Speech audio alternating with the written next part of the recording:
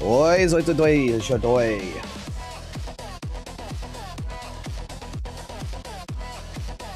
Get this out of the way.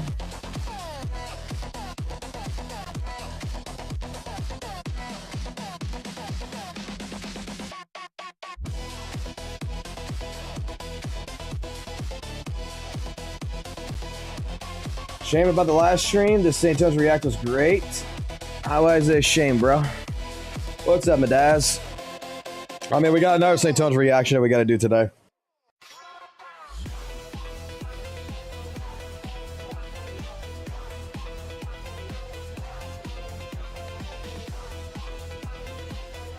From now, let's see. From now, I guess you meant from now on, my ZZZ shield ass will make ZZ community notes on St. Tones' ZZZ videos.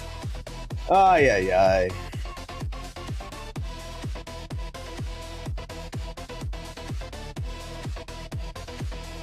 Did they get a copyright strike or did it just get striked?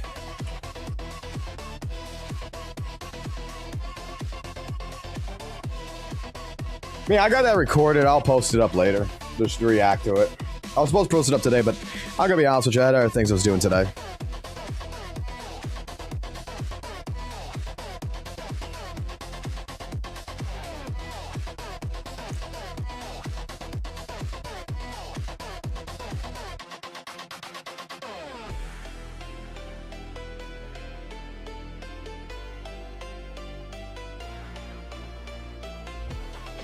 All right, today's recording day. Even now, I'm gonna go in my St. Tones arc, bruh. Bruh.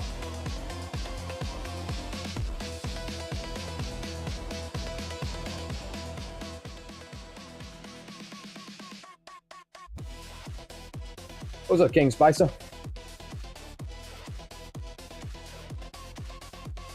Yeah, I plan to post it like earlier this week. I got it recorded and everything. I want to record some more stuff for the week because I got some plans that's going on this week. So I'm not sure how live streaming is going to be around this. So I want to at least get y'all some viewer content going for the rest of the week. Something that y'all can go have fun with in the comment section and go play some gotcha tribalism. Let me play it that way. That way you guys go in there and go argue with all the Kuro bots, all the fucking Genshin bots, all the goddamn fucking Honkai bots, all the fucking ZZZ bots. Y'all guys can go argue all day long. Why is 2.4 a disaster? Well, that's going to be our final react of the night, which is from St. Tones. Apparently 2.4, 14 hours ago, and the direction of the game is a complete disaster. And I want to find out why, too. Apparently, ZZZ devs like to mess up quite a bit. That I don't know how this game's not EOS by now, but apparently this game is going to get EOS one day, and whoa! I'm fucking excited, apparently. My fucking little goddamn dude on the screen is just fucking jumping. Woo! Fuck me. Looks like he's on crack. All right, let's put him back to normal.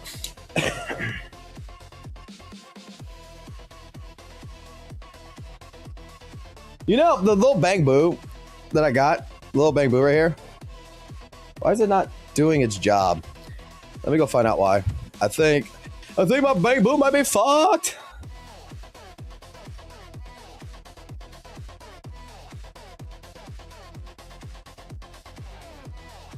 Something happened. Something wrong with the camera. It's freezing. Why is it fucking freezing? Turn the camera off.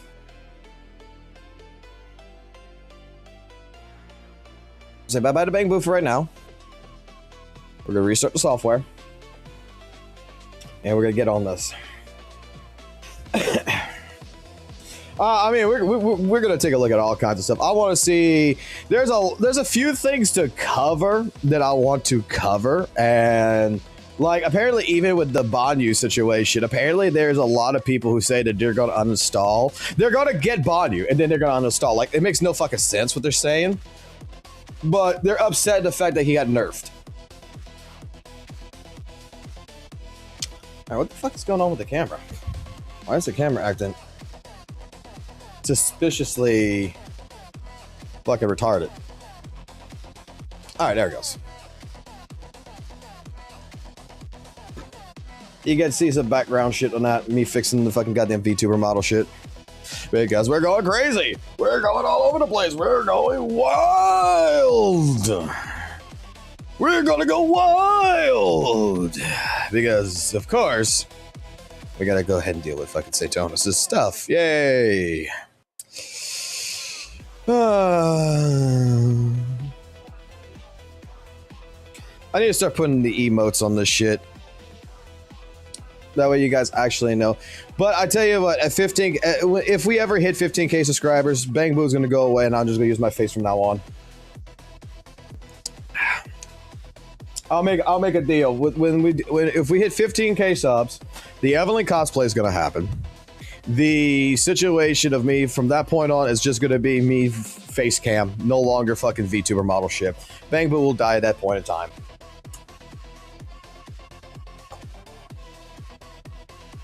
Yay, Daily St. Tones, dude. We'll deal with St. Tones when we deal with St. Tones. There's a couple other things that I want to cover, and like one of these right now, which I don't think this is actually a big fucking deal. I'm gonna be completely honest. I don't think in any which way, shape, form, this is a huge fucking deal about Banyu. About basically, I want to react to Blade Cube's video right here. Okay, I want to see this. I want to see about Zet's video right here. Pretty much about the ice defense. See what he's got to say about that.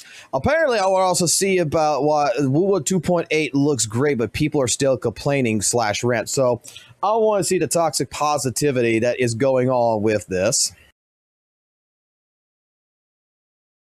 2.4 ZZZ is still F2P. HP inflation is already over from Realzook. And then I think we will finish it all off and go ahead and have our daily St. Tonis about something with ZZZ. So, because basically, man's just giving us content at this point in time. Man's just going to give us content, and that is just how the fuck we like it, don't we?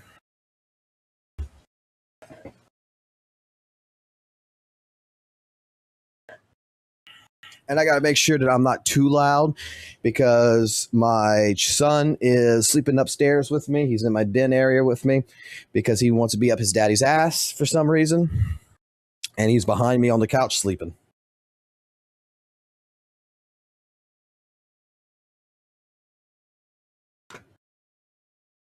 So, let me fix a couple of things here. Alrighty. How's everybody doing anyway, by the way? You know, I haven't really, you know what? Before we get into any kind of fucking reacts, let's just talk to you guys for a minute. How are you guys doing? Let me put you up over here. How are you guys doing? You guys doing good? You guys having a good day? Are y'all excited for 2.5? Are you excited for all that we have, all that's going to be coming in with 2.4 and 2.5? Like, are you like me? Do you want to freeze yourselves into oblivion and wait for the arrival of 2.5, or pretty much everything's fucking thing, or is pretty much right now the world, you know, good? How are you guys doing? We haven't talked in a while. How we doing?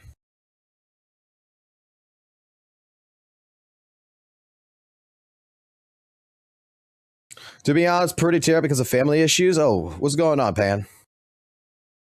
How's anything we could do to help? 2.8 is not special, just copy slop. Really?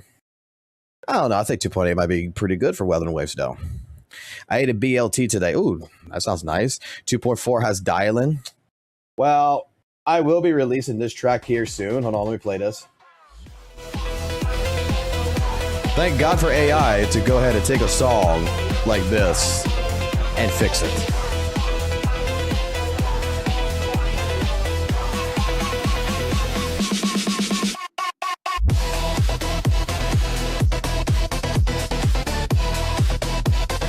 I'm going to try to fix it up a little bit more before I release it, though. I just haven't had time to do it. I want both. I just can't have both. But hey, look, Zhao, don't worry. Like, look. How do we also feel about Zhao being a free agent in 2.5? How do we feel about that? Isn't that good? Isn't that great? Fox is going to release more tracks. Yes. That is the plan. I am going to release more tracks. Like, I need to release the Hitari song.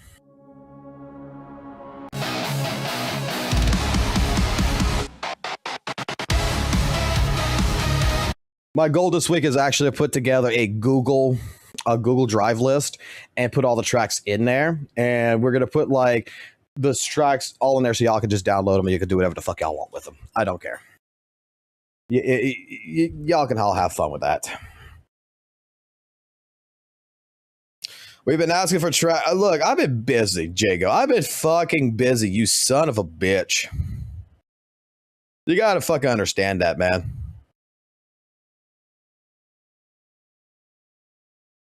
Alrighty, so let me move you guys over to the side. Let me hit this button over here for a second. Okay, so what's going on, proxies? As everyone knows on the live stream, my name is Fox Soul. I am the fucking Bang Blue over here of fighting games of Guilty Gear. I love myself some Guilty Gear. I love myself some Soul Bad Guy. I play pretty much an asshole character because I am an asshole and deep and down inside. So first and foremost, I want to go ahead and get this off my chest, really, because this is going to be a topic of conversation that's going to end up happening later. But there is a small group of people, which I haven't seen this blow up, to be completely honest, but it's been showcasing. Aricado has a video on this. Blade Cube has a video on this. Several people seems like they're going to be making some videos on this. And in all honesty, for a posting that really, only has like 87 comments on it, I really think this is a nothing burger, but this does drive into a conversation of topic.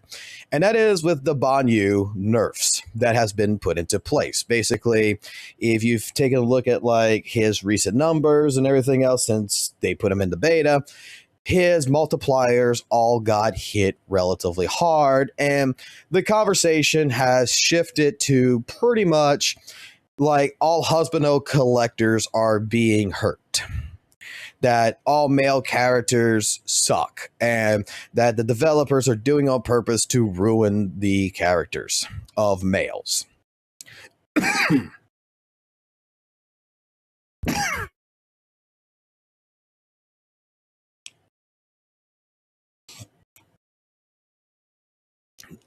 So I figure we go ahead.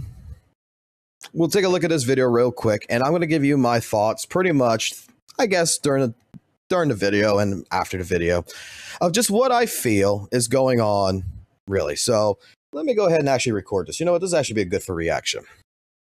What's going on, proxies? My name is Fox Soul. Welcome back to another reaction video here, and pretty much a topic of conversation related to Banyu and the recent nerfs that's happened to him within the beta. Now, pretty much, I just said this earlier on the live stream here, but 87 comments for a post, and from everything that I've seen with it and looked around, did a little bit of research earlier today, I really think this is a nothing burger, to be honest. I think there is just some people out there who is just upset at the nerfs because they feel like their husbando collection is being attacked. We've seen this before with Hugo. We've seen this before with characters like Haramasa, that, when you take a look at characters that are female that has been released, oh my God, they're so easy to play. They do so much damage. And it seems like the male characters are pretty much taking a little bit more effort to utilize, and they're not doing as much damage they claim. Now, I got my thought pattern on this. I figure we'll just go ahead and do a quick react on this one and discuss it.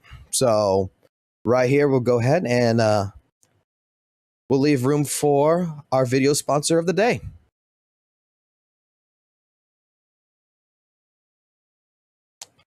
Alrighty, so let's get into this. If Banyu isn't buffed by a lot, I'm actually furious right now. So what happened? Why are all the Banyu players so upset? Originally, I was planning on making a who you should pull video for the next patch. I was going to talk about Jufufu vs Dialin, then Yudari vs Banyu, and talk about the pros and cons of each of those pairings. But then I got to Banyu, and well, I realized the cons list was much larger than I originally thought it would be. I'll go over the list right now. First, he's a Fire Rupture character. There's already a Fire Rupture character in Minato that everyone got for free. Granted, Banyu is all but guaranteed to be stronger than Minato, especially if he is in Temp 6, but I imagine the player base of those two characters have a pretty big crossover. They will inevitably share teammates, so if you want to run both, one of them will be very sad. Second, he isn't even being shielded as hard as other DPSs have been in his own patch. Every single patch since 2.0, there has been a new boss that matches at least one of the DPS's elements. In 2.4, we are also getting a new boss. Take a guess what its elemental weaknesses are. Did you guess one of them would be fire to shield a new DPS? You would be incorrect. It's ice physical to shield the new characters Hugo and Ellen. Tying into this point, there's also not many fire weak bosses. It's Pompey and Wandering Hunter, and that's really it. And Wandering Hunter is closer to a boss suited for Monado than anything because of the defensive assist mechanic. Third, the leaks on his performance weren't promising. He looks like he's on the higher end of skill expression, but the leakers trying to showcase his power didn't really show results to match that. The scores left a lot to be desired, and the pre-release calculations told the same story. Even when people calculated Banyue's highest damage combos, they still came out lower than Yadari's, even with less investment on her side. This didn't sit right with Banyue mains, because with a higher skill kit, there's an expectation of a higher damage ceiling. I expected the list to end there. I expected to just say, yeah, between Yadari and Banyue, just pick if you want the Octopus Theorin or the Robo Lion guy more. But then the 2.4 livestream happened, and unfortunately, this list of cons just gets even larger. Fourth, Banyue's banner is only going to be 12 days. This makes him the shortest banner in the history of the game. Not only does this mean players will have less time to accumulate pulls to get him, his Wenjin, or however many escapes they want, it also kind of indicates that Hoyo doesn't have faith in him to perform well sales-wise. Granted, I think everyone knows it's to make way for the much more important 2.5 patch, but the fact that Banyue is the one to receive the short end of the stick is obviously disappointing for Banyue fans. Oh, did you think the list of cons ends here? Less than 24 hours after the livestream, leakers unveiled the details of the latest patch to the 2.4 content creator server. What could it be? Maybe Hoyo finally shows some love to a male character for once? Nope, quite the opposite in fact. Number 5, he just got hit with some brutal nerfs across the board. His multipliers are down, his dazed output is down, and his Wenjin took a pretty big hit too. Did you think the list would end there? Well, okay, at least my list does. Maybe there's a couple minor points I forgot about, but I think I tackled the most important ones. Yeah, that's a pretty long list. When I put it this way, I think I answered the question in the title. It seems pretty justified for Banyue mains to be upset. And do I think it's justified? I'm not going to sit here and pretend like the frustration isn't warranted, but like most internet outrages, I think this is overblown. I'll first talk. No, I think it's overblown. I think it's overblown myself a little bit. Is it frustrating? Yes, it's frustrating, but I'm going to say it like this. I've had this conversation actually when people were looking at the nerfs a while back, like the first nerf sets. I'm not sure about the nerfs that recently happened, but when it came down to it, a lot of people that I had the conversation with, and I want to go look at something too, at the same time when we're talking about this. But pretty much they had people that was really just upset with the nerfs and everything. And it's like, when it comes to it with these characters, and I'm going to say a couple of different things. Number one, sometimes the developers hit, sometimes the developers misses, and that's just what it is. Second thing is that I think a lot of people like to pretty much count their chickens before their eggs hatch, if that makes sense. Because, to me, when you're going to put in a character into the beta, right, the very first beta, they're going to be strong. They're going to be like, you look at it as like, oh my God, this is so amazing. And then the more that beta goes through, the more we go through different versions of it, it drops. And you start seeing the nerfs. You start seeing more of the balancing aspects. I'm not sure if Blade Cube's going to talk about it here, but there has also been, in particular, right? There has been also in particular some different different things else that's been nerfed, such as the 2.4 bosses and everything. They've had their high defense, high, miasma mechanics and everything else that was relatively high. That even made me go like, wow. And then all of a sudden they got nerfed.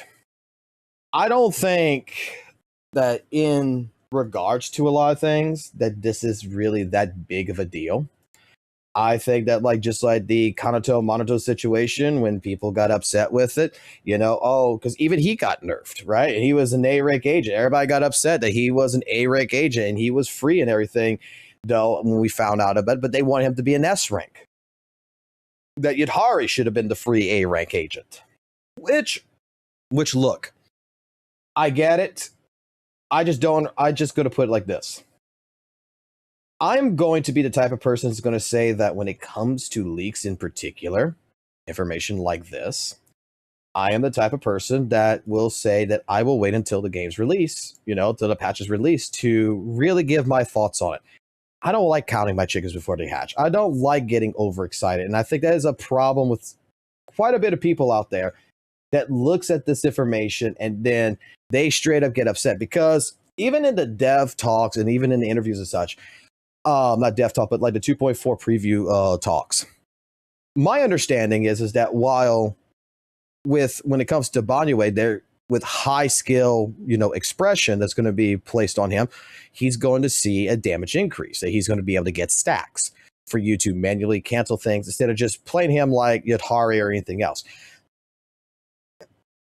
This is right here to where, I'm not too afraid of what's going to happen with the character. I think that personally, they didn't really nerf him that hard. We can go through that later right here after the video, but I think otherwise, like, he's in a fine position. I can understand some of the frustrations, but I think that a lot of the frustrations that people, again, they stimulate from is, relatively speaking,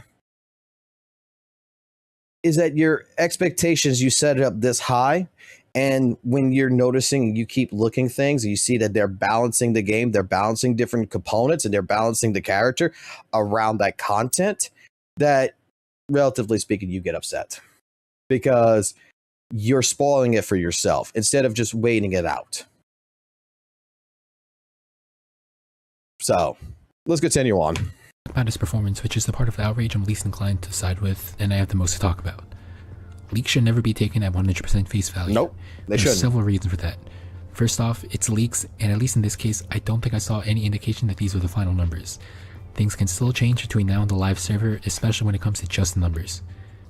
Second, really quickly, that is actually true, that these changes, until the moment Banyu hits on the banner for us to actually go pull.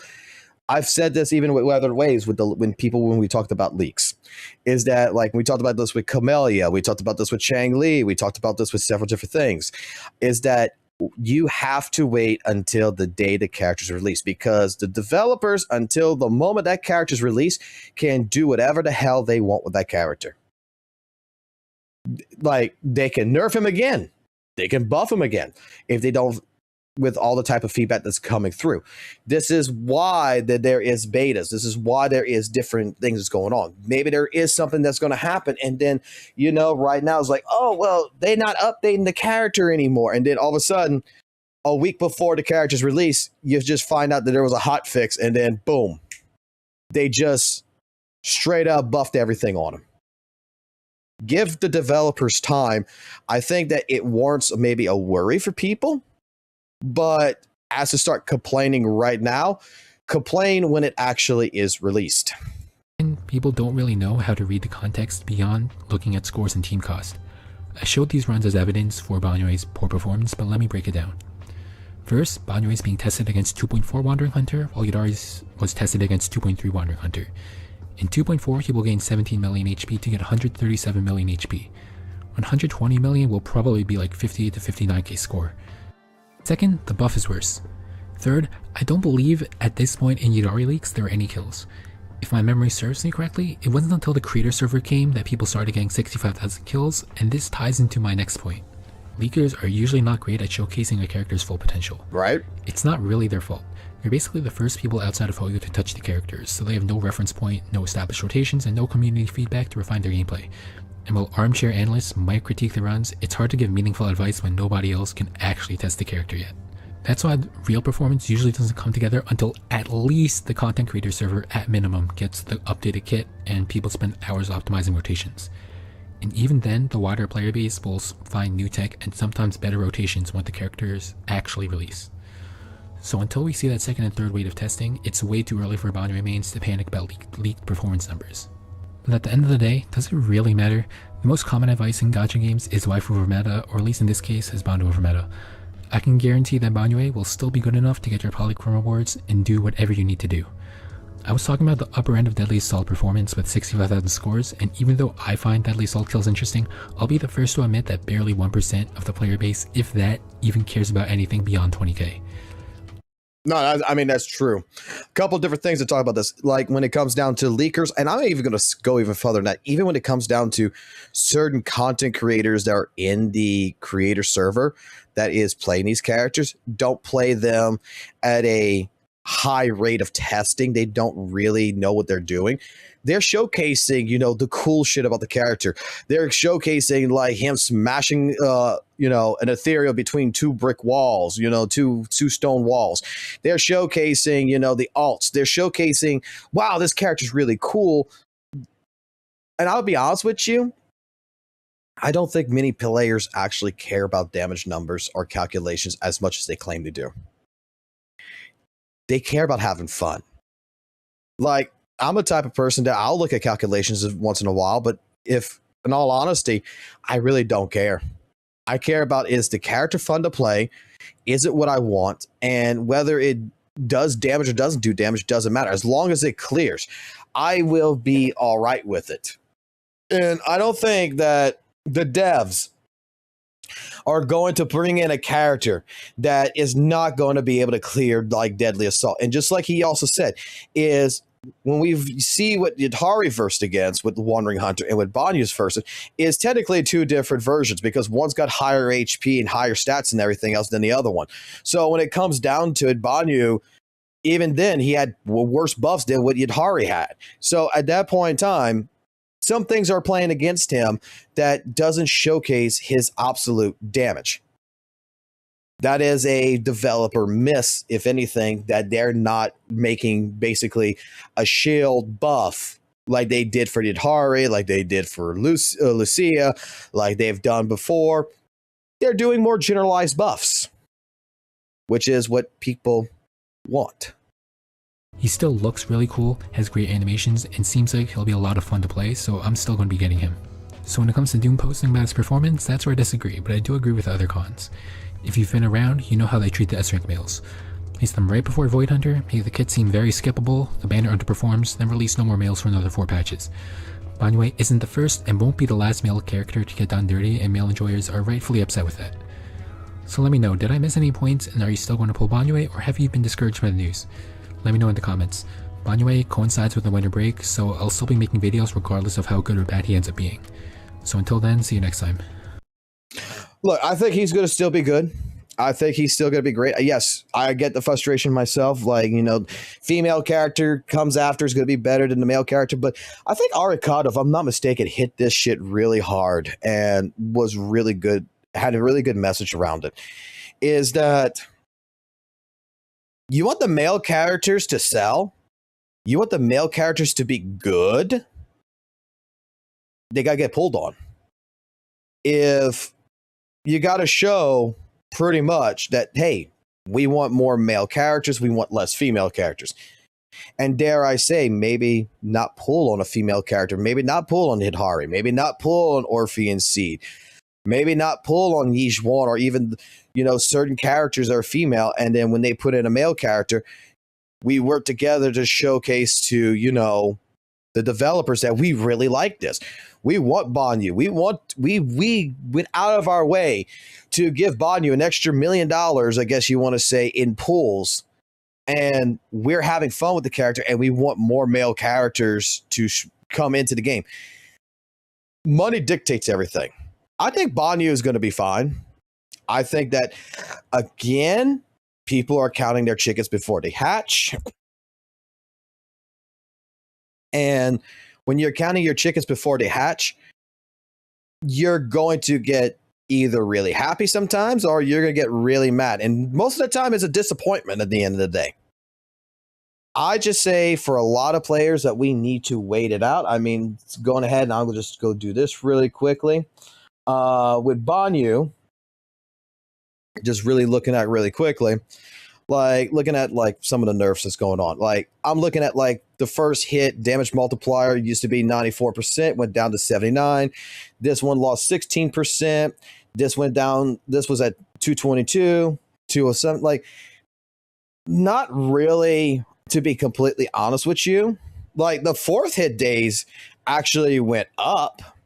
So all this went down, but the fourth days multiplier went up. Like right here, I'm looking at it, it's not that big from 116 to 105, from 142 to 140, from 281 to 271. Like just looking at different changes, it's not that drastic. And dare I say, maybe there is reasons, like, and I like look right here, dodge counters right here with the withdrawal. They changed stone burst stat and everything. Like they're changed. That some of this has not even been touched. Like right here for his assist, not touched.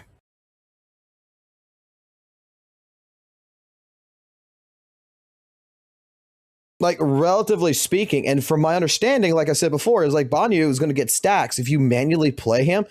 That's going to increase his damage. So I say we should wait it out, not worry too hard on it. See what happens. I get that why some people are upset. Don't get me wrong, but you're getting upset on a character's kit that's not been released yet. That, relatively speaking, could get even nerfed even more right now. Could get buffed. We don't know what's going to happen. Maybe they might actually put more of the damage multipliers into the manual side.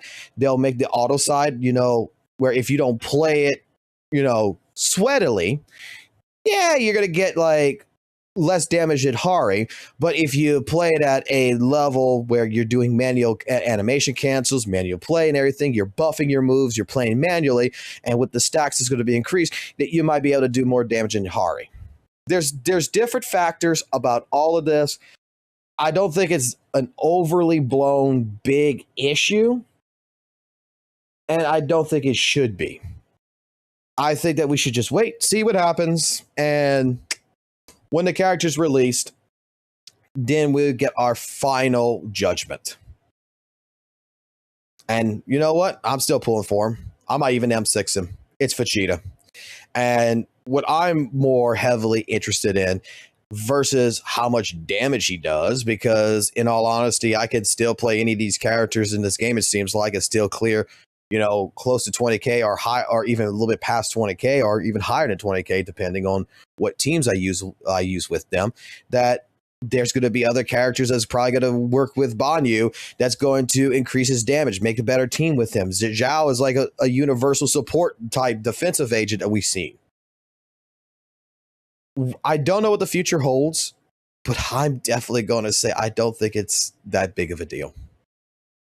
But y'all tell me what y'all think. With all that being stated, just tell me what you think. I think Banyu's fine. I'm just going to wait until his release to see what happens. Otherwise than that, keep it classic, keep it jazzy, always keep it real, and let's just hope that 2.5 comes really quick.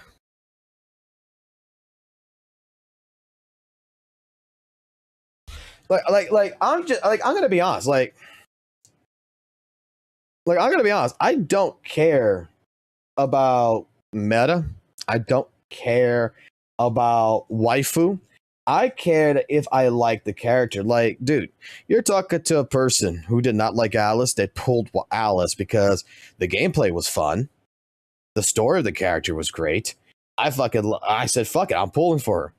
I wasn't going to pull for fucking Seed, but the story and the gameplay got me that I was enjoying it. At the end of the day, if I am not enjoying something, right? And this is where talk about tier lists and talk about meta and all this other fucking bullshit.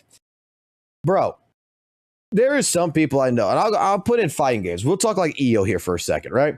I'm going to put in fighting games. I come from the FGC. I've played fucking Street Fighter. I've played fucking Tekken. I've played Guilty Gear at fucking Evolution Tournament, at Combo Breaker and different things. I've played. competitively with these games. I played them casually and I played them fucking competitively. And in the end of the day, you got so many quote unquote casual players, new players who come into fighting games that asks the question, who is the top tier character? And then you tell them like, oh, well, right now, Nash is the top tier character of Street Fighter V. Oh, right now in Guilty Gear Rev 2 right now, Elfelt is the top tier character. They go play these fucking characters, right? And they're not having fun. And they drop the fucking game. Why? Because they're so worried about playing the best of the best because they want to perform the best that they're not looking at what is actually fun to them. The moment you look at what's fun for you and you play is when you learn new things, is when you get basically emotionally involved. It's basically when you get into something, you learn faster, better, and you enjoy not only your wins, but you can actually enjoy your loses because you actually, it's like, oh man, if I would have done this a little bit better. Now, granted, that is for a PvP style competitive game versus a PvE game. In a PvE game, I still think tier lists are bullshit. Like, now we're going to get co-op PvE. That's going to be a little bit different. We're going to have network PvE. So tier lists might come into a little bit more involved. But, I mean, we already know that majority of the fucking people who's going to play co-op is probably going to put 3 Miyabis on there and they're just going to fucking spam shit. I'm the type of person who's looking at fucking trolling the shit into co-op mode. I want to put in 3 goddamn Astro Yaos and I want to fucking do a Dragon Ball fucking scene where it's Gohan, Goten, and Goku fucking doing a Kamehameha laser to a fucking boss. I want to have fucking fun with that shit. But people are different. There's different factors to a lot of different things. At the same point in time, with the leakers and everything, what's to say they had the best fucking gear on? The best disk drive, stuff like this. Again, depending on your count, depending on the investment, depending on what you've done, will determine your outcome of what is best for your account and what you're doing. If you're a person that enjoys more attacker agent style than anomaly, well, and you don't really like anomaly based characters, well, pulling for an anomaly character is not going to be fucking fun for you now, is it? But I gotta pull for an anomaly character because it's top tier. It's going to make the account last longer. Dude, I've seen fucking people in my Discord who is still playing fucking Corrin. And I don't think Corrin's that great. I see people who still play fucking Rena, and I don't think Rena's that fucking great. I've seen someone play fucking Grace who is maining Grace and enjoying the shit out of Grace, who is still able to clear content in this game. But they play Grace because they're in love with Grace. And that's who they have fun with. If you're a person who likes Miyabi, hey, the game's practically easy for you. You're a person who likes Hugo, well, you're going to be totalization. Hey, have fun with it. Just realize that, when it comes to a PvE style live service game, does the content favor your character? And that goes from the buffing to the boss. I don't think Defiler is a favorable matchup for ice-related characters, right? So you're going to see some performance decrease. It just depends on you on what kind of effort you have on your account to make it work. Some people like struggling. Some people like, blazing through easy with the game. It's the same principal value of someone who plays any type of AAA title fucking video game out there. You're going to have your people out there who wants to play easy mode, normal mode, and hard mode, and fucking hell mode. Some people are going to play it with, seeing the HP bar, with seeing a whole UI on the screen. And I know some people who play a fucking video game that takes off all the UI and they don't know where their health is at. They don't know what it is. They just want to play it in that experience. We're all different. We all got different thought patterns. And I think that we need to recognize that sometimes what's not fun for us may be fun for someone else. Alrighty, let's go take a look at ice defense. Zeet's video right here on ice defense. Well, guys, I have no idea exactly what this react, what any of this is about. So we're just going to turn up the volume. It's a 4-minute video. Apparently, I got a screen here where it's awful mood down. Let's just see. I mean, Zhao is a free agent. You're getting her for free. And she looks really good. Just call me Xiao Xiao. Don't let my appearance fool you. My bite is more ferocious than it looks.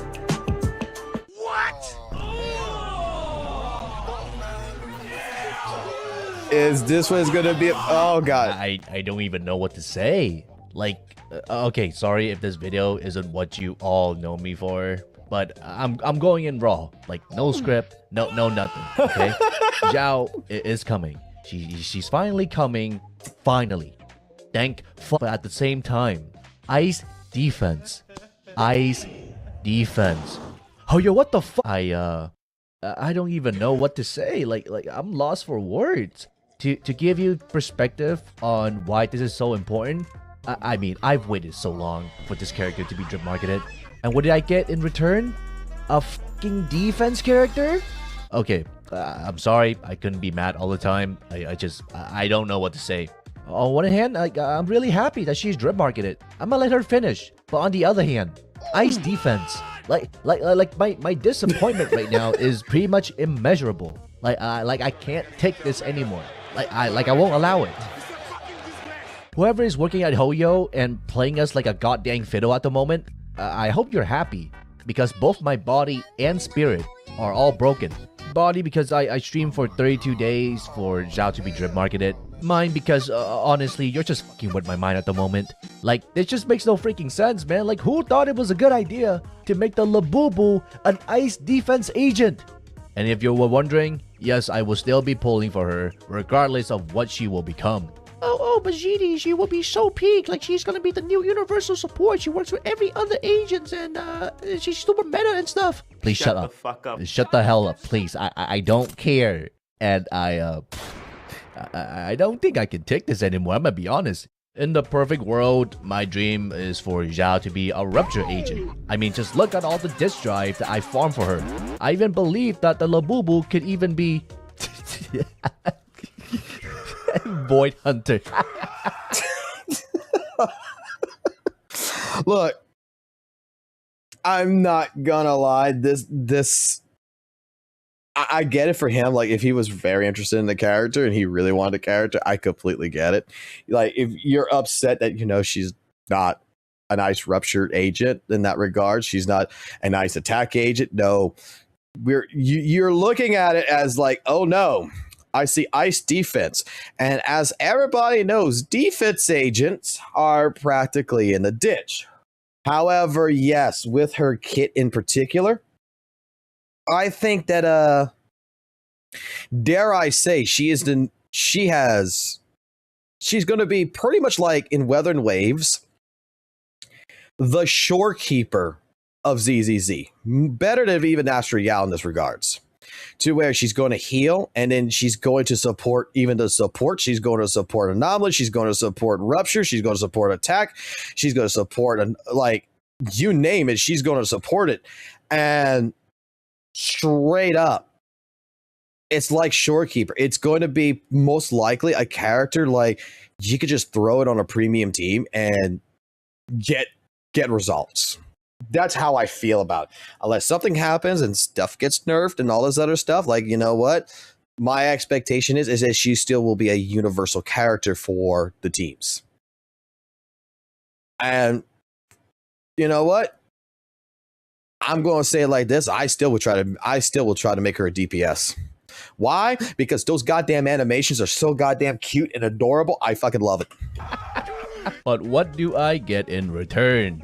Freaking Ye Shungun wielding the Chimming Sword, potentially being a Void Hunter agent. Meanwhile, my Zhao, oh my poor Labubu. I tried so hard to keep my copium level to a minimum. Any lower and I would literally go into a coma. At least then I could just sleep all my problems away and just be done with it. And to all the Zhao enjoyers out there, I'm sorry, I have failed you. I hype up this character so much just for her to be a defense character. But at least we have a silver lining, if you must. Zhao might be free, so all of you Labubu enjoyers can find solace in that. As for me, I don't even know anymore. I mean, at least I have to look on the bright side. Zhao is not an A ranked. Yippee! Hooray! Oh my god! And Zhao is gonna be in 2.5, which means I could skip the Scam Caller Girl and the Aura Farmer quite easily, mind you. And that's it. 2 positives. Are you fucking with me? So yeah, I don't. I mean, third positive here is that Ellen Joe's good. Ellen Joe is going to be eating really fucking good. Like, this is going to be a great support for Ellen Joe. The way I look at it as a defense agent, oh yeah. Anymore. At least I'm glad she's out, I guess. Like, she's finally got drip marketed. So now I can actually escape my 32 days of streaming in my basement to finally see my family. They all died. Fantastic. I've been in there so long that they all freaking died. Isn't that just wonderful? But yeah, a quicker video this time because honestly, I'm just tired. Tired of Hoyo keeps getting my expectation up so damn high just for them to shut it down and make a meal out of me. Why do they keep doing this, man? I don't get it. But what do you think about Zhao being an ice defense? Let me know in the comments and I'll hard react to it. Anyway, sorry for the rambling. Hopefully more videos will be out soon. Just go ahead and put it real quickly. If I'm not mistaken, like Zhao back like what 2.1 was talked about, 2.1 or 2.0, and it was already technically brought out and no one wanted to trust the leak, but it was already technically brought out that she was going to be an ice defense. And everybody was talking back then about like defense agents are fucking useless and everything else, that this can't be real, and well, it happens to be real. Like, I still think that defense agents need some kind of a gimmick, and they need something because on paper they still suck. For the rest of them, they suck. Zhao just looks like for a defense agent, it's going to be. I don't even know why she's a defense agent, to be honest. Like, her, gotta see what happens there. But like, her kit is basically telling me that she's a support agent. Like, even like I would even put it like that. Like, it seems more supportive than it does seem defense. Like, I don't think she pops a shield, right? So what was this video? This video is about pretty much someone who's upset that ice defense, like they're upset that Zhao is an ice defense agent. That's all it is. It is what it is. I get it. We can get upset. If he's upset about it, I completely understand. Not a big deal.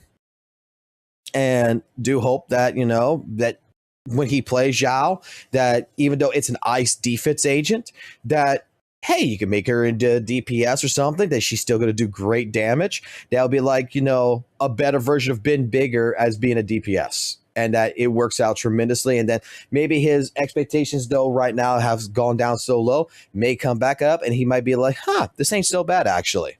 This is actually really fun. Hopefully that happens for him. Not sure.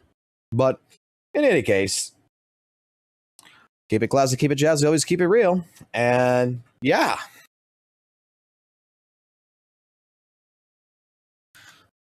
All right, we're getting close to our, you know, let's just go for it. Fuck it. Let's just go straight into it because I figure you guys are going to enjoy this one. Alrighty. So not even 24 hours later of live streaming, we got another video that drops from St. Tontis. So proxies, I figure it is time just to go ahead and get this reaction out the way and see what you guys in the chat feel. But apparently, ZZZ 2.4 is a disaster. The devs have given up yet again. Dude, I don't know how many times the ZZ devs have given up on us, guys. You know, at this point in time, listening to St. Tonus about how many times the ZZ devs has given up or how much they have destroyed this game, why hasn't this game EOS by now? I don't know. But I figure we go ahead, we give a nice little reaction to this one right after today's video sponsor.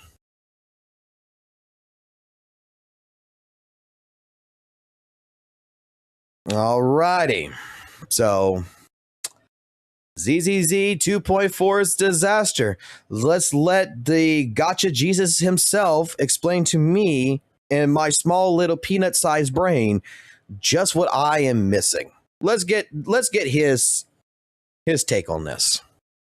Alrighty, ladies and gentlemen, we are back at it again with another live stream react. Except this time, it's not going to be for Wuthering Waves. It's not going to be for Where Winds Meet. It's not going to be for any other game other than Zenless Zone Zero and version 2.4.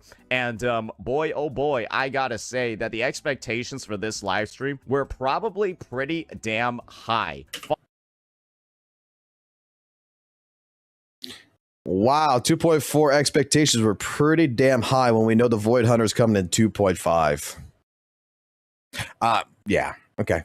Following news of the third relaunch from the Zenless Zone Zero developers, it sounds like something that might be taking place across versions 2.4 and 2.5. So I'm honestly looking forward to seeing how these developers are going to, you know, follow through on the bold claims that they made just a couple of days ago. A lot of people, right, calling them like the greatest of all time, making comparisons to LeBron James, when nothing seems to be going right with this game as a whole. Player numbers keep dropping, engagement keeps falling, YouTube views keep plummeting, and honestly, I just can't really see the path forward unless some drastic changes are made to the actual gameplay. Okay, time to play bingo really quickly. What is the odds that the Twitch tracker is going to show up in here? Let's be honest.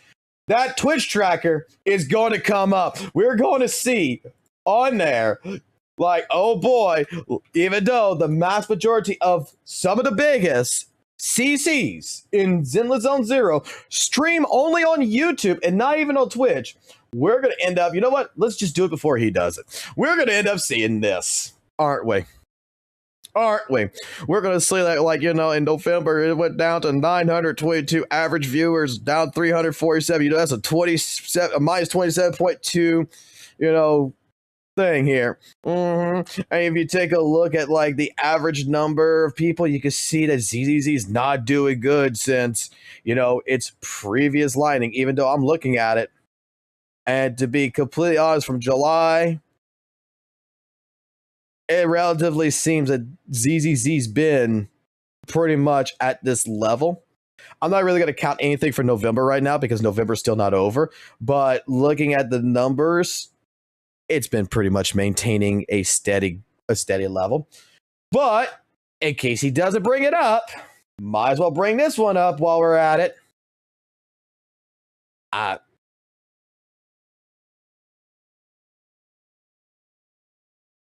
Damn.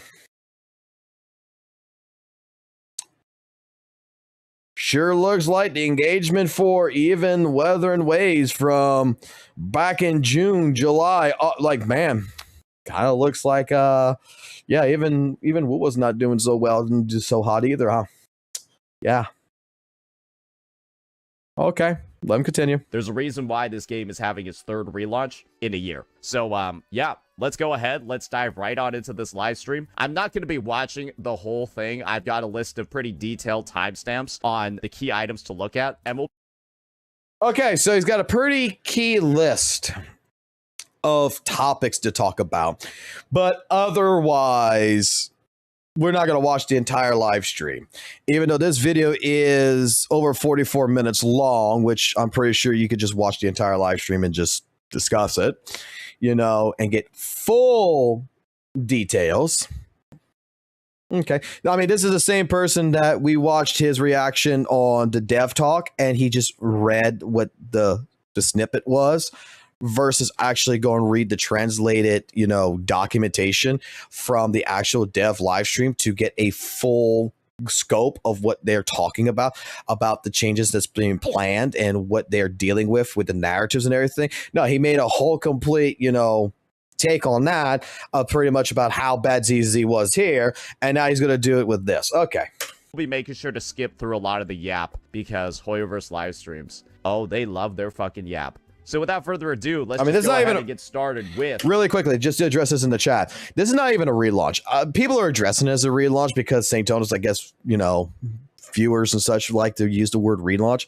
This is just an evolution of content. Like, a relaunch to me And I think maybe what it should be considered would be, hey, look, 1.4. We took out all of the TV mode. We revamped the entire system. We gave it to where every single character has an alt. We put in Deadly Assault. We did all this stuff, blah, blah, blah, blah. That's a relaunch. When you're basically taking things from scratch and you're advancing it up a little bit higher and you're taking the core structure of the game and you're rebuilding it. So you went back to scratch. Here, we haven't gone back to scratch. All we're doing now is we're adding on. So I don't understand either why this is called, like why 2.5 is going to be called the relaunch of ZZZ when nothing is being removed. Nothing's being redone. If anything, we're just getting things added on top. But let the cool kids go ahead, and make up all their terminologies. I mean, these are the same type of people that you ask them, how do I go ahead and, figure out power creep and weather and waves, for example, and they tell you there's no such thing as power creep and weather and waves, and I'm like, well, if you have Zanny with Phoebe and Shorekeeper, and you have GN with Shorekeeper and Mortific, Zanny does more damage. Oh, no, you don't do it that way. You have to put GN versus Zanny, and that's how you do a tier list. Oh, okay, so then at that point in time, wouldn't Carlotta versus GN, wouldn't Carlotta not be a better character that could stun lock enemies and do more damage? Oh, no. Now you got to put a team. They can't even determine. Let's be honest here. Even the WUWA kids cannot even determine what is considered power creep or anything. They just want to go ahead and just talk, just to talk. The trailer for this version.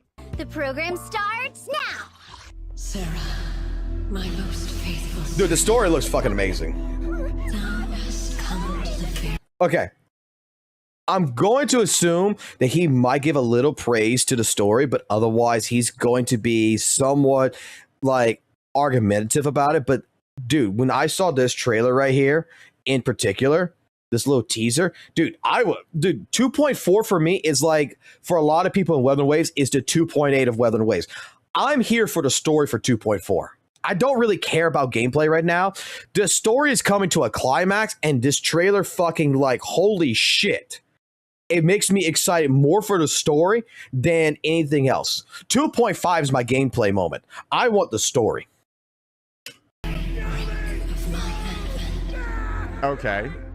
People are dying. The connection between your sister and that sword, then the creator is the only hope for you. Oh, that's Yishuan's sister. So this is the Exaltus creator. Let me move that.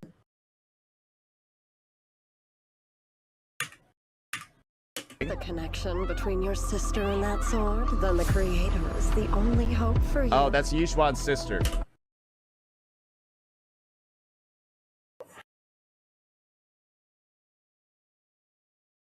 I've already seen a foreshadowing that this is going to be bad.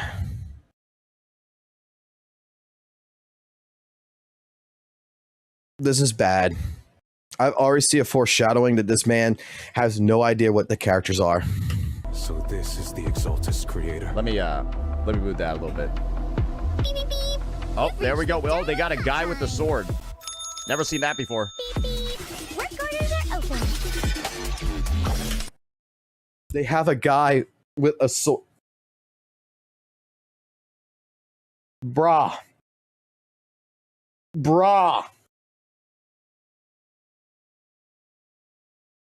This is what happens when you have a person who does not play a fucking game that is trying to tell this. Continue. Service review in progress. I don't know about that voice, but that just seems to be a thing in ZZZ, is to have like the Too late for that. the squeakiest characters in the space. This is the end for you. The squeakiest characters in the space, bro. Maybe they give helium to the VAs. Okay, really quickly. Voice acting is also a subjective factor here. He might not like it, and you might not like it. That's why they have Japanese voice acting. That's why they have Chinese voice acting. I believe they have Korean voice acting. Just go pick your poison. The way to break the connection between you and the Qingming sword. No matter the price I have to pay, Xiao Huang. Hey, this guy sounds cool though. Oh yeah, this guy looks cool though. Hey, I mean, this guy is badass.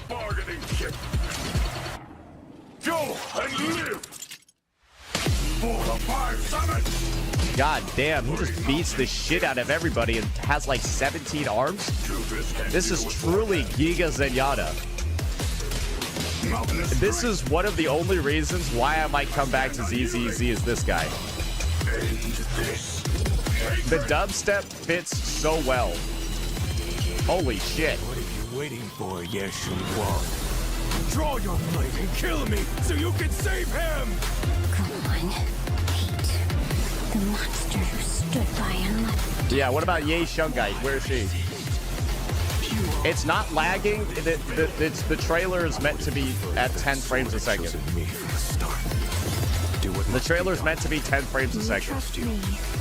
Just as you trust me.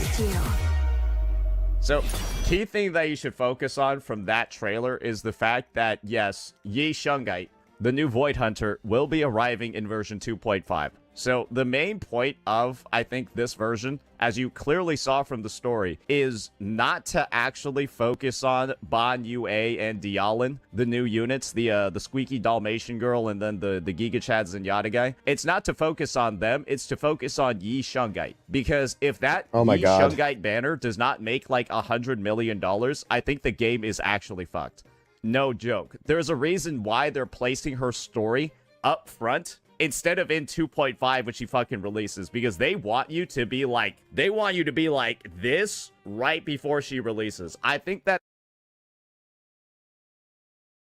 Is he complaining right now? Wait. Is he complaining that they're taking the Void Hunter's fucking story, putting it in 2.4, and try to go ahead and incorporate that story before you pull the character?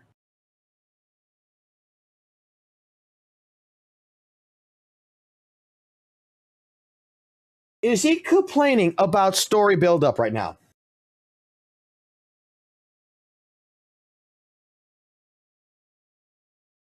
they're taking a page out of Wuthering Waves' book with what they did in version 2.2 to introduce Kartithia and then release her in 2.4, right? Except this time, I don't really think, especially based off the level of confidence I have in ZZZ's developers and their way to tell a story, because they're really fucking bad at telling stories nowadays. Like, ever since 2.x started, the story quality has literally fallen off of, like, a...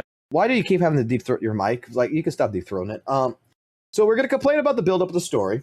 We're complaining that we didn't, like, the girl here, right? Ye's sister, Yi right here, in particular, Void Hunter girl, has been hinted at since the beginning of 2.0. There's been several different pieces of dialogue. She's been hinted at. She just showed up at the end of 2.3. We're coming at 2.4. We're going to be introduced to her into 2.4, and then 2.5 is going to come in. This is the climax of the story. So we're complaining that we're not doing something like Kartithia, where, you know, she shows up at 2.0 basically, and we don't get her till 2.4, and that we're building up the character over multiple patches. But this is the guy that's complaining about Obel Squad doing it on the patch before, calling it a marketing thing. This is the same person that was complaining that, oh my god, the characters are randomly showing up like Yidhari and such, and Lucia, because they didn't have a build-up. And now we get a build-up, and we're complaining yet again. I don't think anything makes this man happy. I don't think anything can make this man happy at all. A goddamn perpendicular cliff and is now at terminal velocity heading to the fucking ground. Because of that, I don't think that it's going to work out that well. There's just part of me that is going to make me believe that Dialin and Banyu's contribution to the story is going to be absolutely surface level. And like, they were in 2.3. Dialin showed up with Banyu in 2.3. Banyu fought with us in 2.3, where I even sat here during the story with one enemy left on the screen, watching our master fucking robotic lion man beat the shit out of it. for a good solid 15 minutes with an enemy at 1 HP, and he just kept ragdolling it all over the screen until I killed it. Like, he was a focal point in the story. Those characters were built up already. Zhao's been built up in this. Not important at all, and it's just going to be the spotlight shifted. These two are going to feel like filler units in the story and just have all their spotlight shifted to Yi Shungite. But they were already in the story with 2.3. This is why if you actually play the fucking story, you play the game, you wouldn't sound like a complete moron.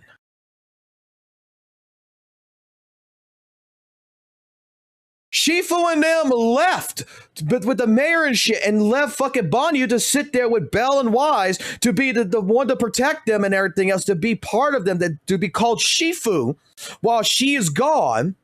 And they went through the entire story arc. Like, his buildup is starting to be there. Then you have Dylan and with Zhao with Krampus that's fine. Oh shit, we found the unit. Which is Banyu, which this has all been started already in 2.3. So we already know these characters are going to be the primary focus in 2.4. They showed up here. They've been talked about.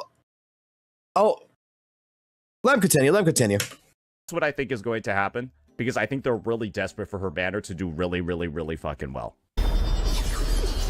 Oh, yeah, well, what did I say? Be done. You trust me, Just as you trust me. What did I say, guys? What did I say? Does this look like a patch that's centered around Ban, UA, and Dialin? I don't think so. It doesn't look like it to me if this is what's going to be in the fucking story quest. So, like, why isn't she just... You know what? Never mind. I am Ye Shengguang, wielder of the Qingming sword of Yun.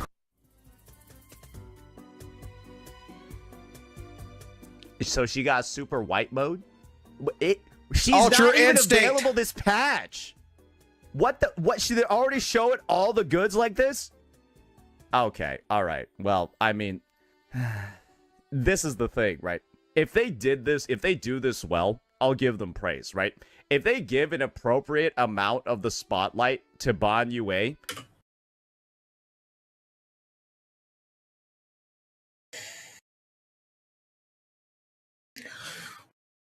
bro, we could go down into Weather and Waves talks if you want about how fucking trailers has shown up for characters before even their release came in that showed all the goods. When we're talking about characters in Weather and Waves, you have characters since 2.0, even before 2.0, but we're going to go with 2.0, like Catrella, that was never drip marketed prior to anything, that just showed the fuck up.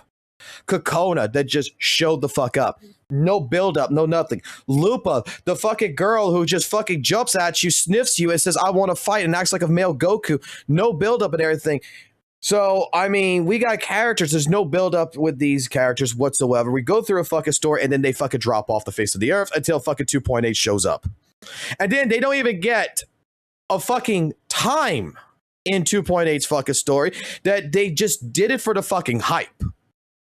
That there was no real fucking reason for these characters to even show up. I mean, no gacha game is going to have a perfect fucking story for anybody. and Dialin during their banner, and then weave this into the story as well, and it feels good, awesome. However, if it feels like those two just take on the B role and are just like Giga supporting characters that basically don't contribute at all, and the entire story of 2.4 is focused on Yi Shungite, then I think it's going to be bad. There's a reason why I'm going towards the ladder of bad. Summit. This sword.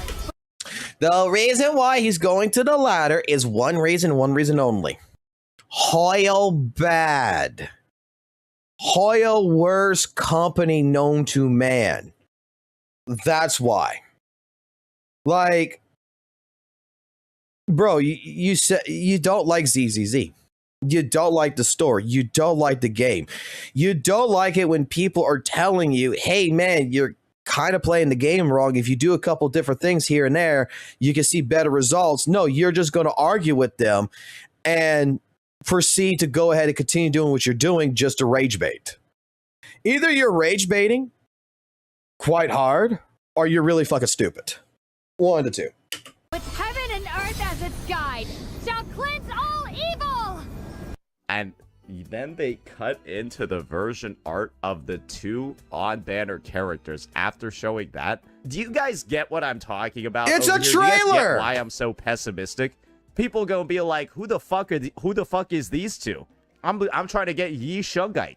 That and her voice acting was, can I just give a special round of whatever the opposite of applause is? This sword, with heaven and earth as its guide, shall cleanse all evil!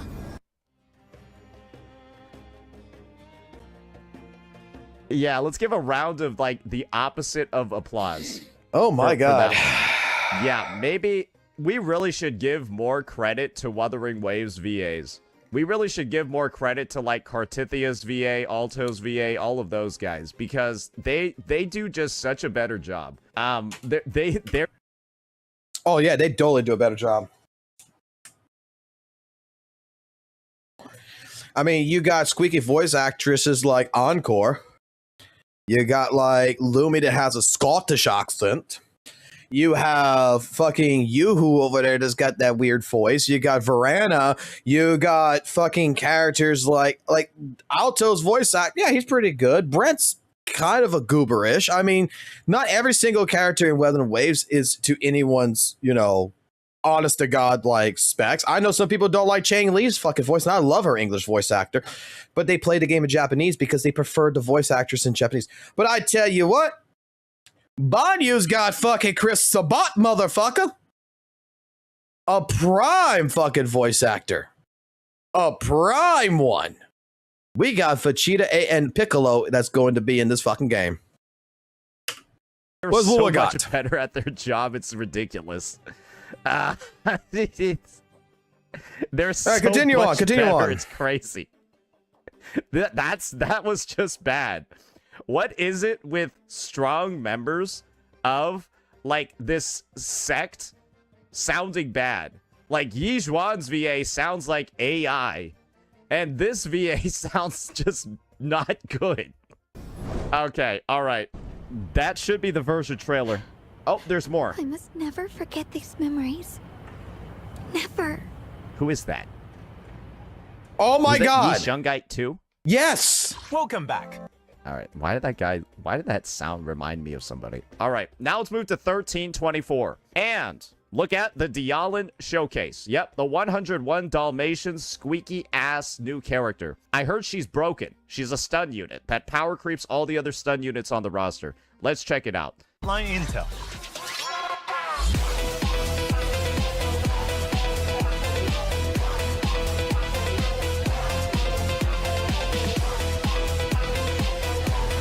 God, I love that song. Her attacks are kind of cool. She like fists her ring and then a big fist appears. As an S-rank It's Bayonetta, but okay. physical stun agent, when Dialin is on the battlefield, she has two unique resources: customer complaints and positive reviews. Okay. While Dialin has a customer complaint point, Her kid sounds retarded. Can I just be the first one to say that? So first, I need to accumulate my customer complaint points, and then after I accumulate enough customer complaint points, I'll then be able to... hold the basic attack button to unleash Get Lost. If Miss Dialin uses Get Lost to trigger a chain attack Oh, wow. or summon squat mates during a chain attack, the next squat mate will enter the battlefield with their ultimate. That just sounds broken. I'm sorry, that just sounds broken. So you just give them 3,000 decibels, you just pull them out of your ass, and That's not what it. doesn't Ju Fu Fu give you like 1,200? Doesn't Ju Fu Fu give you like 1,000 at the start of battle, and then this person just gives you one every chain attack? Ju Fu Fu gives you 1,000, and this character guarantees an ultimate every chain attack. What? Didn't Ju Fu Fu come out like 3 months ago? Wasn't she like 4 months ago and she already got power crept? You know Brother, what? no wonder these... I'm gonna do something for the first time. I'm gonna take the chat. I'm gonna put the chat right here because since we're recording this, what's your thoughts so far? What's your thoughts on this, guys? Go ahead. Just lay it out. Lay it out on the table. Lay it out on the table. This is your segment. This is your segment. Because last I checked, I'm going to be honest with you that there is some characters where, you know, the alt is just doesn't really do that much damage. So it depends on the characters and everything else you use. That maybe you might want to use more of their EX skill and, you know, totalizations and such. Never mind. Never mind.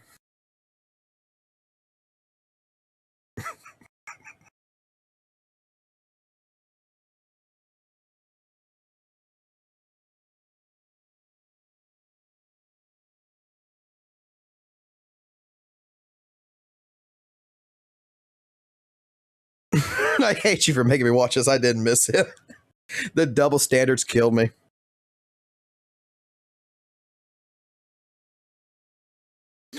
I mean, he is making WUWA content. He does make WUWA content. It's just that he really is fascinated with ZZZ. Oops. Let's accidentally did that. Let's put this back up. All right. Let him continue. Let him continue. Guys are buffing every fucking unit every patch. No wonder these guys are buffing a unit every patch. Because you'll pull a unit and then 3 months later they're useless. Who cares if they're buffing units every patch? Who cares if they're buffing at all when your new limited 5-star character is literally benched in less than 6 months? Hugo is benched permanently in less than 6 months. Ju Fu Fu benched permanently in less than 6 months. Caesar probably gonna be benched because of this bitch. Colada benched as well. Just probably go bench.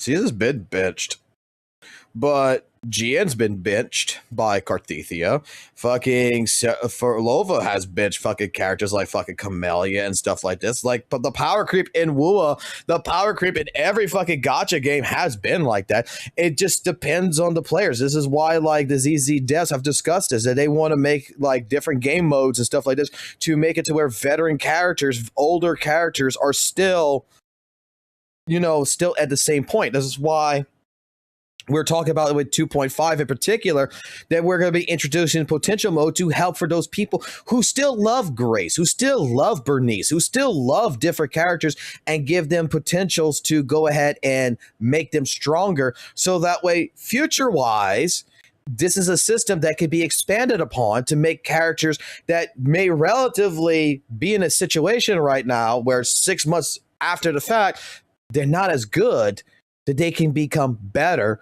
and be part of a new meta. Like, there's people who has replaced, like, how many supports have been replaced in Weather and Ways when at the first part, like when Shorekeeper came in, she's probably the only character for a good long time has stayed relevant.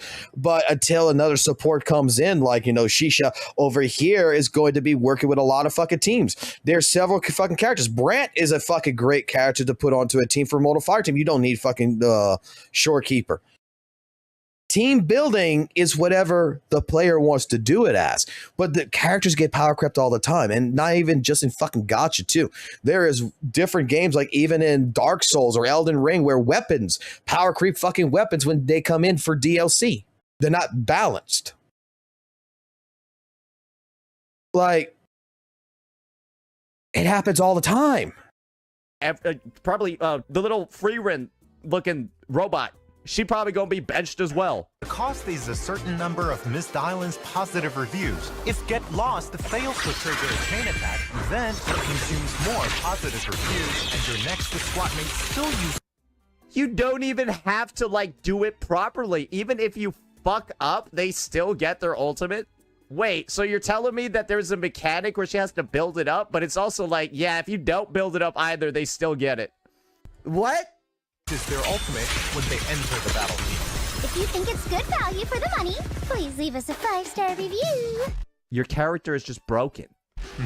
If you team up with a Raptor or Attack Agent, you can also increase the damage of some of Missed Island's skills. After all, having backup is an element of strength. Additionally, Dylan's EX special attack will appear in 3 forms: rock, paper, and scissors in sequence. Upon hitting enemies, Dylan will accumulate a certain amount of positive reviews and grant the overwhelmingly positive effect to the whole squad, increasing their damage. When enemies are So she's got damage buffs. She just shits out ultimate abilities. Damage buffs, ultimate abilities, and then she also has built-in damage buffs of her own to herself. Personal damage buffs. He didn't listen. He's not actually listening. Like, even Lancer pointed it out right here. You guys are pointing it out. He doesn't know that. Even he said it right there, is that if you fuck up, it costs more resources. Like, what? Never mind. hit by paper skills, they will be inflicted with the malicious complaint effect, extending their stun duration and increasing the stun damage multiplier. So she extends their stun duration and increases their stun damage multiplier. So now she power creeps Trigger as well, because doesn't Trigger do the exact same thing but not give you free ultimates? Oh wait, she gives damage buffs to the team too? That means she's power creeping Lighter. Wait, she literally does every single thing that every limited stun agent in the game does. She gives you free ultimates, so she power creeps Jufufu, giving you 1,000. She has damage buffs as well, but she applies it to every character, unlike Lighter, who only gives it to fire and ice agents. So she power creeps Lighter by being usable with every attack and Rupture agent. Lighter can't even be used with Rupture agents because of how his shit works. What else? Oh, right. Stun duration, increasing stun damage multiplier. That's literally what Trigger does. So they power creep that too. What the fuck? This character literally is, like, broken. Hence why her banner is first. Oh, I see why. I see what they're doing now. This is gonna be Yi Shungite's best-in-class support. She's also going to be the best-in-class support for every single character in the game. So she's giga fucking broken. The end game and all the content in the game is going to be balanced around this broken fucking unit. If you don't have her, don't even dream about clearing the new Deadly Assault. And so everyone's going to have to pull her if they want to play. Okay, we're going to pause it right here. Chat, would you please, I don't need to do it. How about you guys? Would someone like to explain the situation to him? He's right there. Say what you want to say to Saint. Like, hold on, let me make y'all bigger. There you go. So that way it's more legible. There you go.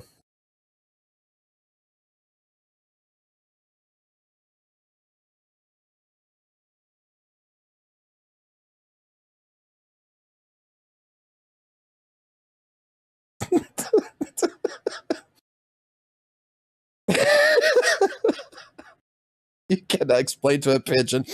Oh my god.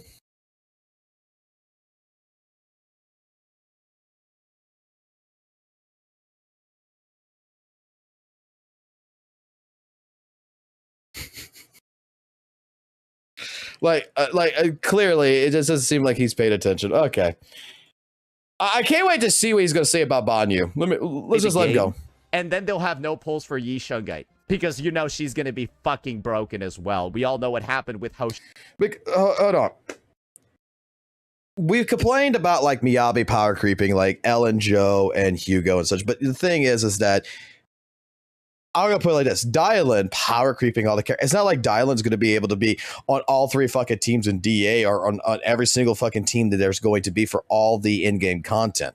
So even in regards, like, one thing I like about ZZZ is that, you know, all the characters are still very much useful. A new character like her is going to make Ellen Joe fucking really great. You now are able to boost up Ellen Joe.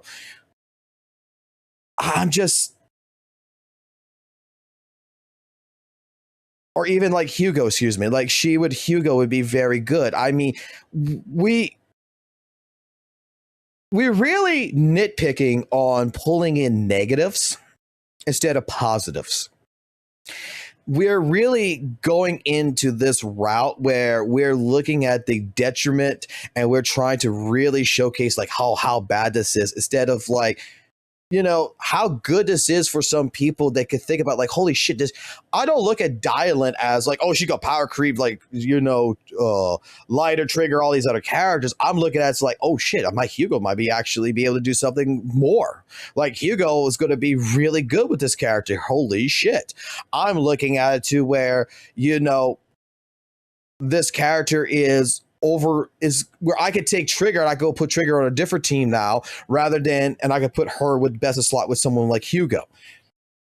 I just, I can't wait for the Banyu. I can't wait for the Banyu. Let's get, come on. Let's go. Let's go. Come on. Man, brother. Oh, I see what the plan is right now. You skip Banyu because this character looks ridiculous. She didn't have to be this fucking strong, but they want her to sell, so they're making her broken as shit. Just like how Lucia's also broken as shit. Every single support is like a must pull. Banyue's banner is going to do dog shit because everyone will have spent on this unit because she's OP.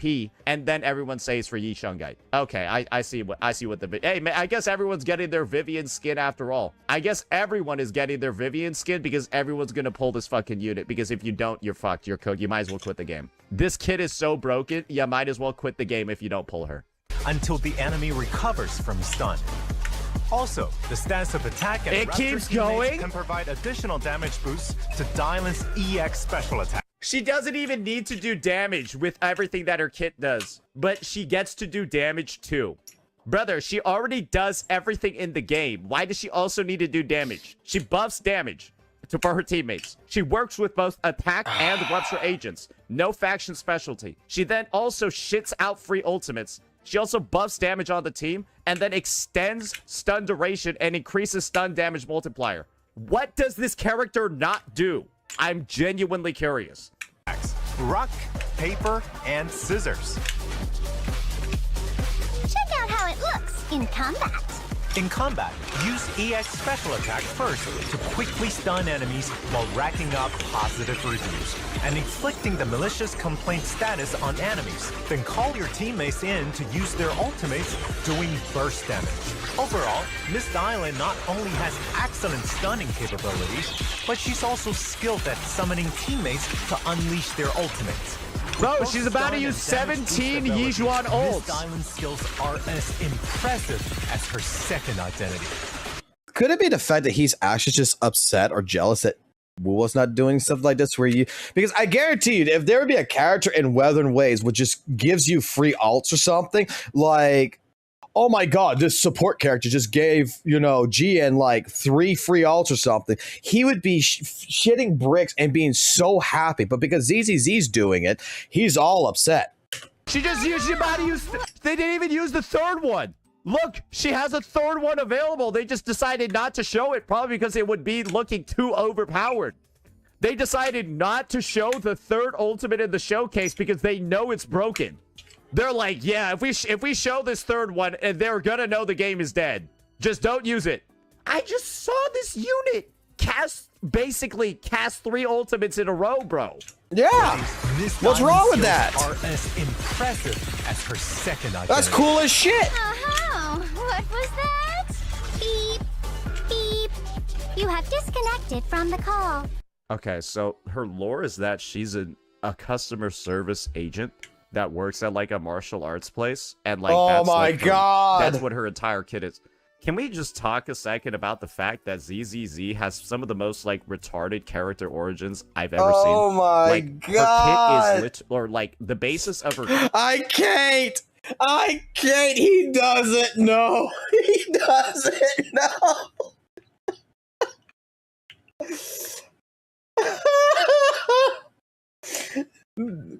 He's gonna say,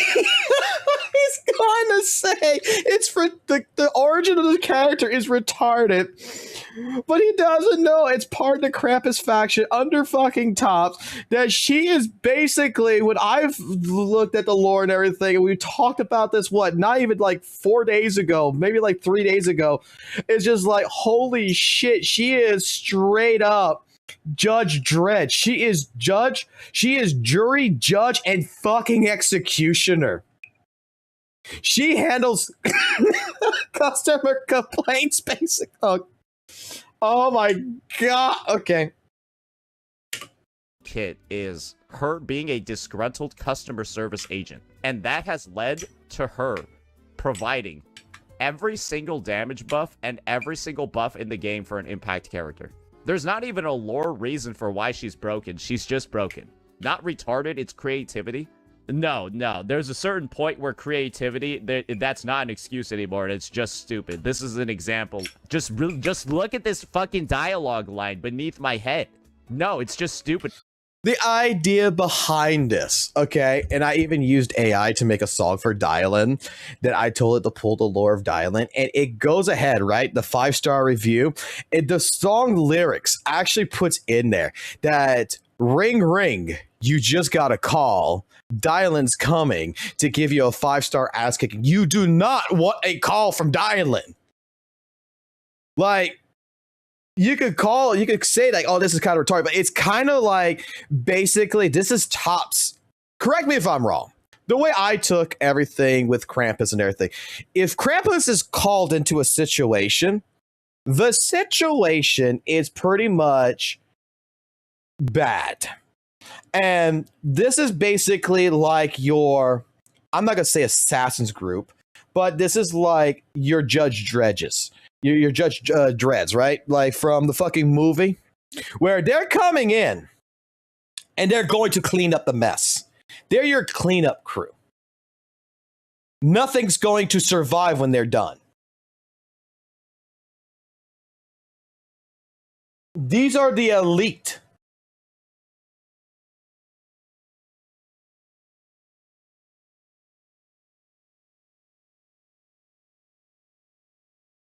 Right, basically like Max Tack from Cyberpunk 2077. Oh my god, they are the top of the line. Like, this is like the MIB. This is the government. This is like basically in the idea of it, jurisdiction wise, right? When Krampus is called in, they're like your federal agents. They take jurisdiction. And they're going to deal with the problems. They're going to help with the companies. They're going to do what is necessary. But when they're called, it's not good.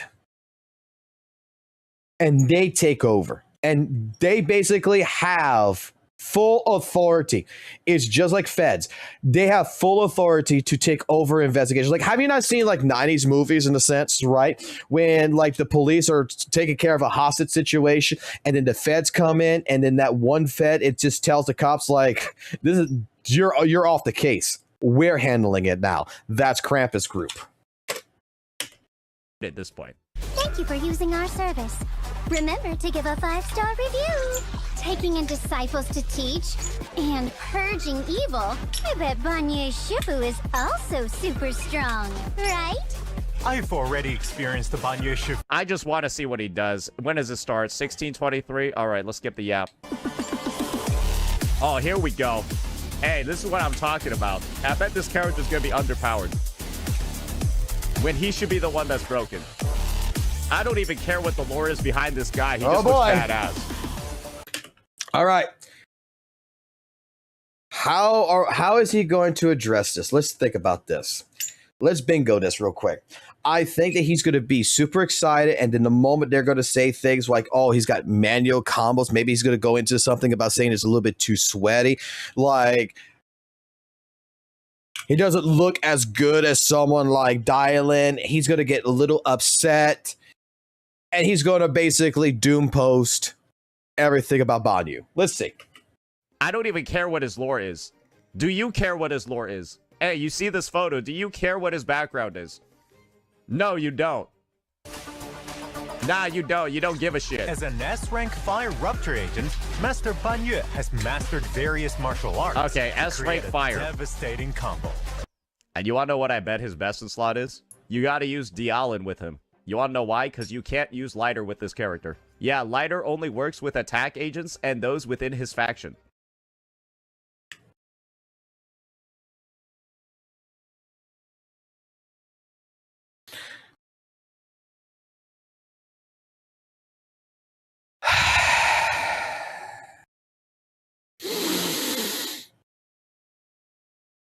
I can make it through this. I can make it through this. I don't need to crash out. I can make it through this. I know I can. Okay. Let's go through it. So, yeah, you can't even use lighter. You have to use that fucking 101 Dalmatian squeaky-ass voice customer service agent. If you can master it and chain his moves, you can unleash powerful and flashy skills with a high skill Oh, he's ceiling. meant for fighting game Banyu players. Shifu has multiple sets of skills. With sufficient adrenaline, you can create different combinations by pressing the basic attack button for light attacks and the special attack button for heavy attacks. Wait, bro chaining has different literal skills car freely canceling. during combat. In addition, each skill has its own special perfect Wait, cancel. literally Kara If cancels. you can input the command for the next move precisely at this moment, then you can launch the next attack at a faster speed. Oh my Any lord. attacks during that that breaks the combo?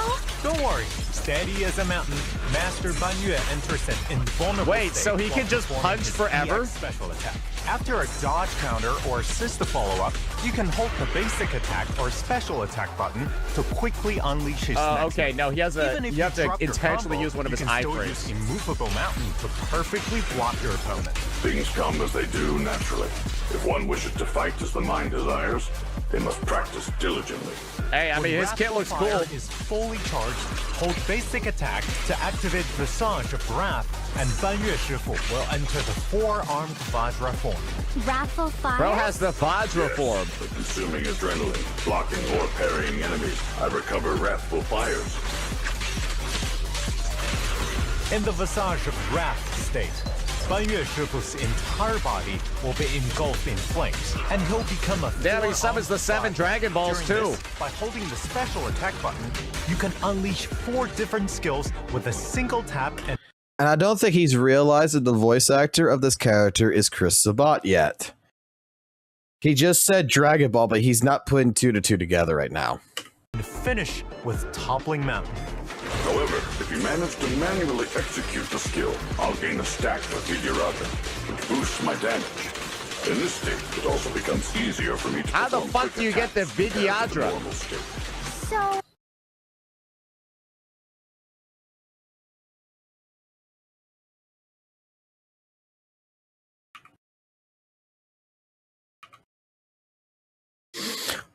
How? Finish with Toppling Mountain. However, if you manage to However, if you manage to execute, he's even got fucking subtitles on. If you manage to execute the skill, I gain a stack. Manually execute the skill. manually execute the skill, I'll gain a Not only can he not hear, he cannot read. stack of Vidyarata, which boosts my damage. In this state, it also becomes easier for me to How the perform fuck quick do you get the attacks compared to the Vidyadra? normal state. so what's Toppling Mountain? Bro, I'm pretty sure you're gonna need a Upon entering PhD the to play this Visage of character. Wrath state, hold the basic attack button, and Banyu Shifu will unleash Toppling Mountain, crushing enemies. It's not that he can't read, he can't even hear, he can't even listen. Like, he's got subtitles on his stream. And he can't listen and hear what it just said, nor can he read where it says use manual. It's both. Someone needs to clear the earwax out of his ear, man. Between massive boulders. If you can manually execute different EX special attacks before unleashing Toppling Mountain, then he can unleash an additional attack, launching his prayer beads at the enemy. Bro, there's nobody out there that understood this on the first watch. I'm telling you, there is not a single person on this planet that saw this on the first watch and were like, yeah, I know how to play him. Oh, and that means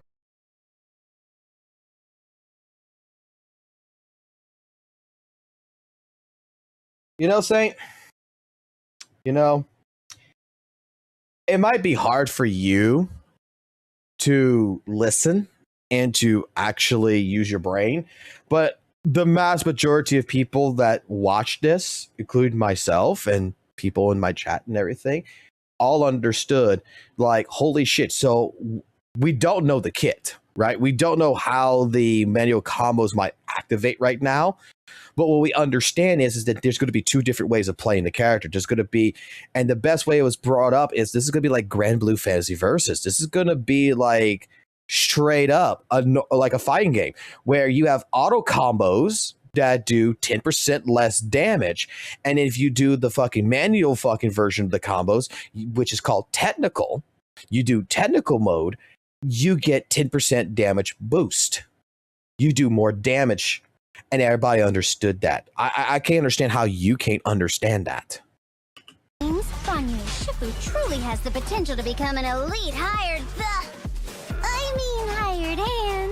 In combat, Banyu Shifu will serve as the main attacker, continue. Why are you putting Ju Fu on his team? Get that fucking power crept piece of shit out of there. Go, just put in Dialin. What the fuck are you doing? Guys, what is Banyu? What type of character is Banyu? What type of character is Banyu?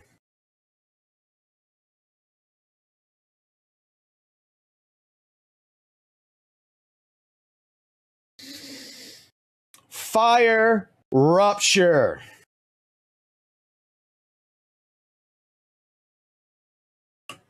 Fighting on the front line. Rupture. By effectively managing his adrenaline and rage, you can unleash endless chains of attacks, keeping the enemy under constant pressure. Teammates who can provide support from off-field or by switching in quickly will typically become Banyu Shifu's go-to options. Oh, so maybe you actually do want Ju Fu with him because she is fire too. As expected of Banyu. Oh my god! Each punch takes its mark with unparalleled power. How strong. So scary. Accidents can easily happen in a fight, so it's important to scale your power for each battle. As a Shifu.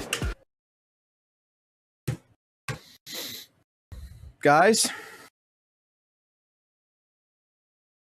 I don't know if I can make it through this video, man. I have a duty to my disciples. Okay, are they back to the Yap? Are they back to the As Yap? a renowned auditing organization, I wonder what a Bangbu from Krampus Compliance Authority is like. Oh, okay. I guess you can say that guy's got something to do with they got the new Bang Boo. All right.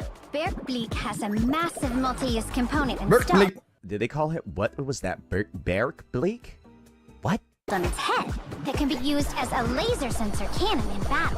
When the scanner senses a target, it will use floating turrets to attack enemies. Am I the only person that thinks these are the most unnecessary additions to the game? Doesn't every single person when they're playing this game skip the Bang Boo chain attack because it takes too long? And so like the only purpose these guys serve is that they like are like a distraction that does like a little bit of damage off field. Like, I don't really know. This mechanic to me just seems like I'd rather they just be like cheerleaders that provide passive stats to the team. Low-key, I'd rather they just be passive stat sticks, and then they just do goofy stuff on the side of the battlefield and like cheer you on. I don't really think they need to participate in the combat. That's my take. Upon triggering a chain attack. All right, really quickly. He just insulted Bang Boo's chat. Here you go. This is on you. I don't even want to say anything. This is on you. What is the purpose of a Bang Boo? Yeah, we skip them in the chain attacks.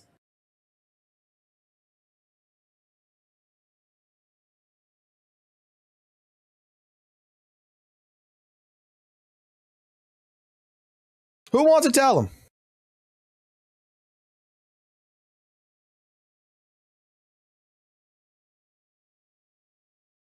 Anomaly build up, days build up.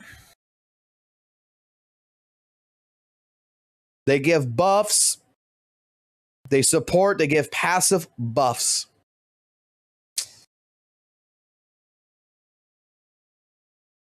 You're crashing out, Blink. Oh, I'm sorry, Blink. We're only halfway through the video. It will fire even stronger lasers. Like, It's a real all-in-one inspection and they might as well not do anything. combat package. If there are He's gonna shoot one laser at one guy. That ticks him for like 200 damage. these two Krampus members, They're of not about the squad, damage. will deal even more days. It's a pretty amazing It does helper. days. Like, just imagine if he just passively, if you have the right people Oh my on God. your team, he just passively gives days to the team. I don't know, like, just something like that, bro. Their existence just seems to be point. Just imagine. Even more days. It's a pretty amazing helper. More days. And what did he say? Like, just imagine if he just passively, if you have the right people on your team, he just passively gives days to the team. I don't.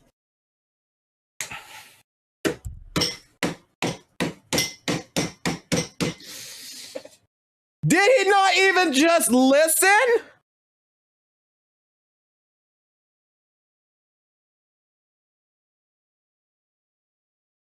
Did he not just fucking... Dude was not even fucking listening.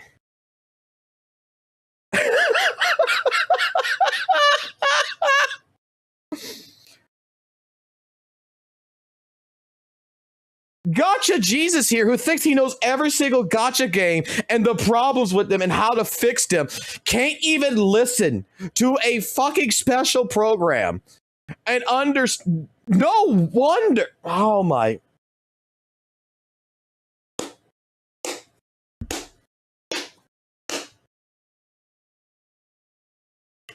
No, like just something like that, bro.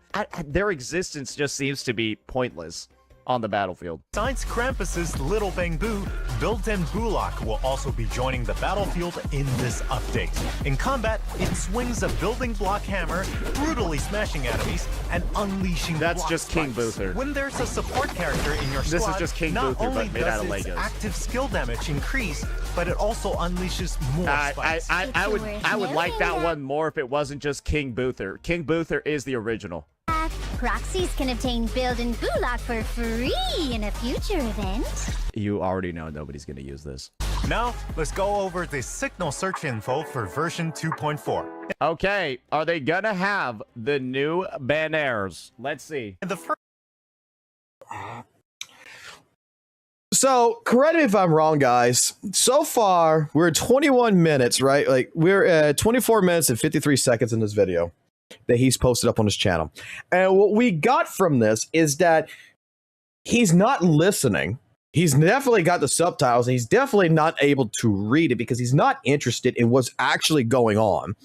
That it is explaining different things throughout this entire broadcast. And he is just over here coming ahead and say, well, you know, if they would passively make the Bang Boo do like days or something, but like it only does 200 damage. It's like, motherfucker, that's exactly what the fuck the Bang Boo does. It adds more days. What the fuck are you like?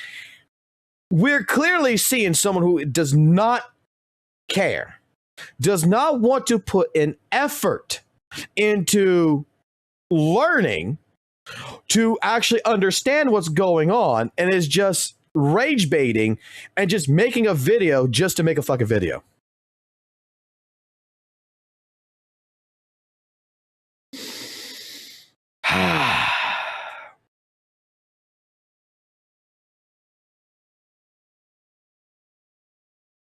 This is beautiful.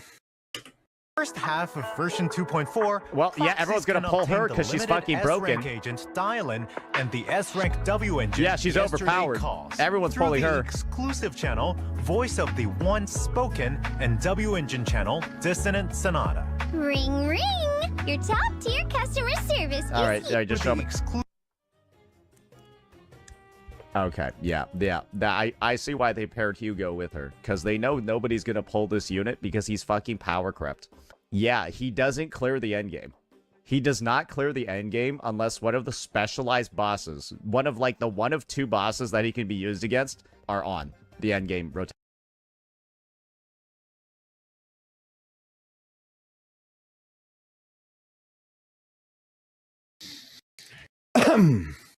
Excuse me. Excuse me. Before you could open your mouth about fucking Hugo, maybe you should end up talking to someone like me, who spent 4 fucking days bashing his head against a Defiler, a boss that was definitely not made for Hugo, and cleared the endgame with Hugo, Lighter, and Trigger with an M0 Hugo, by the way. Like, I have done this with the Defiler, the Wandering Hunter.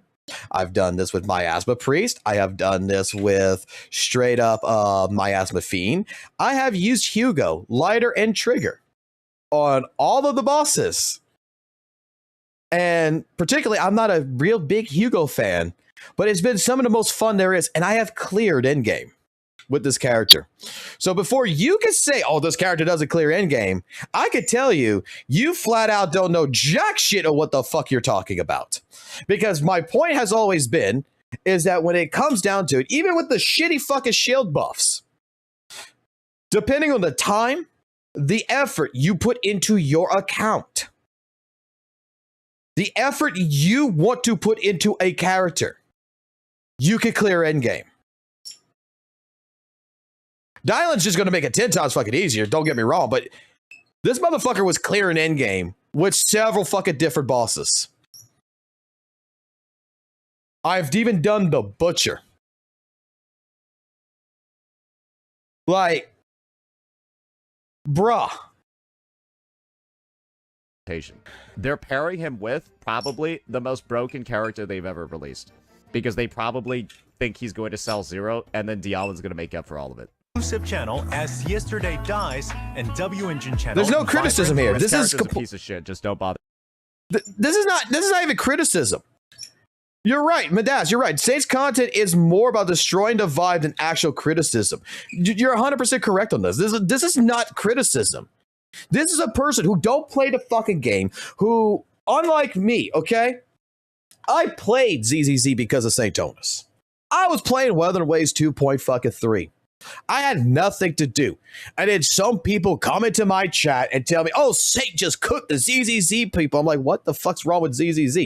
HP inflation, all this other stuff. And I'm just like, you know, I got nothing else better to fucking do. And there's nothing to do in 2.3 WUWA right now. I got Zanny and everything else. I got nothing to do. I turned on ZZZ. I installed the fucking game. I started fucking playing it. I got a friend who stopped playing ZZ, gave me his fucking account, said, hey, look, I don't know what it's been. I've been fucking like 6 months since I played the game. Take my account. You can have it. I don't care. Took his account over just to play the end game. Went through the fucking end game on that shit. And well, this is why I'm here and where I'm at now. But the thing I'm gonna get at here is that I ended up talking with the community. I talked with people in the chat. I talked with people who actually played the fucking game.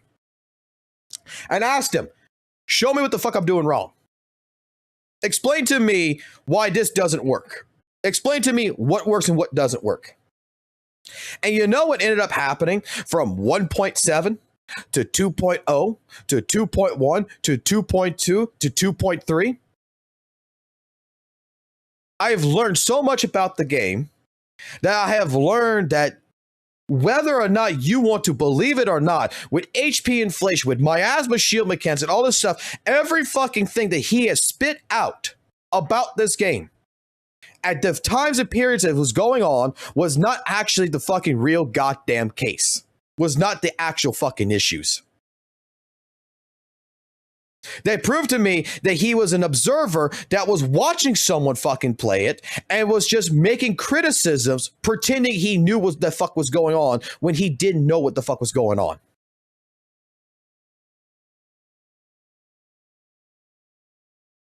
And we're here, quote unquote, criticizing a game. You, in my personal opinion, as a person, if you're going to criticize something, you have to be able to play that something. You actually have to be a knowledge expert. I would trust criticisms more from someone else in the community. Let's just say it like this. Rain is a person who started playing ZZZ. Everybody knows who I'm talking about, right? The guy who did who does also Weather and Waves, that actually plays Weather and Waves.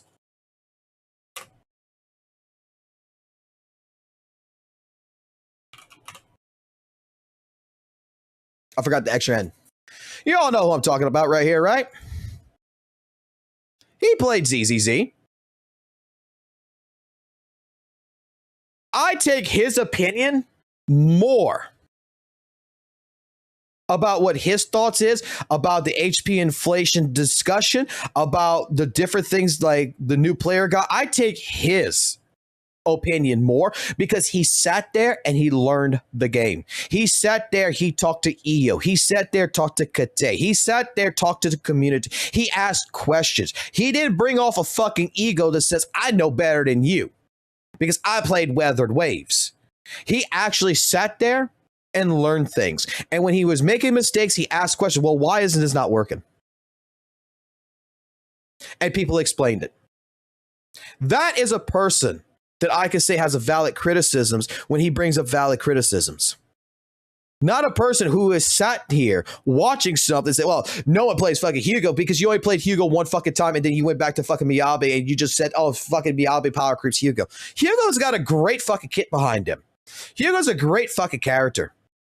I don't personally like the way Hugo looks. He reminds me of fucking goddamn fucking Twilight, you know, sparkly fucking vampire bullshit. But otherwise than that, like, when I play Hugo, I'm not going to lie. When you hit a fucking totalization and it's a crit, and I'm sure any Hugo player who plays Hugo, who likes Hugo, will admit this.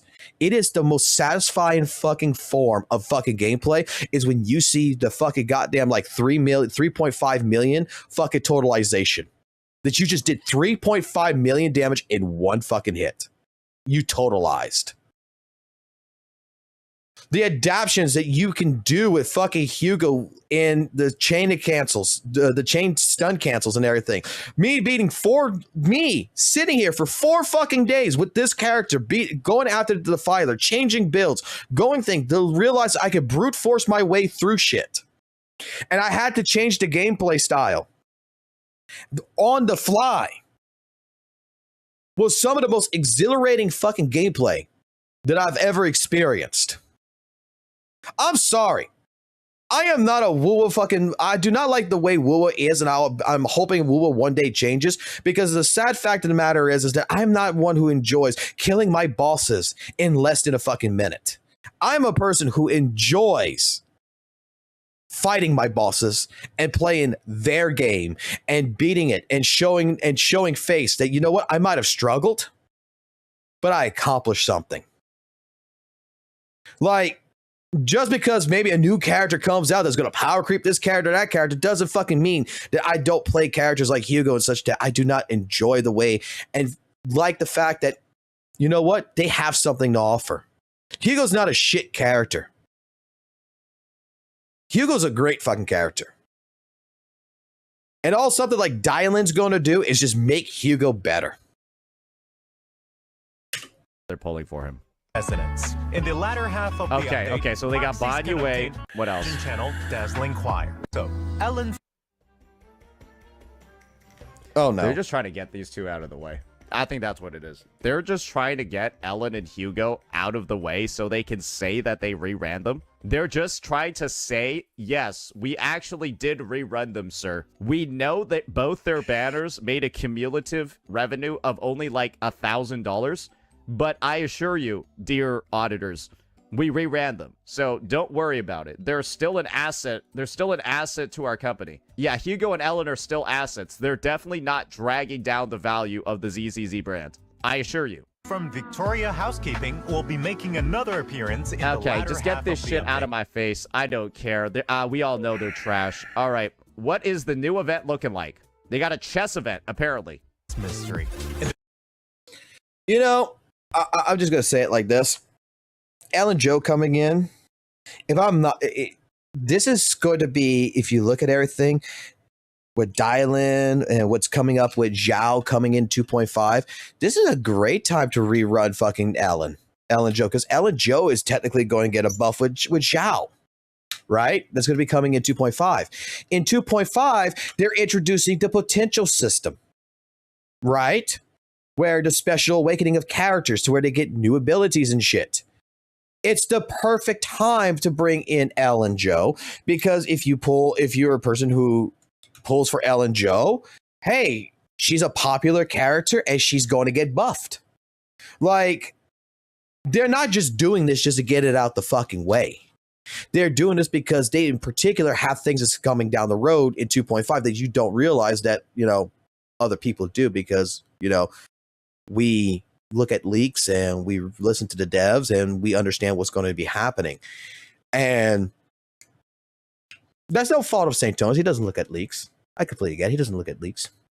But there's reasons behind it. And honestly, I don't even know why I'll say it like this. I don't know why Ambi is the quote unquote poster girl for fucking ZZZ. Like, she's the icon. Because honest to God, I think that should be Ellen Joe. Because everybody who I talk to The one particular character that everybody still loves, whether they play the character or not, is fucking Ellen Joe. I think Ellen Joe is more popular in this game with fans than Miyabi. Like, I really fucking think that. All right, let's finish this off. Let's continue. The new Chess Legend event, proxies can obtain base coins at the start of each turn. Recruit your squad, set up your first Did they just have this? Yes. nation, and get ready to counter. They literally just had this. Are they just making it permanent? Wait, everyone already knows what this is. Okay, all right. They updated it. It's just Watch TFT. it. Yeah, but if I wanted to play TFT, I'd just go fucking play TFT. But hey, we've already gone past that. Anyways, yeah, they have like Snake and shit in this game. All right. A new Oh my God. Story, Eels plays the protagonist, Ikaro, apprenticing under 4 legendary mech pilots. Did I ever tell you guys that when I played one of the ZZZ mech events, I just couldn't help but think this game sucks when I was controlling that mech? Because it's so fucking slow, it's so fucking clunky, and you have to spend like hours in it, and it's just like not fun. Hours? And learning from them how to Like, I wouldn't even consider this a combat event. This is like you saying a fucking... Like, imagine one of those Genshin events where you technically control your character, but then you equip them with a cannon, and then they just shoot the cannon to clear the entire event. Yeah, What? I guess that's technically considered combat. You technically are using your own character, but like... prototype Golden Mecha. Every pilot has their own unique tuning setup for their mech. So once you've mastered it, you can make some tweaks.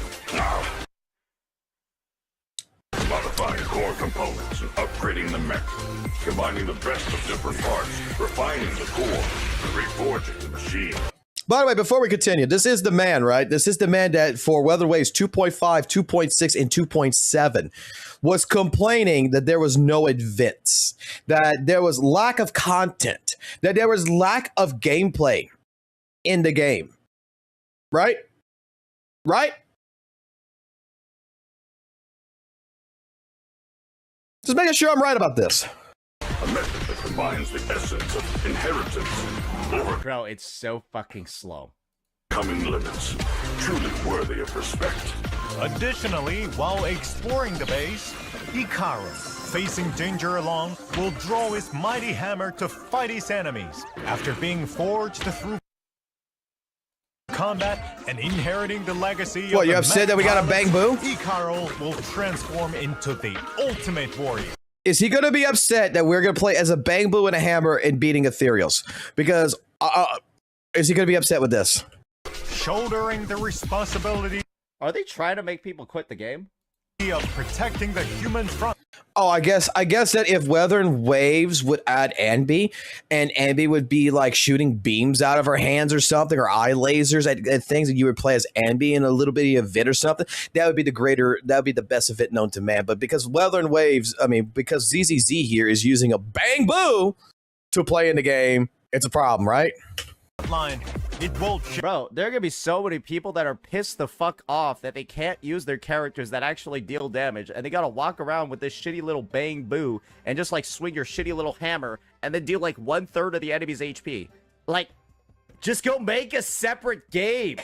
Just go make a separate game. What the fuck is this shit? challenge the traitors who dare try and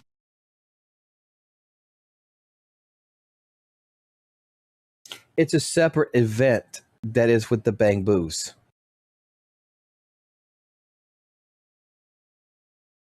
build their own civilization. And what this battle? Hold up. Thank you for subscribing, sir. Bulldog69, thank you for subscribing. I'm sorry that we are going through this and we're basically losing brain cells on this shit, but okay. I don't care about that one. 2932, there's a new event. Oh boy. Oh boy. Investment potential. After completing the assessment, proxies will receive rewards such as polychromes and boupons. All right. Bingo time, bingo time, bingo time. What is the odds that he is going to make a statement here like he did the last couple of times with Zhao, that anyone who pulls for this character type deal, he's going to make it to where anyone who's going to enjoy this event needs to be put on a watch list or some shit, right? Right? we're gonna get the watch list. What's the odds that we're gonna get the watch list? The watch list comment. After all, passing the test means your skills have earned Krampus's seal of approval. Wow, the approval of strict Senior Joe is certainly a priceless prize. Get that shit out of my face. All right. Oh, no. No. They've got a Yi Shungite event. It wasn't enough that the entire main story is centered around Yi Shungite. They're also going to have, ladies and gentlemen, a very, very, very special. Proxies can take Xiaoguang on a journey through the streets and alleys of New Eridu, feel the fragrance of flowers, the thrill of video games, share movies, capture the vibrant pulse of the city, and create beautiful and unique memories. The character's not out yet. All these precious moments will be recorded by The character's not out yet.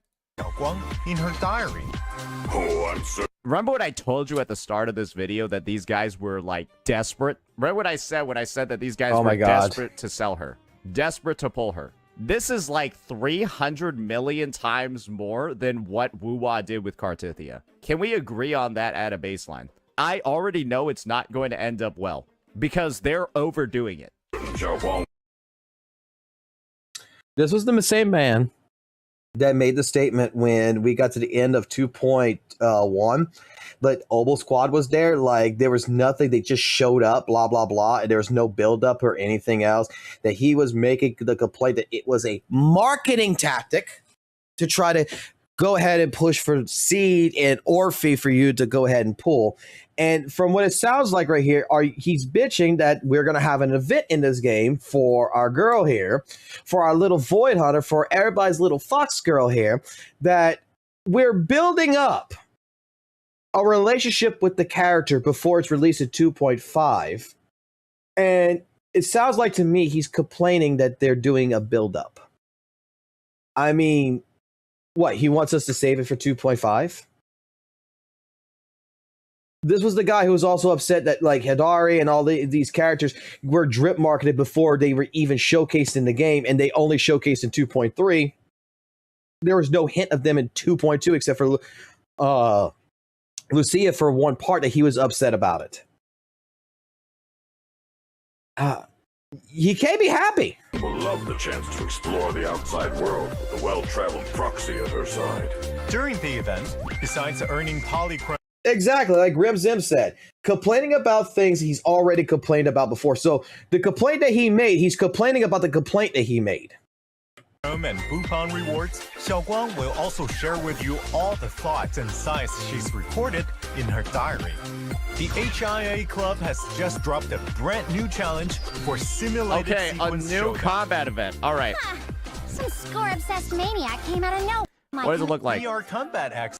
Exactly. Frontline stages proxies are familiar with, new martial practice stages where proxies can hone and perfect their combat skills. Okay, they've got some nice, cool little challenge-based ones. Proxies can still experience unique combat buffs and their related agents in the Alliance and... Is this how this was one of the ways that they said that they were going to buff older units, right? I actually remember that from this shit over here. No. Here we go. Missing your favorite characters? Threshold simulation is the solution. Wait, is that what they're talking about over here? Because they have buffs for fucking Caesar? Because Caesar has a special buff here? Is that what they're talking about?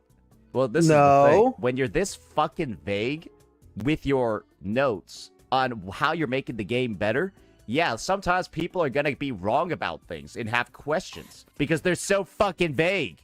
Frontline stages. Or you could do what everyone else fucking did and go fucking look at the dev talk and read the transcription. The transcribed fucking dev talk. Someone even put subtitles on it and posted it. The full dev talk. That's the cliff notes to the dev talk that was 40 minutes. Dumbass.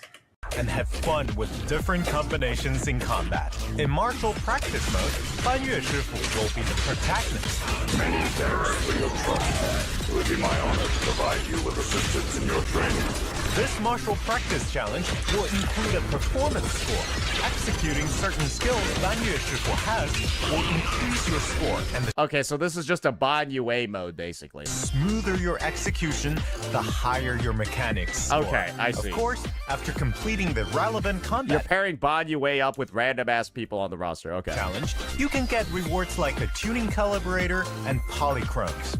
Of course, in the new version, Shiyu Defense, Critical Node, and Deadly Assault will continue to rotate updates. Who's ever said that in a live stream before? Oh, by the way, guys, our endgame modes will continue their rotations.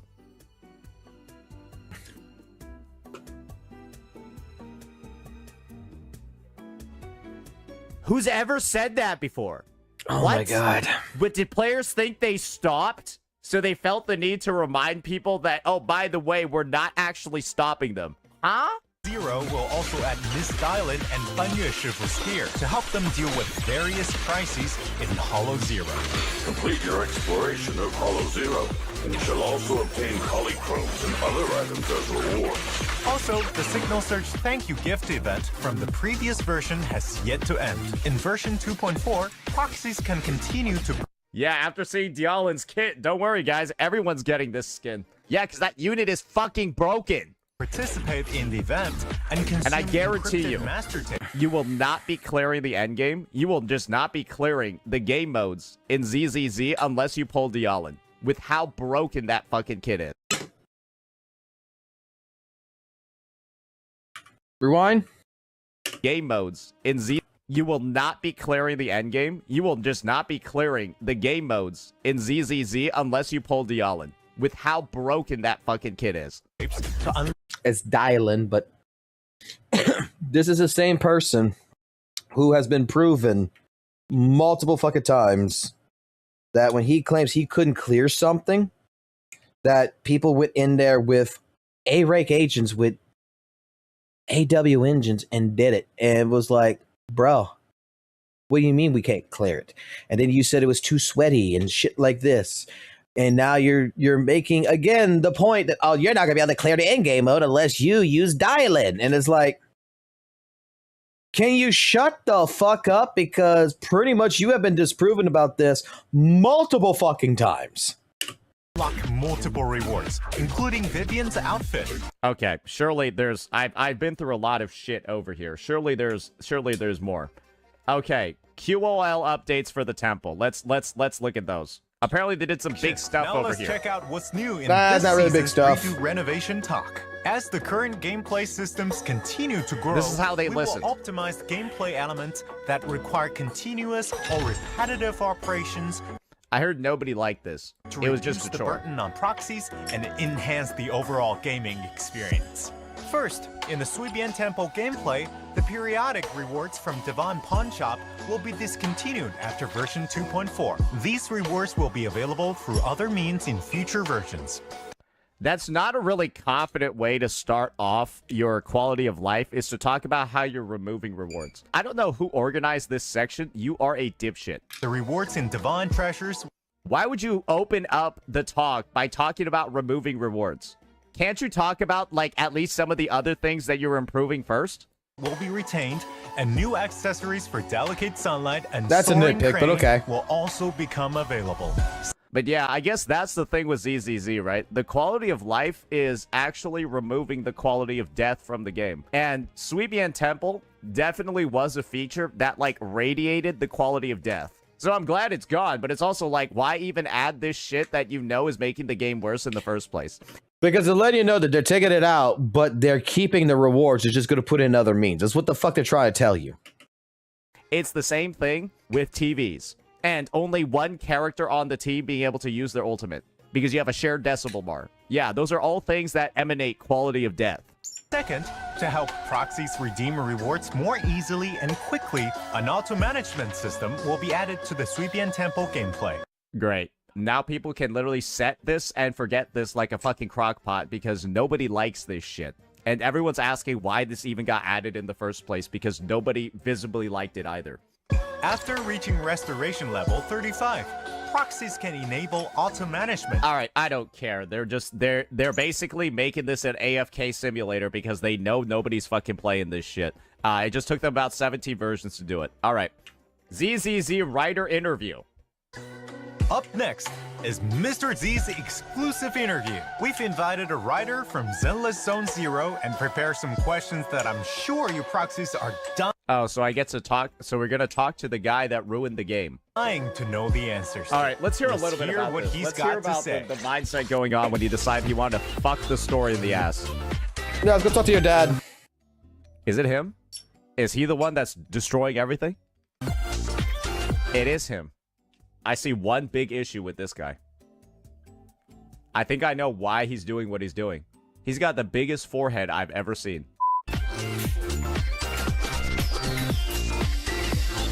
Oh. Answers to Season 2's mysteries. Like, why did you kill the story?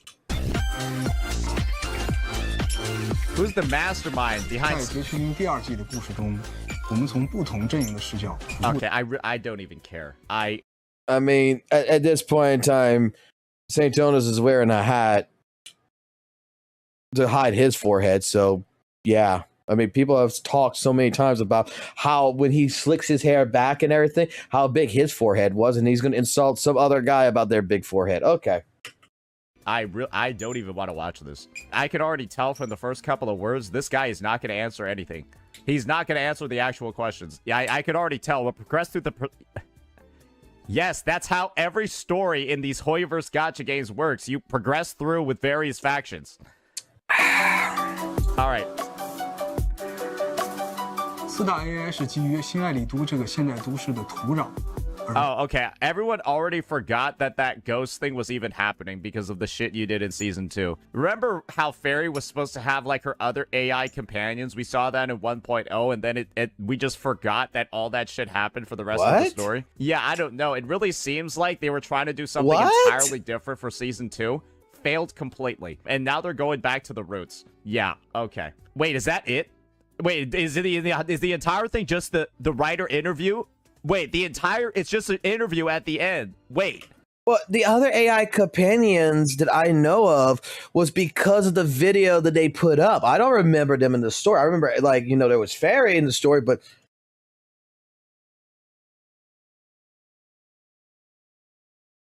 And no one forgot about the AIs in 2.0. What? What? That's the patch? So it's TFT, it's Mecha Bang Boo, one combat event, and then... Wait, it's like 3 events? It's like 3 or 4 events. Oh, God. Yeah, wait. This is... Hey, I'm glad that this was a 5-week patch. I ain't gonna watch the rest of this shit, because I hate this writer, because I hate the story. So this is a 5-week patch. Okay, I think that's fair. Banyue's banner is 12 days. All right. I mean, it's just... I find it really hard to get excited for this update, just already knowing what these Hoyoverse devs are doing with the design of the story, the design of the characters, and all of that. You already know that this entire patch is just meant to be a Yi Shungite advertisement. And I don't think that Banyue, I don't think that... You know what? I'm going to stop it here myself. You know what? If he's going to stop it there, I can stop it here because I don't think there's any more valid information that could be stated at the end of this.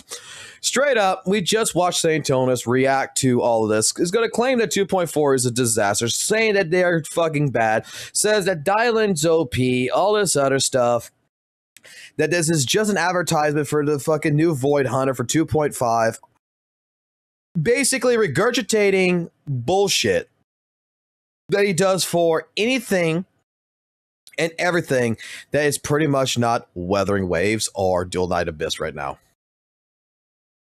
Like, this is a person that straight up does not get himself informed, does not go ahead and make sure he is caught up with information, at least, at minimum, do any amount of research, and just watches something and just straight up pukes out information, and we're supposed to take it as if it is the gospel. I don't know about you, but I'm pretty sure we can consider this absolutely the dumbest criticism there is. Because if you're not a person that's willing to experience and to understand, because there's a hell of a lot of shit that because I think he stopped at 2.1, right, with the story.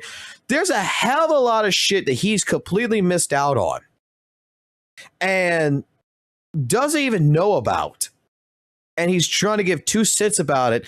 And even then, he's watching this and they're explaining things like with the Bang Boo adds more days and it pauses it. And you could clearly tell he didn't even listen. Like, this man, by far, is so irrelevant in this space. Yeah, he needs to stay with WUWA. Because at least then, he's going to pay attention. At least then, he's going to play the game. And he's going to try things. At least then, he's going to put an effort. This isn't putting an effort. This is just talking out your ass just to talk out your ass. I'm going to leave it with that. Give me your thoughts about this, guys. Until next time, keep it classic, keep it jazzy, always keep it real. Sorry for the long video, but I mean, there was so much loss of brain cells that we just had to go through it.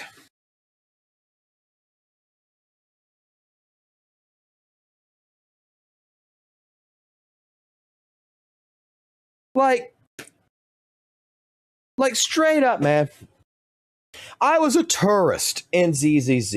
I looked at the video with 2.0 coming out with the miasma shield mechanics and everything. And you know what's sad? I agreed with Saint from the observation point of view, right? When I first saw everything, this is before I met Rezi, this is before I met like Loki Gotcha, this is before I met Kete, this is before I met a lot of, well, I already knew him before, but this is before I met a lot of content creators in the ZZ space. This is before I met a lot of different players, a lot of different people. When I was still playing WUWA and I looked at 2.0, I said, dude, there's no fucking way that Hoyleverse would do something this bad. Like, all I heard from the WUWA content side of things, all the different people who used to watch me before they started calling me traitors and everything, is a bunch of people shitting on ZZZ. And I said, well, I'm going to give ZZZ a shot. Now, a bunch of them, like a good friend of mine, fucking left me because straight up, he didn't like the fact that I was going to play ZZZ. But like I tried to explain to him is that I can't give it a fucking opinion if I don't try it. And he's like, well, I guess that's fair. But just know it's a shit game. Okay. And I said I was going to give it 3 days, and 3 days turned into several months, okay? But the idea is that I need to be able to play the game. I need to be able to understand what is going on in order to make a valid criticism. And everything that I've been told by with several people when I was doing Weather and Waves content creation about ZZZ was proven false. Just proved to me they didn't play the fucking game. It proved to me that they were observing it from a mile down the fucking street and squinting their eyes and trying to say that this is bad when there's a lot of good shit in ZZZ. There's a lot of good things about it. Dude, I'm going to tell you, like, the first thing that I was so impressed about with ZZZ, and apparently this is across all Hoyo games, and I was shocked to find this, was, holy fuck, there's only one type of currency? Polychromes? Wait, you don't have, like, lunets or, you know, radiant tides? You know, you got radiant tides and the normal tides. You got one currency, and I could use it across standard and limited banners? Yeah, why? Because in Weather and Waves, I mean, when you do the 7-day login shit, they give you like 4 fucking standard pools and like 3 fucking got like 5 standard pools and 5 premium pools. You just got one currency. You got premium currency that can be used on both. Like, holy shit. And it's like, well, isn't that how Weather and Waves is? It's like, no, that's not how Weather and Waves is. I was surprised by that. That right there, to me, is amazing. Okay, that's amazing to me. Got more into it. I'm like, holy shit, the parry in this shit actually feels like a fucking parry. Like, it actually feels really good. Got more involved in the gameplay mechanics. Dude, learning, like, I had Musical Skull that was in my chat and everything that showed me how to play Hugo. put Lighter, Lycon, and Hugo together. Holy shit, this team's actually pretty cool. The more I discovered about the game, the more I liked different things. The more I was saying that there's a few things I didn't like. And the few things I didn't like is I felt like the game does need more permanent content. Okay? And not just like in-game content is what I'm getting at. I'm talking about like some stupid, like, you know, repetitive, stupid little permanent content. Like I want like, you know, like the movie theater thing where like we did in 2.0 and such, where we go take the characters on dates. I would like that to be rotated to where it's just, yeah, he's going on a date with them, doing a little bit of QTE event. Hey, I'm fine with that. The little Bang Boo events, that was great and everything. Like, I want more of those things to be permanent. One of the other complaints that I had about the game and such was, at the time, is where the fuck is a disc loadout system? Because holy shit, almost every gacha's got a disc loadout system, and it would be so fucking grade A in this game. Like, my criticisms in this game has been relatively thing. I mean, I stated it like 2.0 story. I kind of felt like 2.0 story was a little mid compared to what my experience was with going back and doing all the story of 1.0 all the way to 1.7. That I felt like 2.0 was more of a story that was just settling in for new players versus veteran players. And I didn't quite like that. I mean, I get why they did it, don't get me wrong, but with all the tutorials and shit, but I felt like how 2.0 story was, is like, this is like for newcomers, like the build up and everything. But if you're already a person who's enveloped into the story since 1.0 to 1.7, yeah, 2.0 is just mid.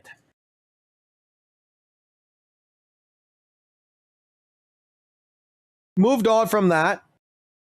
But the thing is that every time that I criticize and every time I praise ZZZ is based on me actually playing it.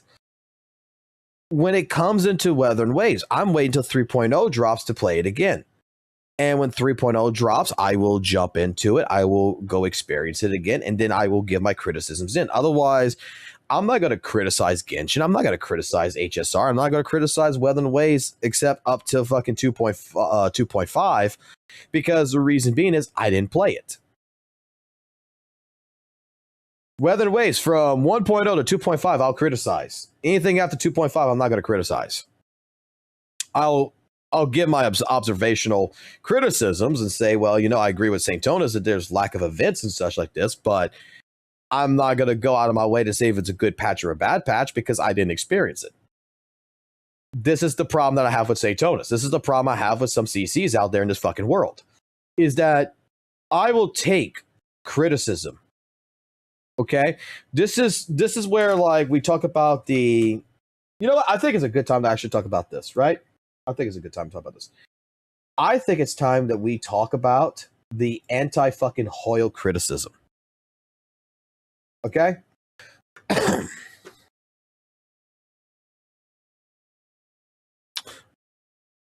I'm just going to put it like this. You could tell when there is people who don't play something. There is people who don't understand shit because they don't want to put the effort to actually learn it.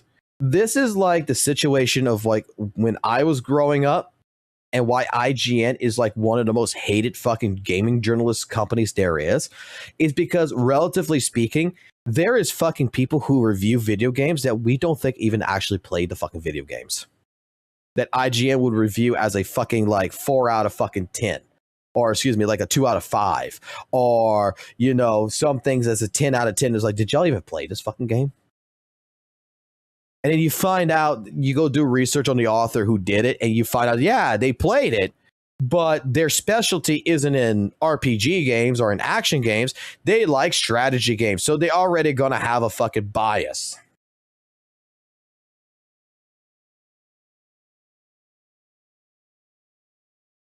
Criticism, this quote unquote toxic positivity community that apparently us here in ZZZ has, us in a Hoyoverse community have, is something that every fucking community has.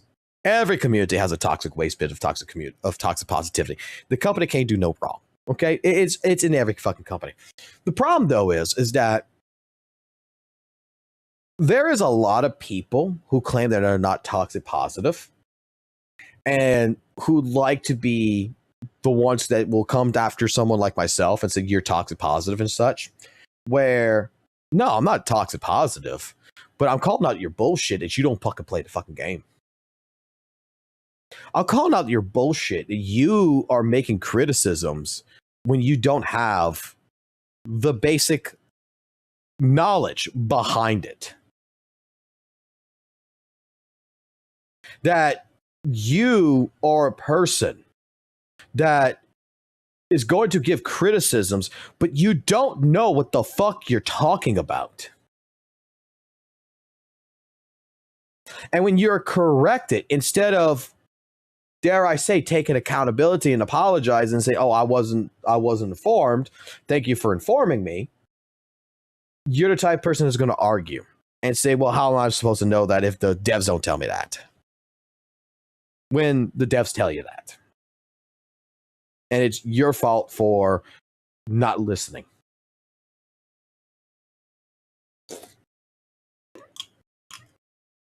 Like, this is absolutely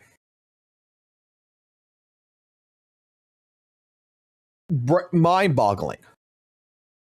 Like, and he skips through a lot of the shit. Like, he doesn't know what Dylan's lore. He doesn't know nothing about Dylan's lore.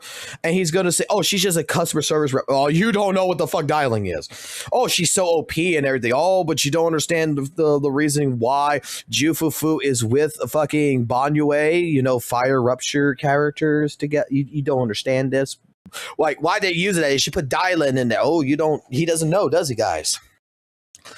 When you're talking about bang boos and you don't realize what the bang boos are actually, how useful they are. You're just thinking that everybody skips the bang boos. Yeah, we might skip the bang boos in a chain attack because it takes so long, like he claims. But the fact of the matter is that's not what their purpose is for. They provide buffs to the player's team. They're a passive buff. They're their own little personal passive buffs that if you pick the right one, it helps you. Like, brother didn't even go read about bang boos. He just thinks they're fucking useless. When we talk about like different things, if you don't play the game, how can you make a criticism? This is why, like, you know, another fucking channel, another fucking person who does this kind of shit right now, Smacksant RB, a person who quote unquote was a ZZZ content creator that left ZZZ because of the toxic positive community and because the game is dog shit, right? Right? That you go look at his fucking account on Internock, on Inkert or whatever it was, right? You go look at his account. The only character he's got built is Miyabi. Every other character is not built. He's only completed one Shiyu defense. He's only got one medal and only one for Shiyu defense, nothing for deadly assault.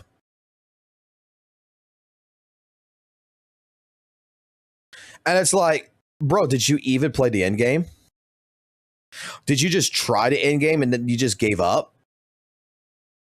The same person who will go take someone else's Jane Doe video footage and gameplay and put it on his video to talk about ZZZ and, you know, the problem ZZZ has when dude doesn't even play fucking ZZZ.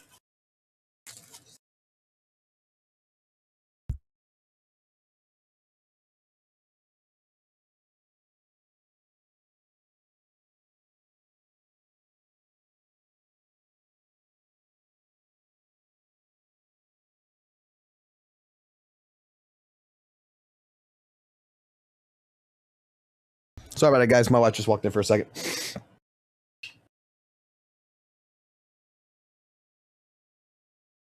Like, I know you guys don't like me playing the game.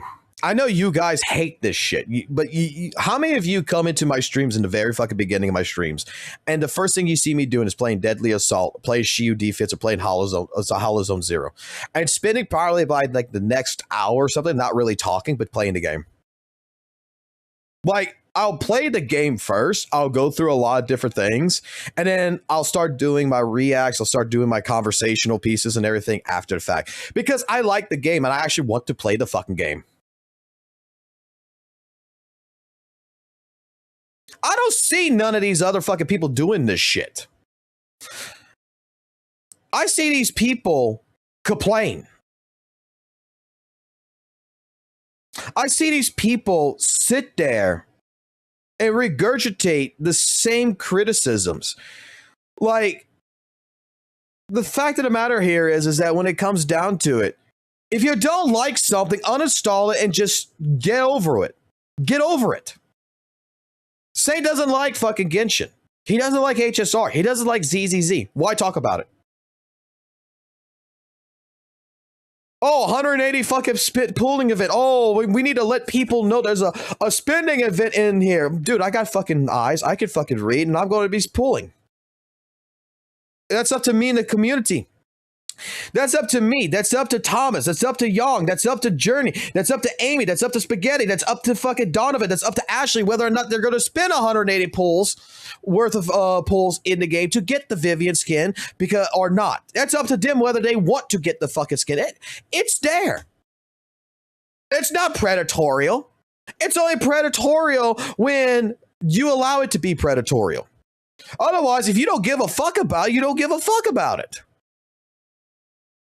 How can you have a FOMO over a cosmetic? I have heard so much fucking bullshit in the last couple of fucking months, and I've been trying to be nice about it. I've been trying to see the other side. I've been trying my best, but I am looking at it more and more as if it's completely retarded fucking bullshit that's just being spurred out. When I go to talk to someone about HP inflation issues, okay, we're the type of people that's going to say that, hey, look, HP inflation is not an issue right now. But it is something to look to in the future to see if it gets worse. And then we could talk about it then. I'm not going to be sitting here fucking complaining about something that might happen 6 months down the goddamn road. I'm here to enjoy what the fuck I got right now. But you want to sit here and you want to say that these people say that HP inflation doesn't exist. That's not the fuck what we said. That's not the fuck what we said. We said that HP inflation does exist. We just said that it's not an issue right now. But when it becomes an issue, we'll get to that point. We'll talk about that point. All these people don't want to believe that my asthma shield mechanics are the worst thing in the game. They're not. We have statistics. We have proof. We have people like Muzzy. We have different theory crafters. We have different people testing things, and that can prove and show that this is a DPS game, not a DPS loss, especially for older units. Because when you look at it, you get 15% purifying fucking damage, or depending on the mode, it might be 5% like Deadly Assault, but all of your fucking characters get some fucking energy back. They get energy back. They get a buff from it, basically. They get a benefit when they break the miasma shield. And you're also doing daze damage while you're fucking hitting them. So it all comes together. That, like, Muzzy proved, like, okay, by bypassing Jane Doe, miasmic Jane Doe doppelganger on Shiyu defense, he bypassed one of the fucking goddamn phases. You don't know how he did it, but with Palkra, he went too fast in the rotation that it just bypassed one of the fucking miasma shield mechanics, and he didn't have enough time to complete the fucking event. But if he would have gone through, but going back into it and making sure he did the shield 3 fucking times in the correct order and stuff like this, he had enough time left out at the end of it. Like, we have different people who experiences this stuff that has different parts of information that you're not experiencing. This is, again, like with St. Tonas, like one of the most retarded fucking things I saw was his observation. Okay? At first, his observation, I agreed with it, with the miasma shield mechanic. But when you had a person who didn't even address St. Tonas, by the way, just, straight up talked and told people not to worry about miasma, that is just a gimmick, and explained that was Haku. When Haku fucking did this, and went straight through explaining the miasma shield. And then people were like, oh, okay, so it's not that bad. So, as you know, St. Tonas gets corrected without being directly corrected, just corrected by a third party who doesn't even know he's talking about because the community is talking about it. Oh, no, they don't know what the fuck they're talking about. They used a $2,000 team. Same person does it with A-rank agents to prove to the community that A-rank agents with AW engines can fucking do it. He's on the fucking content creator server. He's the one showcasing this. And guess what? He does it. And St. Tonas gets the video. And what does St. Tonas do? Clicks off of it because it says it's too fucking sweaty. But your entire point here was disproven. And if you really want to ask questions and you really want answers and you really think this is a problem, why aren't you talking to the fucking community leaders like this? Why aren't you talking to people who actually know what the fuck they're talking about?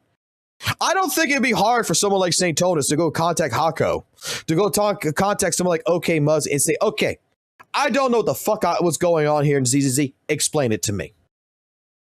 And sit there and actually get an education. Before you run your mouth and think you know everything.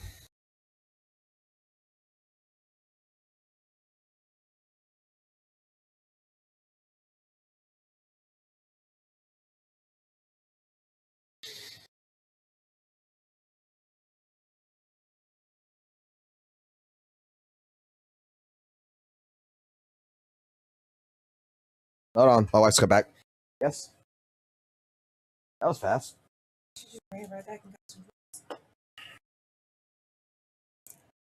What the fuck? Surprise, motherfucker. $9. Okay, and I do not have a translation on this. I do not know what this is because I do not speak this language. So I will do what I should probably do.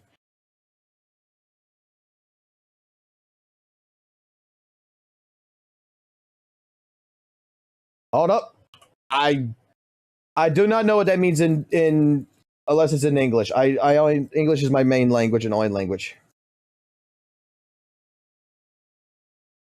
Okay. That was weird. Let's see. Translate in English.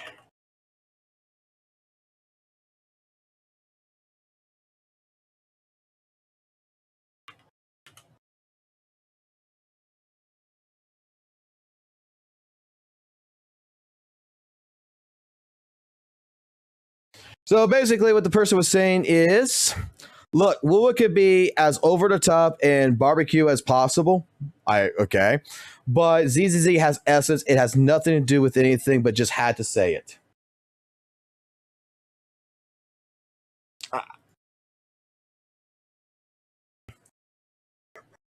Well, I appreciate it. I mean, the be completely honest with you. Like, even trying to compare, like, Weather Waves versus ZZZ or whatever, that's, like, the dumbest fucking shit there is. ZZZ, like, look, I know people who think ZZZ is boring as shit, right? I know that there's people out there who think ZZZ is the worst thing there is. And I'm just going to be fucking honest here, and I'm going to say it straight up so that way maybe someone can understand where my point of view of this is going to be at. If you don't like something, don't fucking play it. Wow. How hard is that? I don't like ZZZ because the story is bad. Okay, well, don't play and don't watch a stream about ZZZ. Like, holy shit, you don't like ZZZ? I'm doing ZZZ content. There's a fucking X button. Go press it. ZZZ is not as good as Wet and Waves. Okay, ZZZ is not good as Wet and Waves. Go play fucking WUWA. The story about the kids and everything really does not help me none. I'm sorry. The story of this patch, you do not like it. What do you want me to what do you want me to do? Agree with you? Because I think the story of this patch is pretty damn good. I remember when people were regarding that fucking like with Orphe and Seed or shit characters and shit like this, and they were coming in, oh my god, ZZZ is so bad, like the attack archetype and everything else, like what they're doing with this character, and I'm fucking playing the story mode and I'm fucking doing Seed's story, and I'm like, dude, this is a fucking great story. Like, holy shit, Seed and Orphe were fucking great in the story. I mean, all of this is subjective. It is not what the entire community thinks. This is why, like, I made this statement yesterday or the day before when we talked about fucking communities and shit. It's like, you don't like something. This one don't like something. This one likes something. We could be all part of the fucking same community, but we have different departments that people fit in like a fucking jigsaw puzzle that fills in each of these gaps. But I do appreciate the $9, man.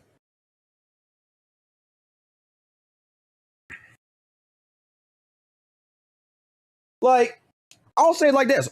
ZZZ. Anyone here who likes ZZZ, you'll probably either agree with me on this one, right? I think you could agree with me on this one. Does ZZZ not have its low points? Just like any other fucking video game, any other television series, whether it's the story or whether it's something with the gameplay. Does ZZZ not have its fucking low points where you are like, god damn? And then ZZZ gets its fucking high points. This happens all the fucking time. Like, just because you don't like something does not mean that someone else is not going to like it.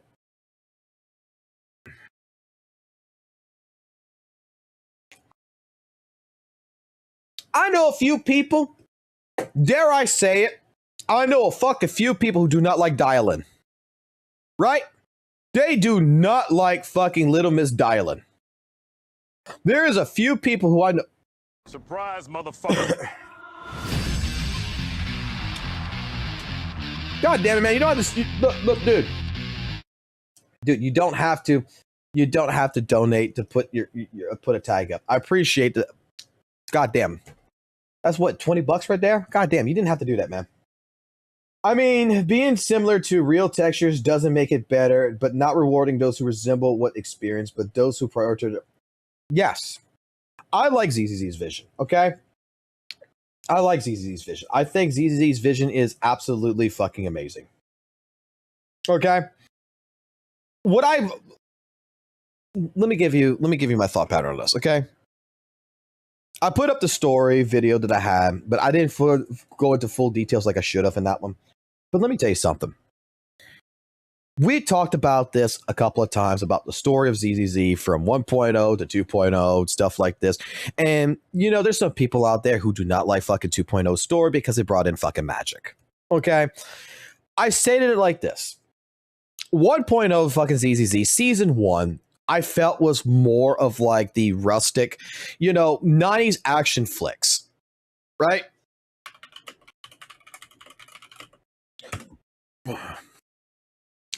Like back in the fucking 90s, like Total Recall, Matrix, Rush Hour, different things, Die Hard, Under Siege, The Last Action Hero. Like it embodies that 90s because that's what ZZ is, right? That's what fucking ZZZ is. Like Demolition Man. It embodies this 90s aesthetic of like things and puts it into like an anime. And that's not for everybody, okay? But I'm a kid that lived in the fucking 90s. I'm a 90s kid. I fucking was one of those kids that go to the mall in the 90s and go to where before GameStop would actually exist, it was Begay, the fucking place to go get games and such. Like when Power Rangers were the best and shit. And then you get into 2.0, right?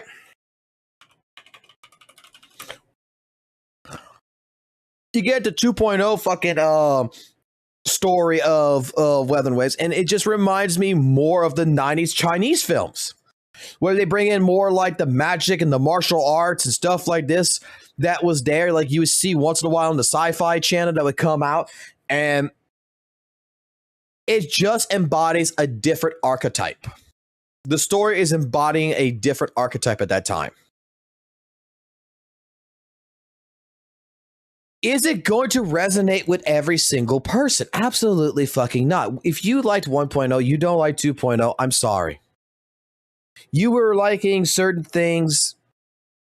Hey, I'm sorry the game didn't go in the direction you wanted to go. But to me, everything that 1.0 and 2.0 has presented in its story and its presentation, everything fits better than games like Weather and Waves. Okay? Dare I say it, I will say it like this. I think ZZZ's story, for me, I'm not saying for you, but my personal opinion and my thought pattern of the ZZZ story versus Weather and Wave story, from everything I've experienced so far, is at least 100 times better than Weather and Waves. Because the one thing I am sick and tired of, and I don't know when the fuck this started happening, and it's not just gacha games that do this shit. It is fucking media in general that's done this, from fucking movies to fucking AAA title fucking video games and all this other shit. The thing that's gotten to me is that every fucking story has to be this artistic, poetic, lost, has to have some kind of fucking meaning behind it. That the dialogue of the characters, the lore of the story has to be so overly complex for just a simple little problem. Bad guy, good guy. But we got to make it to where this bad guy is the most complex character there is in the fucking entire universe. They just can't be bad to be bad. And this is something I appreciate with ZZZ. Is that ZZZ is a story that I have followed through. Okay? Back when I first started, I redid the entire story of 1.0 to 1.7, and I came into 2.0, and we're here now at 2.3. That it is easy to follow. It is straightforward. It is to the point. And I have not had moments where, like in Weather and Waves, where I sit back and I'm like, why the fuck is there such a huge lore dump? Like, I'm being taken back here because it's so artistic. You're trying to overcomplex a simple fucking problem. You're trying to make the characters sound so, their dialect sound so over the top, like educated and so meaningful. And you want to try to present all this hype in one go that it just, it turns me off. 1.0 Weather and Waves didn't do this when I first played it. But then over time, when 2.0, it just kept going more and more into this artistic styling. Surprise, motherfucker. All right, dude, just stop with the fucking donations. Not only the character stories, but each musical theme with the work of art even dial in where you include the focus. God. Your phone is ringing. God damn it, you don't have to fucking do that shit, man. Like, I don't need donations, okay? Like, if anything, just buy yourself a fucking 99 cents membership on the proxy shit, right? It's 99 cents. Just buy yourself a fucking membership there and just be happy with it, okay? But I agree. Even the music is fucking outstanding and fucking easy. I like the fucking... Dude, why you think right now I am doing this?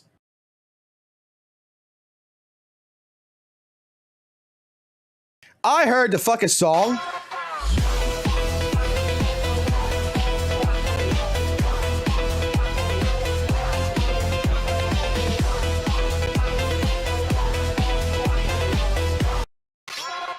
See, we only got 15 seconds, right? Like, I love the music, it's easy to see so much. We only got 15 seconds of Dylan's theme. I thought this fucking hit hard.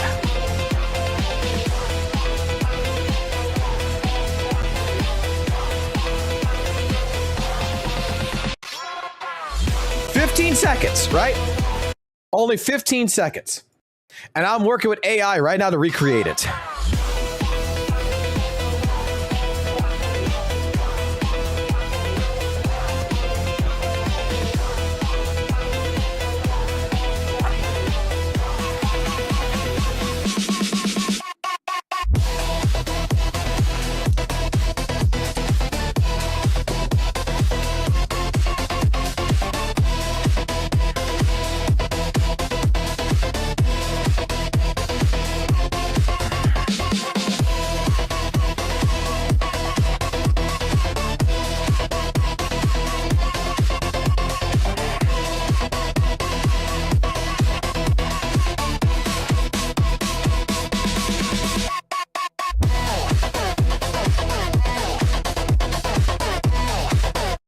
Like, it's 2 minutes and 20 seconds. I'm not gonna go through all of it like that, unless y'all want me to go through all of it. But I'm trying to recreate music right now that might be like one of the tracks I want to do. Is actually another one, but I'm going looking for tracks that might only be like 20 or so seconds. That was only in a trailer, and just do that. Motherfucker.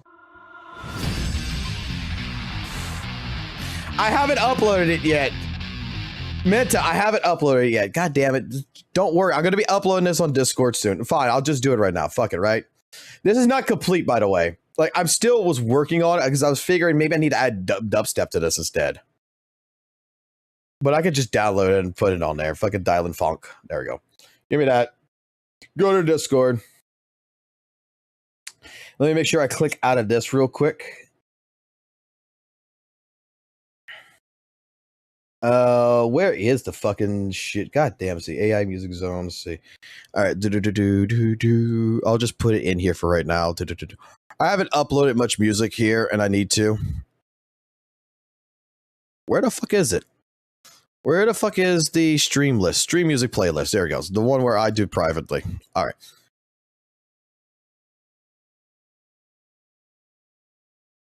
There he goes. There it is, right here. See?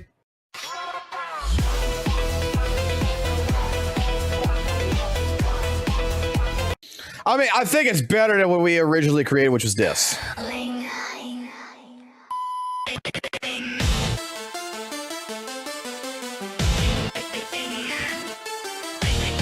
Switchboard live, proxy line online. Who you gonna call when the hollow starts singing? Dying on the line. Click now, we're winning. Ling, ling, your phone's ringing.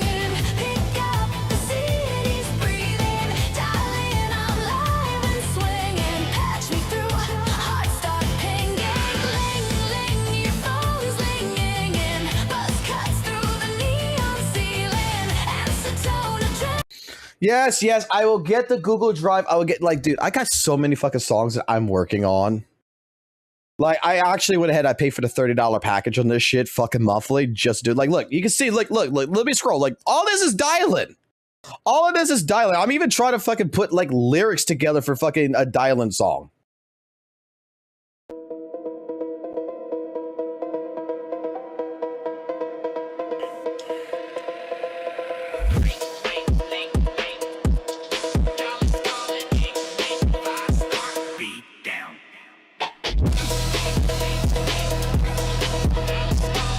Like, I got projects that's being worked on.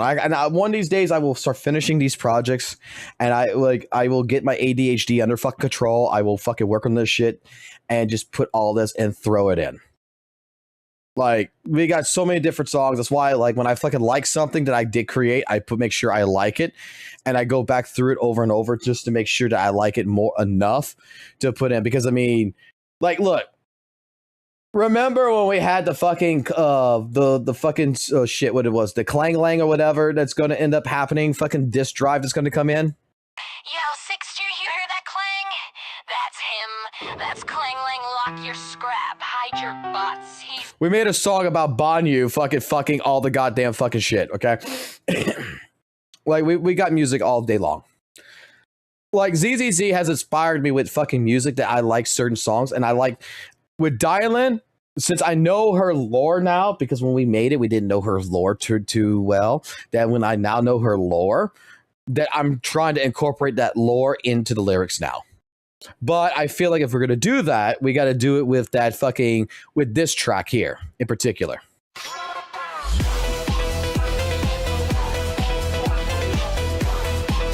And I still need to rip out fucking Banyu's fucking the one too, because in Banyu's fucking song as well, right?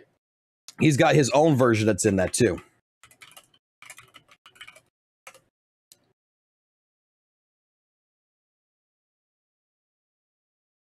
So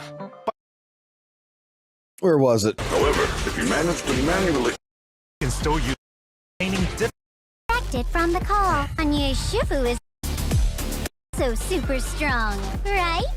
I've already experienced the Banyu Shifu's fist firsthand. Let me show you all how he does it. Like, we need to rip this one out too.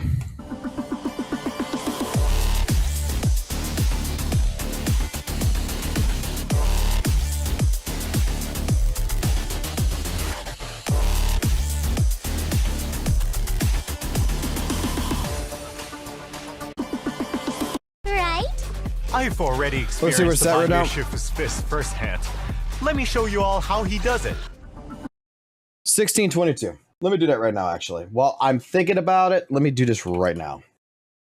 No, I'm just getting to the point where I'm getting sick and tired of fucking bullshit. That is just bullshit because people don't have common sense. People just want to fucking rage bait. People just want to fucking bullshit all the fucking time. And it's not even in a joking way, right? It's not even jokingly that they're doing this. They're just doing this just to do this.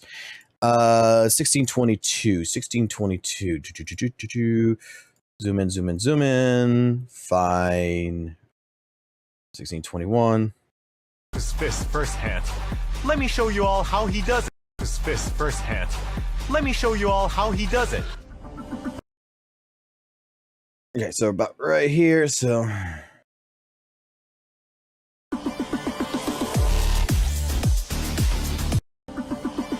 Let me show you all how he does it. Zoom in a little bit more. It's gonna be about right here. And it's probably gonna be to about right here.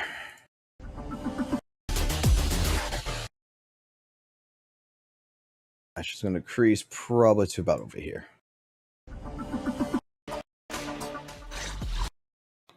Alright, so cut it right here.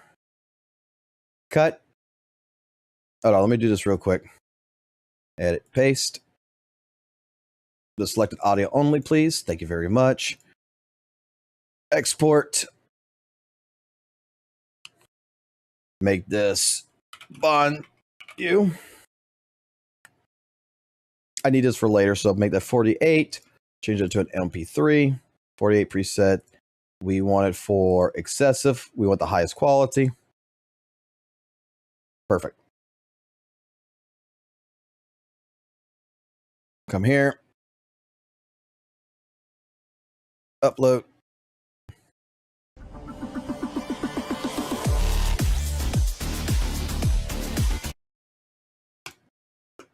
We're going to extend, not cover.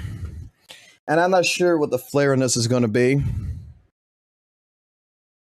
Surprise, motherfucker.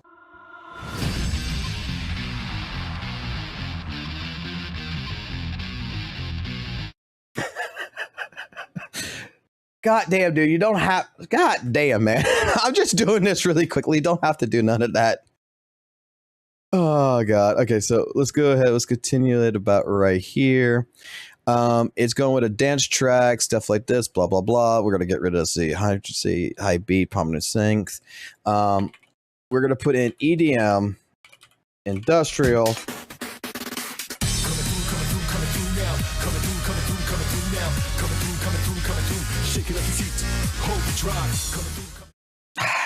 Thank you for subscribing to the channel. I don't think Rock with V thing. I wanted to try dubstep, actually. I remember I wanted to try dubstep. Let's do these three in here. Let's see. Let's see what it does. Either it works or it doesn't work. We'll figure it out as time goes. We might even just change it to a full fucking rock theme. Surprise, motherfucker.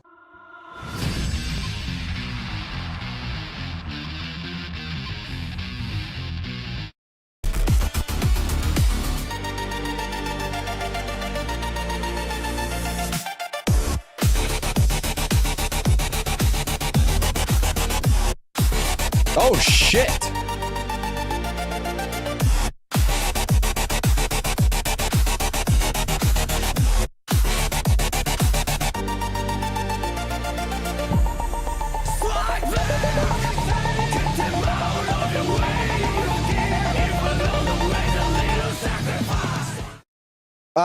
Thank you, kid. Also, for becoming a proxy. I'm just working right now on a Banyu song real quick.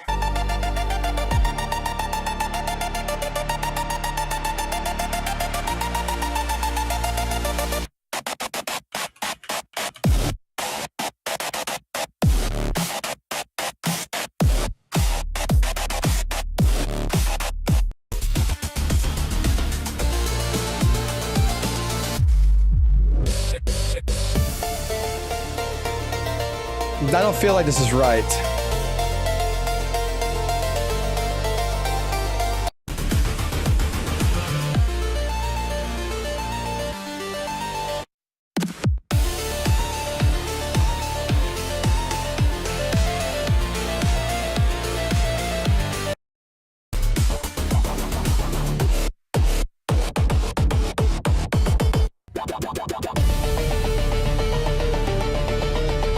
Let's take the dubstep out.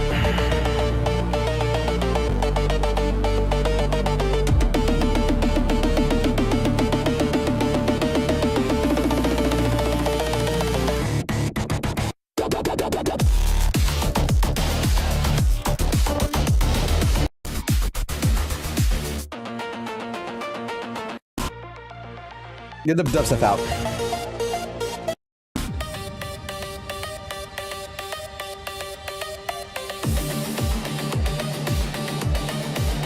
Hold up.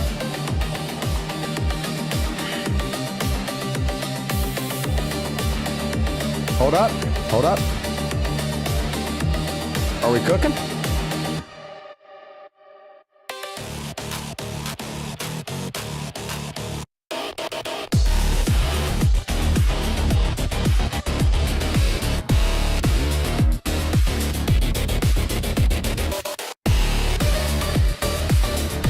Are we cooking?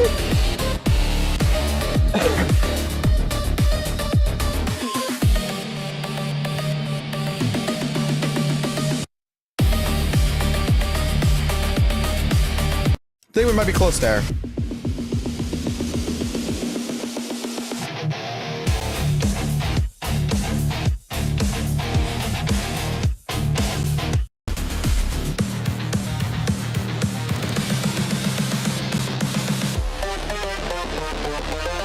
No.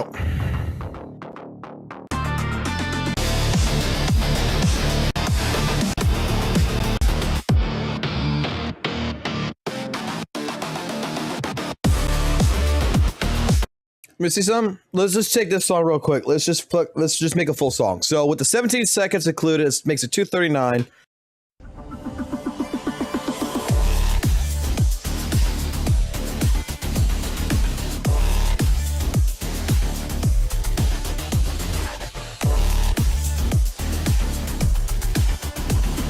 You know what I need, actually? You know what I need? Hold on. I need something for this. Hold on.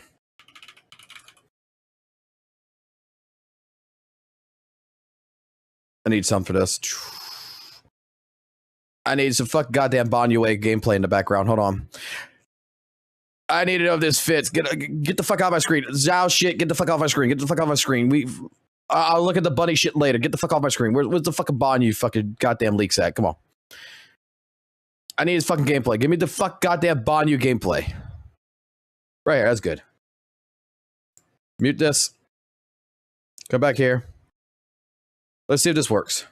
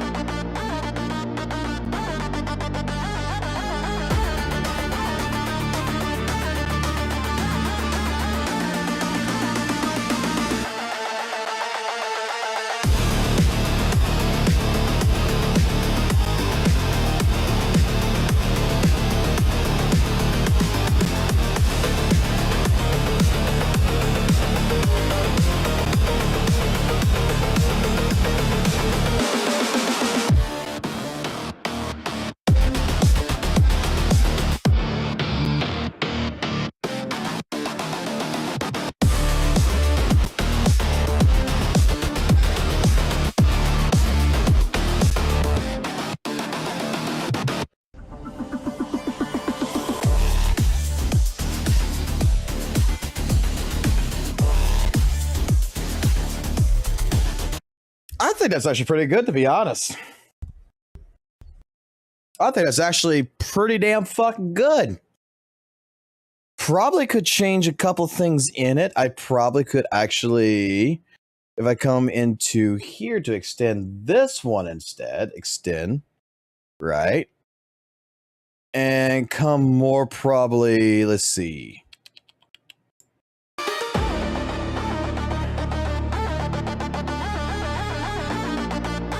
Like, I like the slow part, right?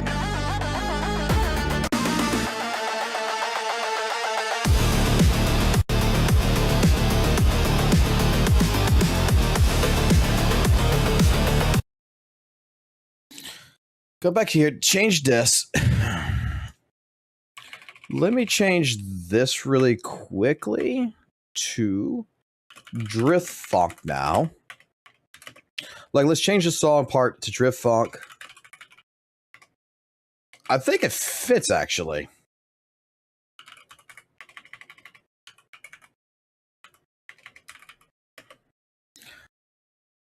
Do like this. Let's try to change the tempo a little bit.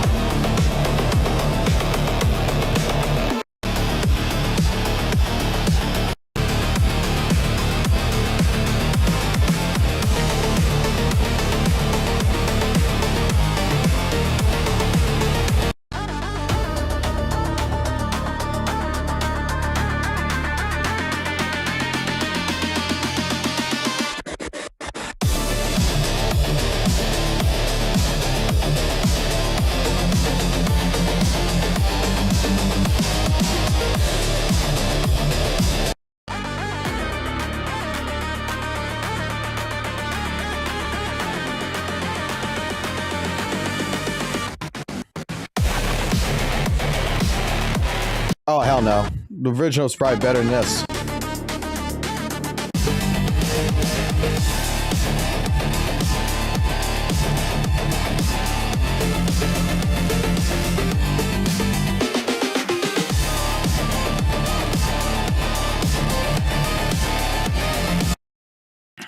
Probably still better the other way.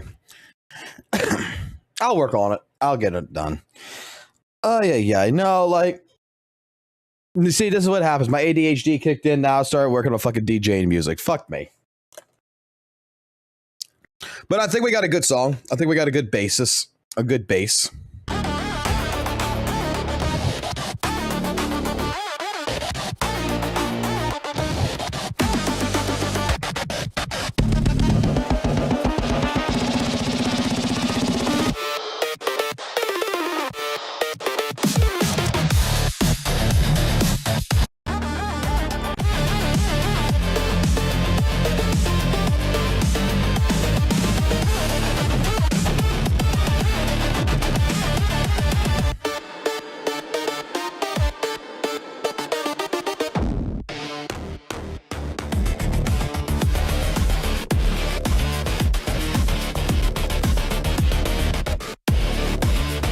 It's trying to keep it at 40 seconds, which I don't like. I want it to do like another minute.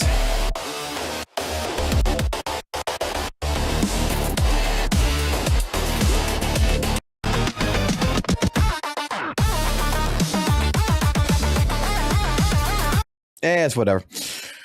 It is whatever. I will. Where's the full song at? Where's the actual full song at? I want to keep the full song. These are extended. Which one's the full song? The full song actually hit pretty fucking hard. So I want the full song right here. This is the full song.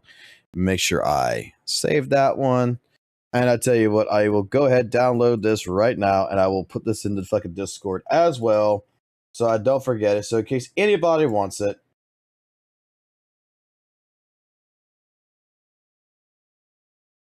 In case anybody wants this one as well. This is the thing.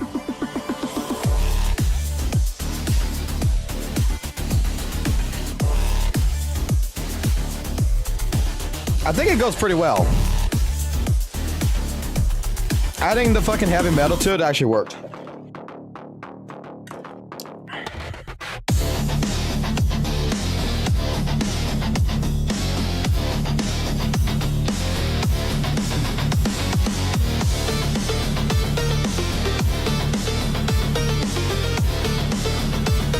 sad part is I'm starting to get into fucking funk, and I never thought I would get into funk. I'm getting into funk right now. God damn it. I was never one that grew up that listened to something like funk. When I first heard funk back like 2 or 3 years ago, I'm like, dude, this is just fucking noise.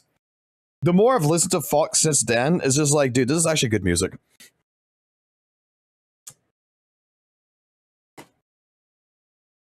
But god damn, man. Like I said, I'm just gonna say really quickly, like, in all honesty, this is just absolutely so dumb. So fucking dumb. At least I could tell you St. Tonis at least played ZZZ. This is the one thing I can give him credit on. He's at least played ZZZ.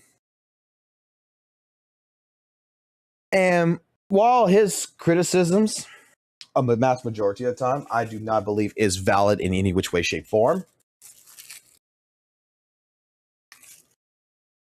at least I can give him credit. He did at least play it.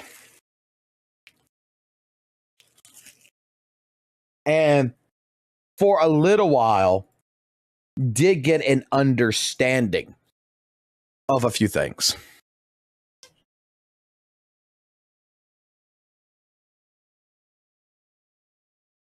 Okay? I think we can give him that credit, right? Right? I think we can give him that credit. That there is a good, at least, time period that he did understand a good bit. But holy fucking shit, man. I don't know.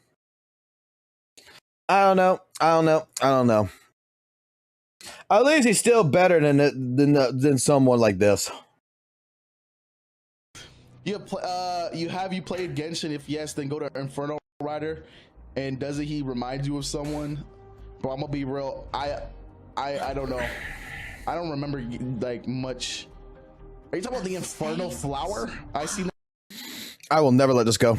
I will never let this go. The secret is, all right, listen, so I bought an account. All right, I'm gonna keep it a buck. I bought an account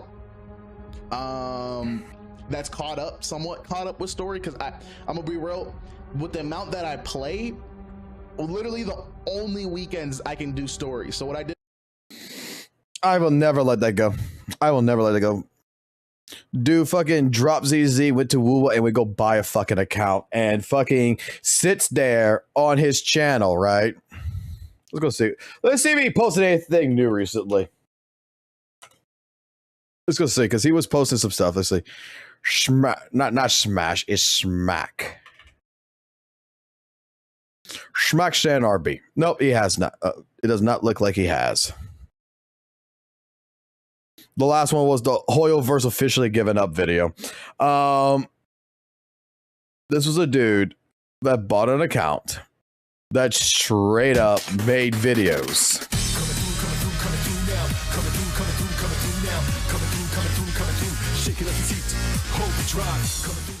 I appreciate the subscribe. You don't have to subscribe. You can hate me. That's fine. You can all hate me. I'm an asshole. I completely understand this. This was a dude that fucking legitimately bought a fucking account for Weather and Waves, right? For the single fucking purpose to go ahead and make content on this shit. New to your channel, how's stream going? Going pretty good. We're talking about drama. I'm an asshole. I'm an asshole fucking live streamer who talks about drama. And for some reason, my chat is actually fucked up right now. Let me find out why my chat's fucked up. Let me open a whole new window for you guys. There we go. New window so I can see. Last thing I see is it actually loading? Is this actually working? Let me test, because it was freezing up. Oh, it's working. Straight up goes ahead, fucking buys a fucking account just to make the videos like this. And log. I always keep it real in my videos, but I just got to come out on the record and say it. Wuthering Waves is a phenomenal game that I wish I'd give a proper shot earlier. Now, I get it. The Wuthering Waves audience and the ZZZ audience Oil and water, they just don't really mix, like, at all. It's like trying to get a turn-based enjoyer to appreciate real-time combat. It just really ain't happening. And let's be honest, we all know who's to thank for that. That one man, Mr. Saint Tontas. The ZZZ audience has PTSD anytime his name comes up. Y'all hear Mr. Tontas and instantly half the... Let me tell you something really quickly, right? The first line in this video was fucking bullshit. That, oh, ZZZ in Weather and Waves is like oil and fucking water. Let me explain something to you. It's not. I have actually stated this, that ZZZ and Weather and Waves actually complement one another very fucking well. That they both give you exactly what the fuck you want that ZZZ and Genshin can't give you together. It gives you high action, fucking adrenaline combat, both games.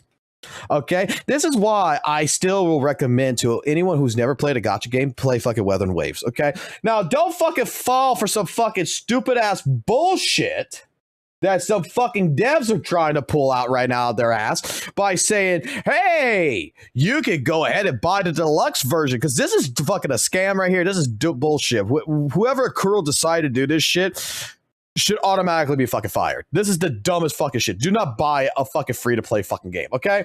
So if you're going to be new to fucking Weather and Waves and you see it on your local GameStop shelf over there, don't fucking buy it. It's fucking worthless. It's a free-to-play game. Do not buy a free-to-play game in your fucking life. Anyone that tries to sell a free-to-play game, even fucking Hoyoverse with fucking Honkai Star Rail, take that shit, throw it in the take that shit, fucking go to your local GameStop and hide that shit so that way you could save someone some fucking grief. Try to sell some brick pretty fucking much. Does ZZZ even have its own Saint Tontas? I guess I could be that guy. You know, call me Fox Tontas. Weather Waves is shit. It's a trash game, but ZZZ so much great. Dude, I can't fucking do that. I couldn't fucking do it. I gotta be real, man. Like recently with my videos, I stopped actually scripting them. I actually stopped scripting my videos recently. Like, I don't want to come off where it sounds like I'm fucking trying to push an agenda. I just want to talk about my thoughts. And that's just how it is. Like, ZZZ is not a bad game. Weather and Waves is not a bad game. But getting back into what I was talking about here. This is a guy that legitimately was a ZZZ content creator, right? Started 1 year ago with 1.4, revived players' interest.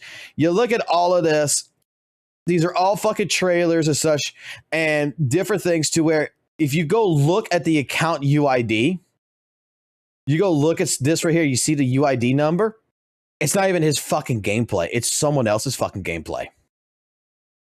Like this one right here, you can even tell with the fucking decibels and everything is in a different fucking language. It's not even his gameplay. He doesn't even credit the people who fucking play.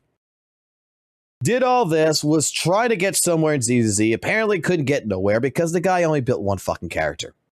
When we looked at his account, when we finally was able to go into his Alice account and look at what his account was built like, and then we checked it on Internock and everything, we found out he didn't build his characters and everything.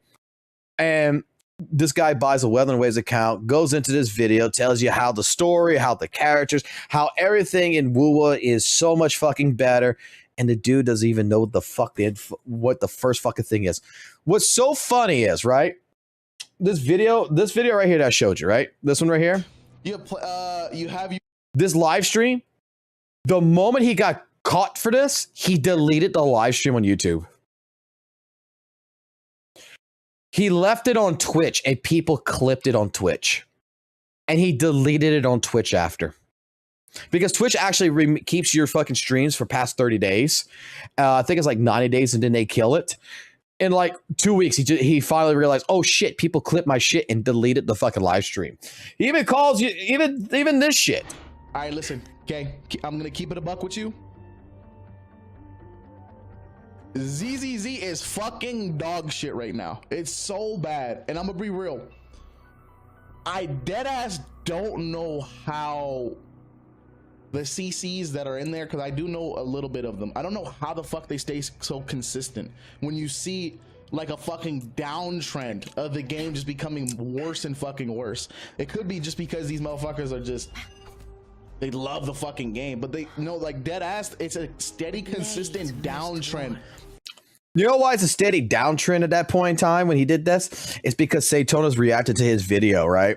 And his video popped off. That fucking video right here for 39K, it popped off. So he was talking all massive shit at that point about ZZZ as much as he fucking could because he needed Saint Tonas to fucking watch his shit over and over again. And then when Saint stopped watching his stuff, you can just tell that it just didn't get no more 30K video views.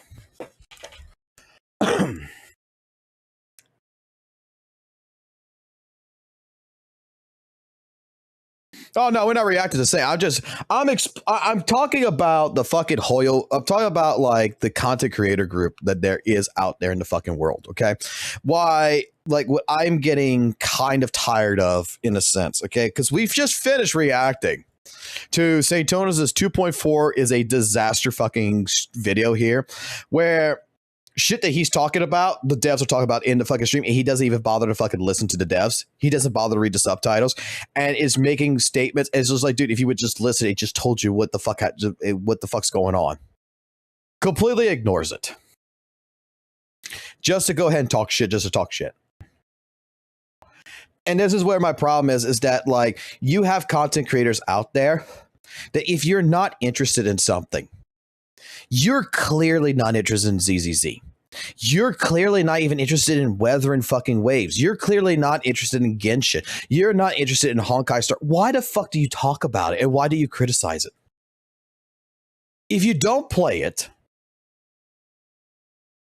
you don't like it, then why are you fucking talking about it?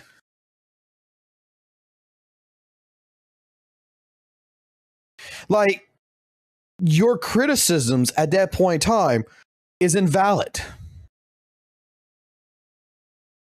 If you're a person that's playing it, but you're completely fucking biased and you're just playing it, and you're hurting yourself, then you're hurting yourself. You're mentally destroying yourself. You're not mentally happy.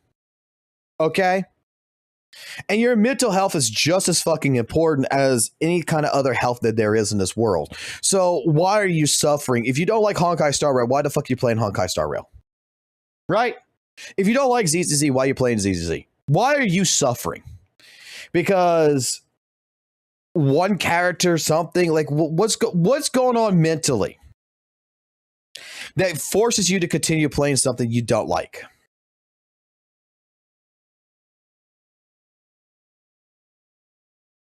Yeah, I know his video is for the Hoyo haters. Okay, it's an echo chamber, right? It's an echo chamber. This is the same person that even in his own community, in the Weather and Waves community, right? That the last 3 fucking patches he was bitching about no combat events, no nothing, and WUWA is based around the story. It's based around slow periods.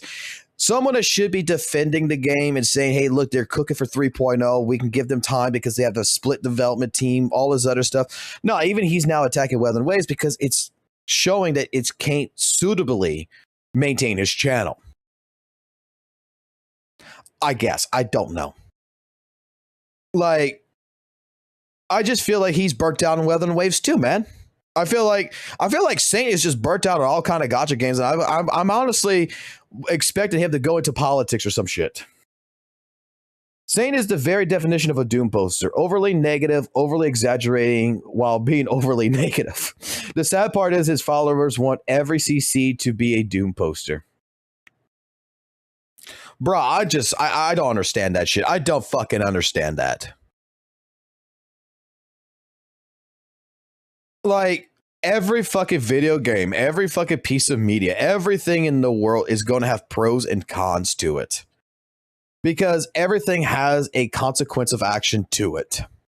You update something, you nerf something, you change something, it's going to have a consequence. Right? Nothing in this world is fucking perfect. Nothing.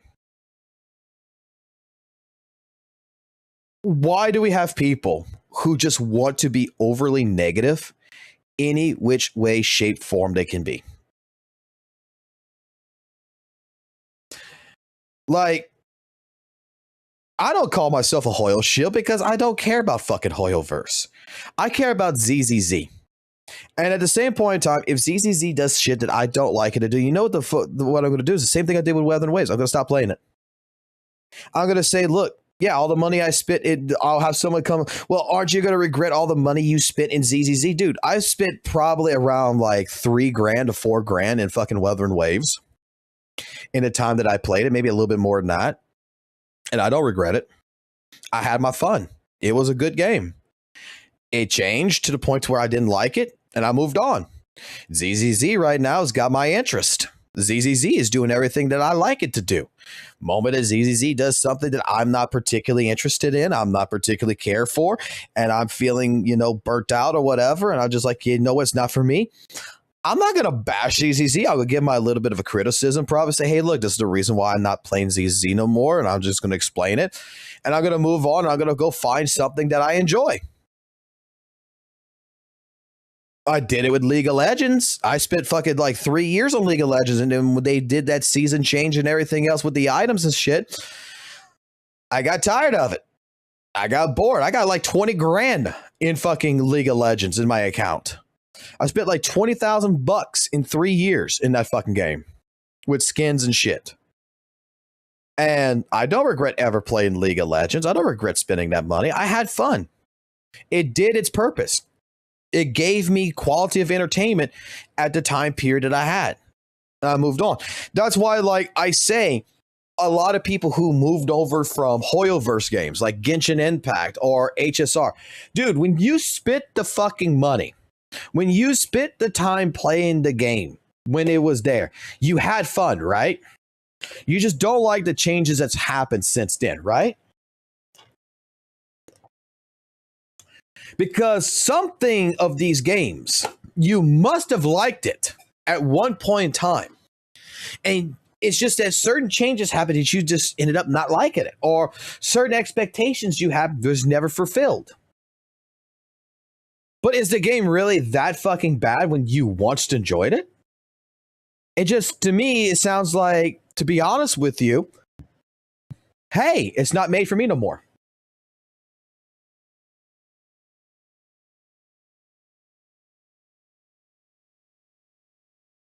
Only 3. I'm 10 years deep into League and 20 deep in WoW. I finally quit.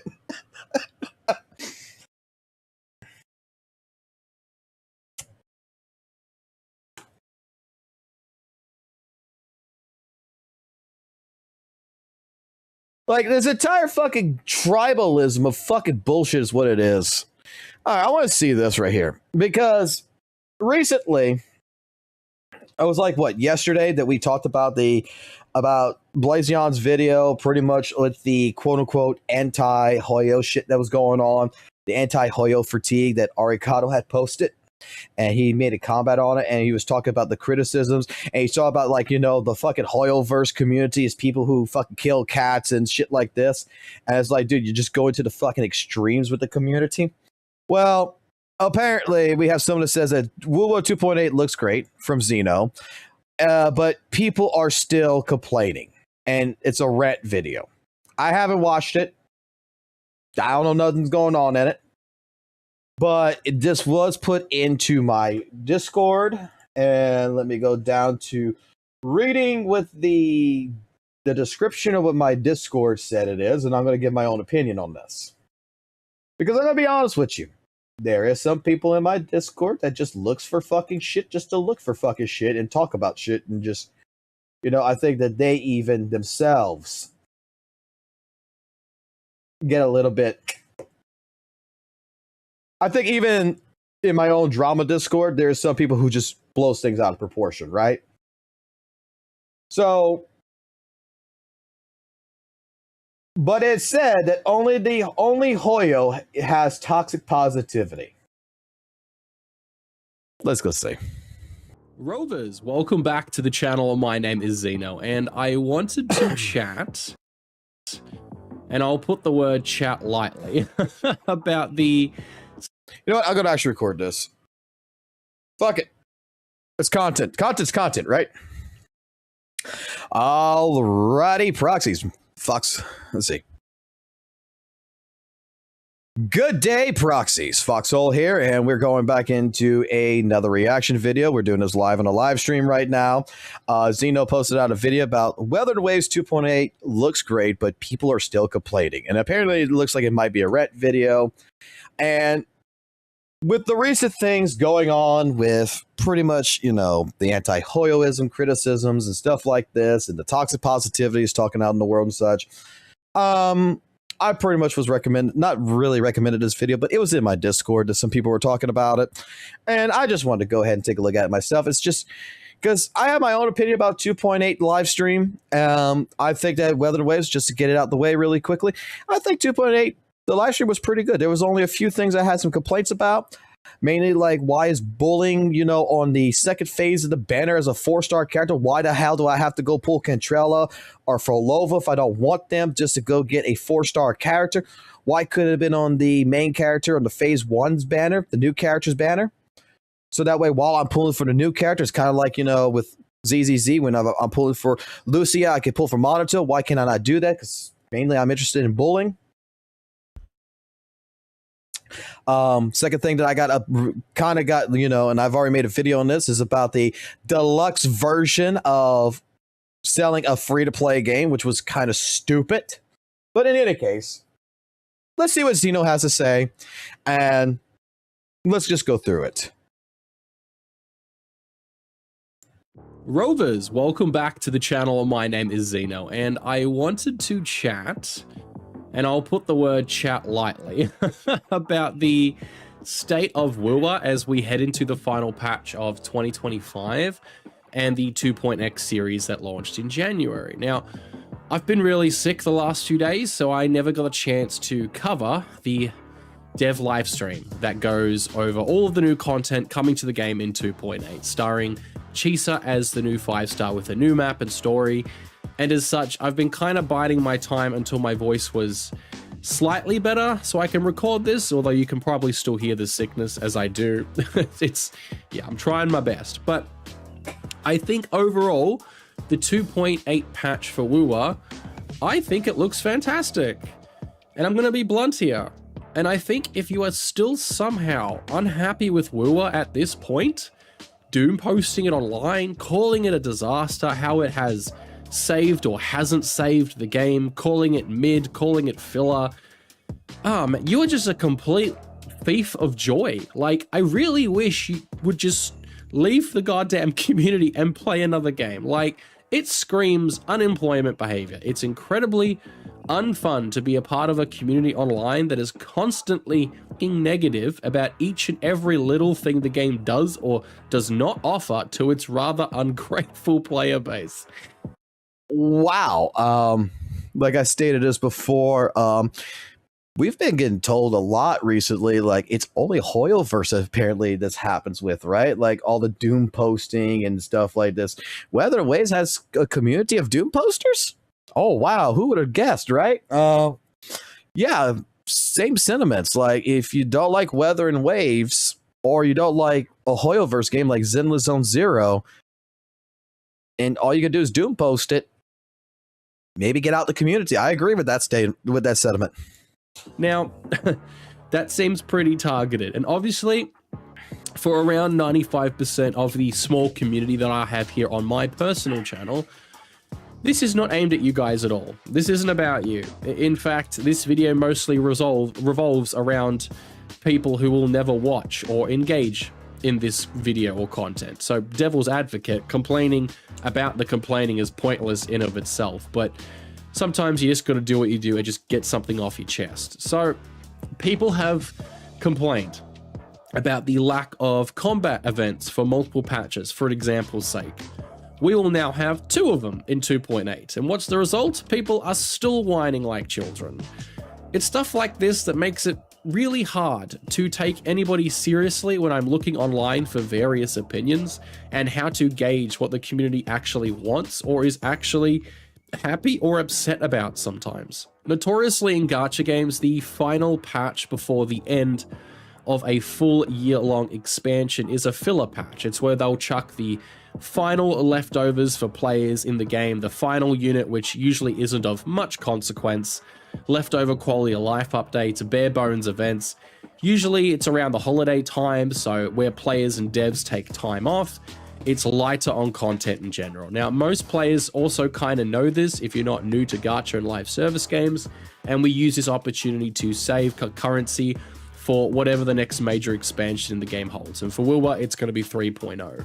Patch 2.8 of Wuthering Waves is like anything but that. It's got a brand new main story, of what is presumably a brand new main story, as it takes place after the events of the finale. Back with the Black Shores, where we left off, it has a new, and I dare say utterly stunning looking map. It is based on like semi-Japanese style life with like flora that looks like sakura flowers. It's super bright, vibrant colors, hosted by like a cliche Japanese student main resonator that we can summon in Chisa, which she will be a very strong resonator for dot-focused teams like Karathi and Zani current, and also maybe more in the future, as they are also restructuring the negative status effects system. So going into 3.0 onwards, we can safely assume we'll finally get units that actually have stuff like Fusion Burst, Glacio Shafe, etc. It's got multiple and engaging events from at least 2 combat focus events, which I've mentioned. For those really quickly, let me just pause right here and let me talk about something here. So, like he's talking about right here, this is something else with Wuthering Waves 2.8 that, you know, I find is funny, but I want to hold my judgment on this one, but I'm wondering how the new negative stats effect changes are going to affect the 1.0 characters. Because negative status effects that we only have in the game, correct me if I'm wrong, but that is Spectral Frazzle and Area Erosion. And the only characters that really do this is going to be Phoebe, Zanny, Kokona, and Karthia. So if negative status effects becomes a prominent thing coming into 3.0, unless otherwise maybe they do something with the characters to give them, like, you know, what ZZZ is doing, a buff, would this not be, correct me if I'm wrong, if new characters come in and they're going to be doing more, and they're going to be based around negative status effects, Havoc Bane, Fusion Burst, the Glacial Chaff, and all this other stuff, would that not make a lot of the characters in Wuthering Waves not power crept? I'm just saying. Because one thing about 1.0 Wuthering Waves that I made a statement back then, and I know that some people took it in the wrong lighting and called me retarded for this, but when I was doing the content and I was playing it, I was saying that really, elements don't matter. This is from 1.0 to 1.4. Elements have no... This is not Pokemon. This is not a Genshin game. This is not ZZZ. Like, if I'm playing Aerial against whatever particular character there is, whatever particular enemy there is on this field, there's no advantage, right? There's nothing.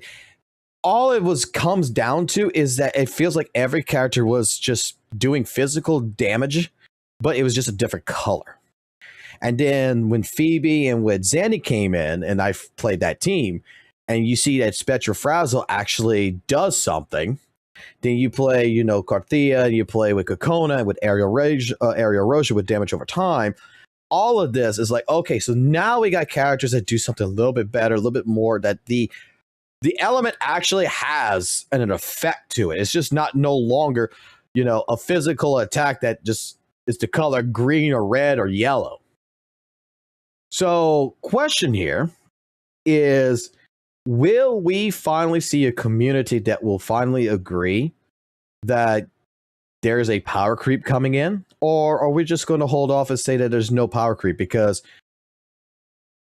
I mean, all I know is that Wuthering Waves in the community, every time I've gone through it, the wording that's been used is that there's no such thing as power creep in WUWA. When several different people who actually play the game has shown that there's multiple characters that do perform better. I just think that this just means that certain characters from 1.0 is really going to be, if they're not updated, we're going to see some bitch characters that prefer the combat, leisurely events for those that prefer scenic exploration or character stories, login events, a photo event, and also the patch will be slightly shorter as well, so there will be less downtime before we start the next.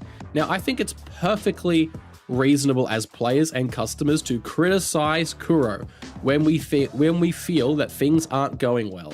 Right. Like, let's use some examples, like the aforementioned lack of combat events for multiple patches.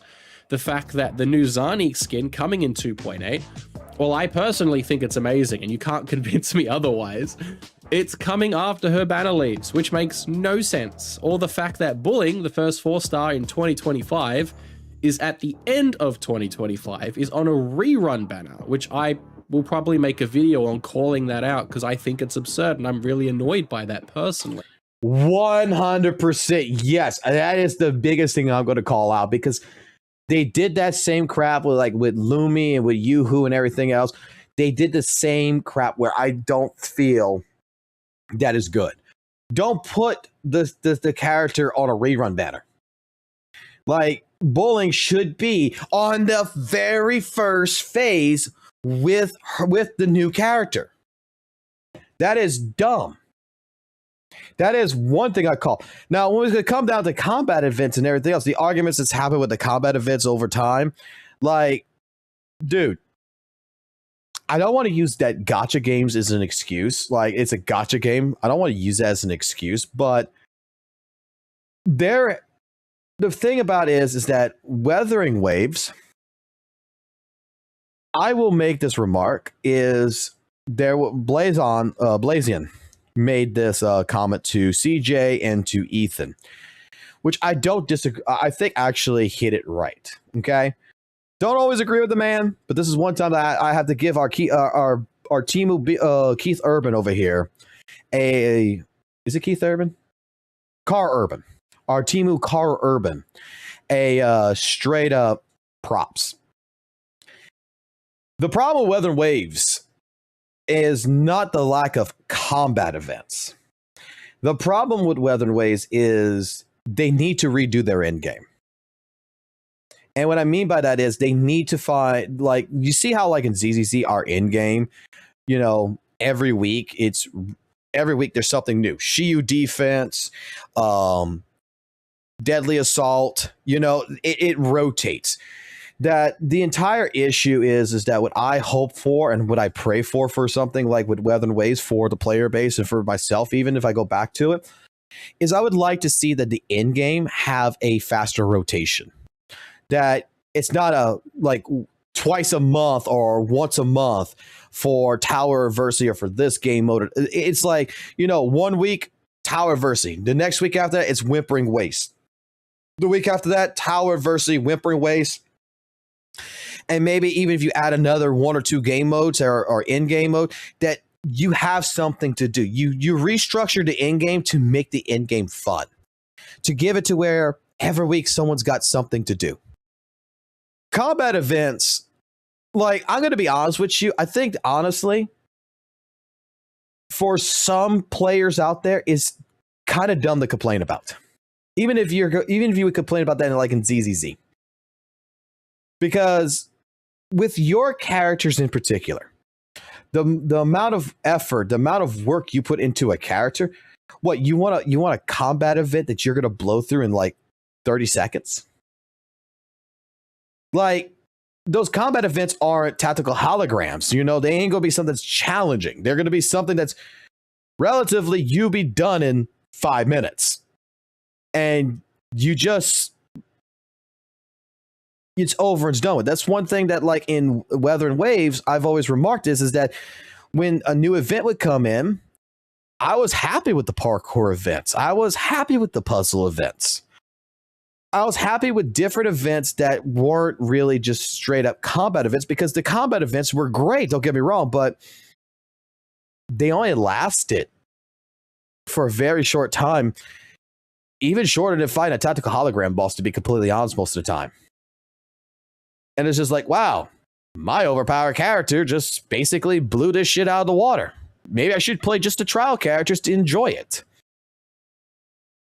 That's what my thought process comes into.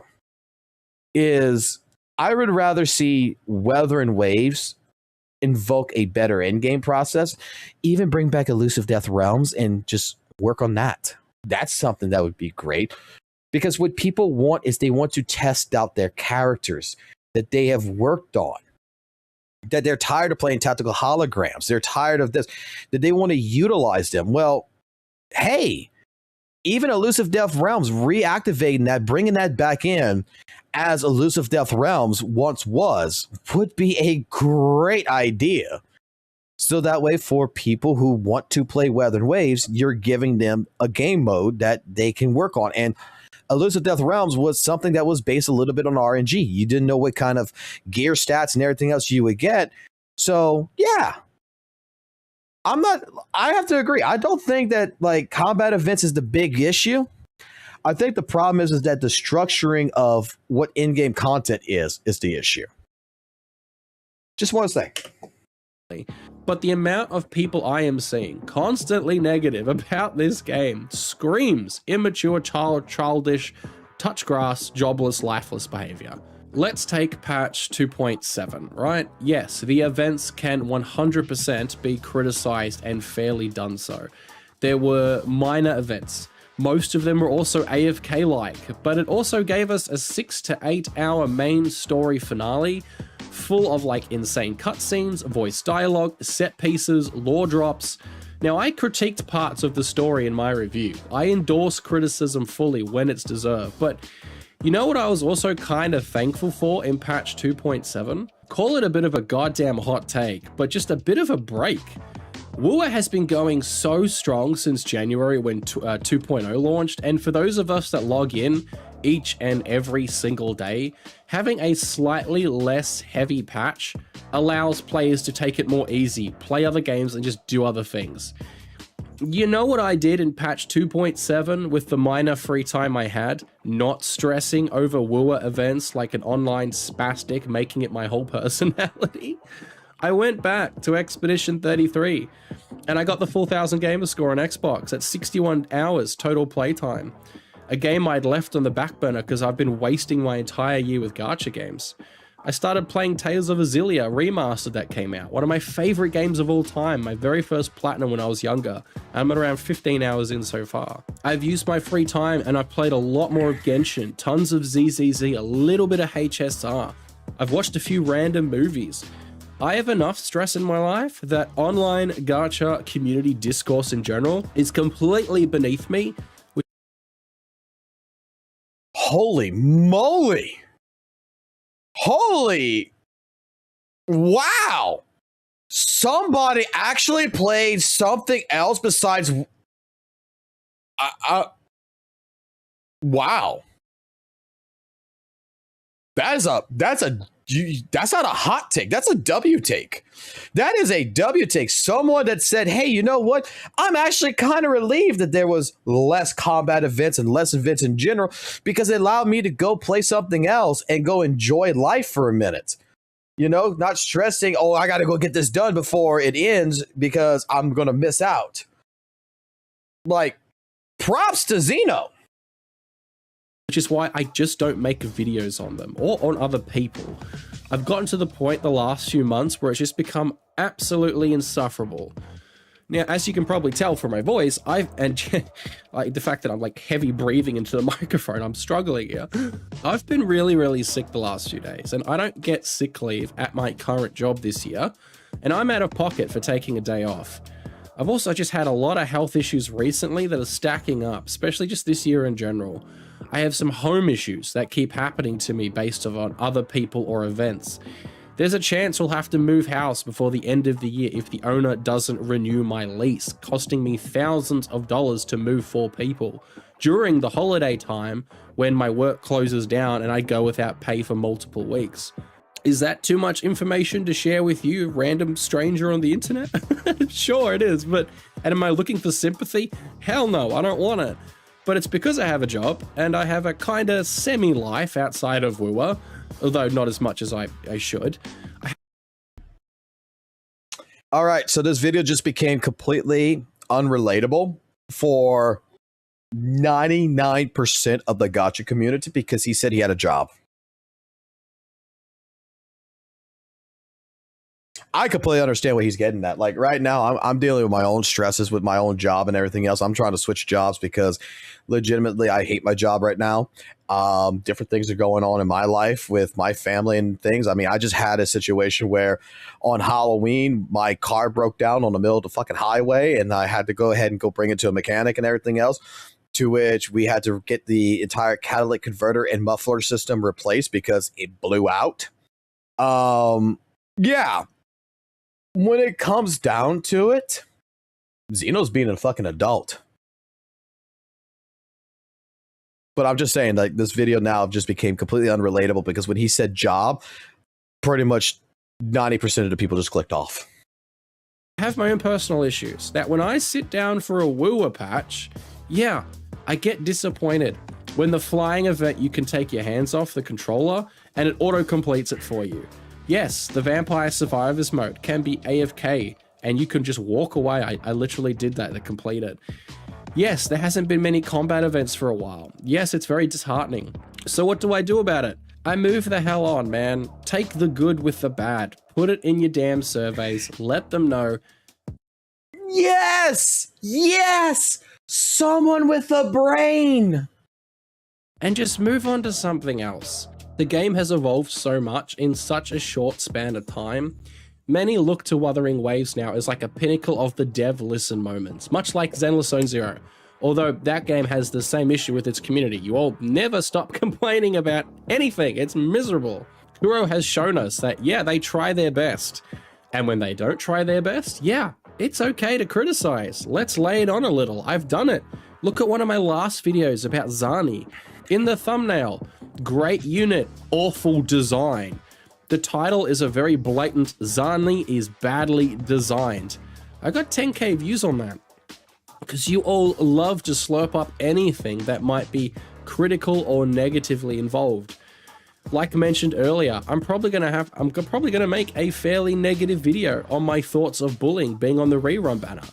The difference is it comes from a place of love, and I try my best to also be fairly positive. And I lay out the pros and the cons, and I try to have an upbeat attitude in the videos. Unlike this video, I'm being very negative in this video, I will admit. My other videos on the channel, a fun Q&A and a progress report video that people used to like watching, not even 1,000 views on either of them. What does this tell me? Positive content does not get rewarded, and positive sentiment does not get praised enough.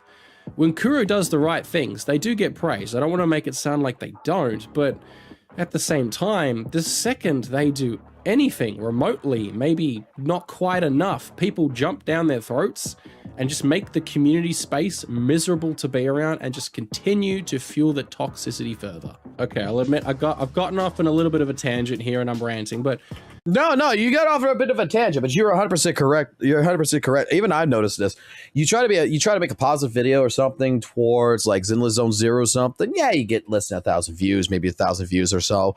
But the moment you hit something that's going to be critical, like if I go ahead and I make a video that says that ZZZ is the worst game known to men, and I go ahead, dude, that video is going to fucking get some fucking views on it because straight up, it's the gacha community as a whole, whether we like it or not. And this is something that you could even go back on with like the East versus the West argument. Okay, with the culture base. But in general, a lot of people of Western culture, we are a community, we are a people that love drama. We like it. We love negative. We love the negative aspects in the world more, it seems like, than positive. The reason why I say this is that when I was growing up, some of the most prominent shows that still to this day that's alive, from soap operas and everything else, is based on drama. You have shows like Big Brother House, like Survivor, everything. And no one's watching it for like, the good teamwork or something. They're watching it to see, okay, when is this motherfucker going to backstab this motherfucker? That is what they're looking for. And you know what? That's the culture we live in. It's okay. If you don't enjoy the game anymore, that's completely different than calling patches stacked with content mid and filler and empty and not worth your time, when sometimes they respect your time and allow you to do other things. I don't make as many videos as I used to, and I also just don't make many critical videos very often, which is clearly something that should change if I want to grow. The sad reality is casual content, positive content, helpful or practical, it does worse online. And that extends to people's opinions. When I see people constantly sharing negative opinions, yes, it's very easy to block and to mute, ignore, remove people in your space, but only by so much. It will always bleed through the cracks. And for those of us that are online, as much as, say, me, it's very hard to ignore it all. Alright, this video started off because of patch 2.8, so let's try and bring it back around as I finish up, sorry. TLDR. Being critical of things is a good thing. It's needed so products can survive the test of time, and communities can evolve and spread, and money can be made. There is a difference though, between being critical and being a jobless loser that has nothing else better to do than stir up toxicity online. Now I'll admit, I'm a bit of a loser, but I'm a working class loser for the last 15 years, so I at least have that going for me. Also, gacha games aren't meant to be mained as the only game you play. They are time wasters in between other real games. Gacha games are designed to be played sporadically, played partially, or enjoyed in small doses. It's okay for live service games to have smaller or quote-unquote bad patches, and it's okay to critique them when they are doing something objectively bad and voice your opinions, as my throat gives out.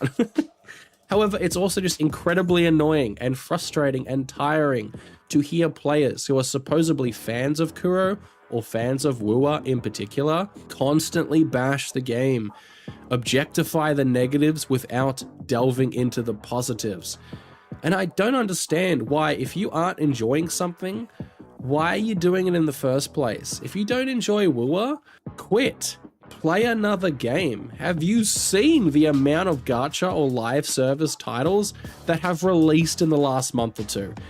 It's ridiculous. Like, not even including all of the real console games or PC games that this year has been released in 2025. Like, it's staggering. Some of you guys can't see the forest through the trees, I swear. Anyway, voice is tired and sore. I gotta go edit. It's like 5:40 a.m.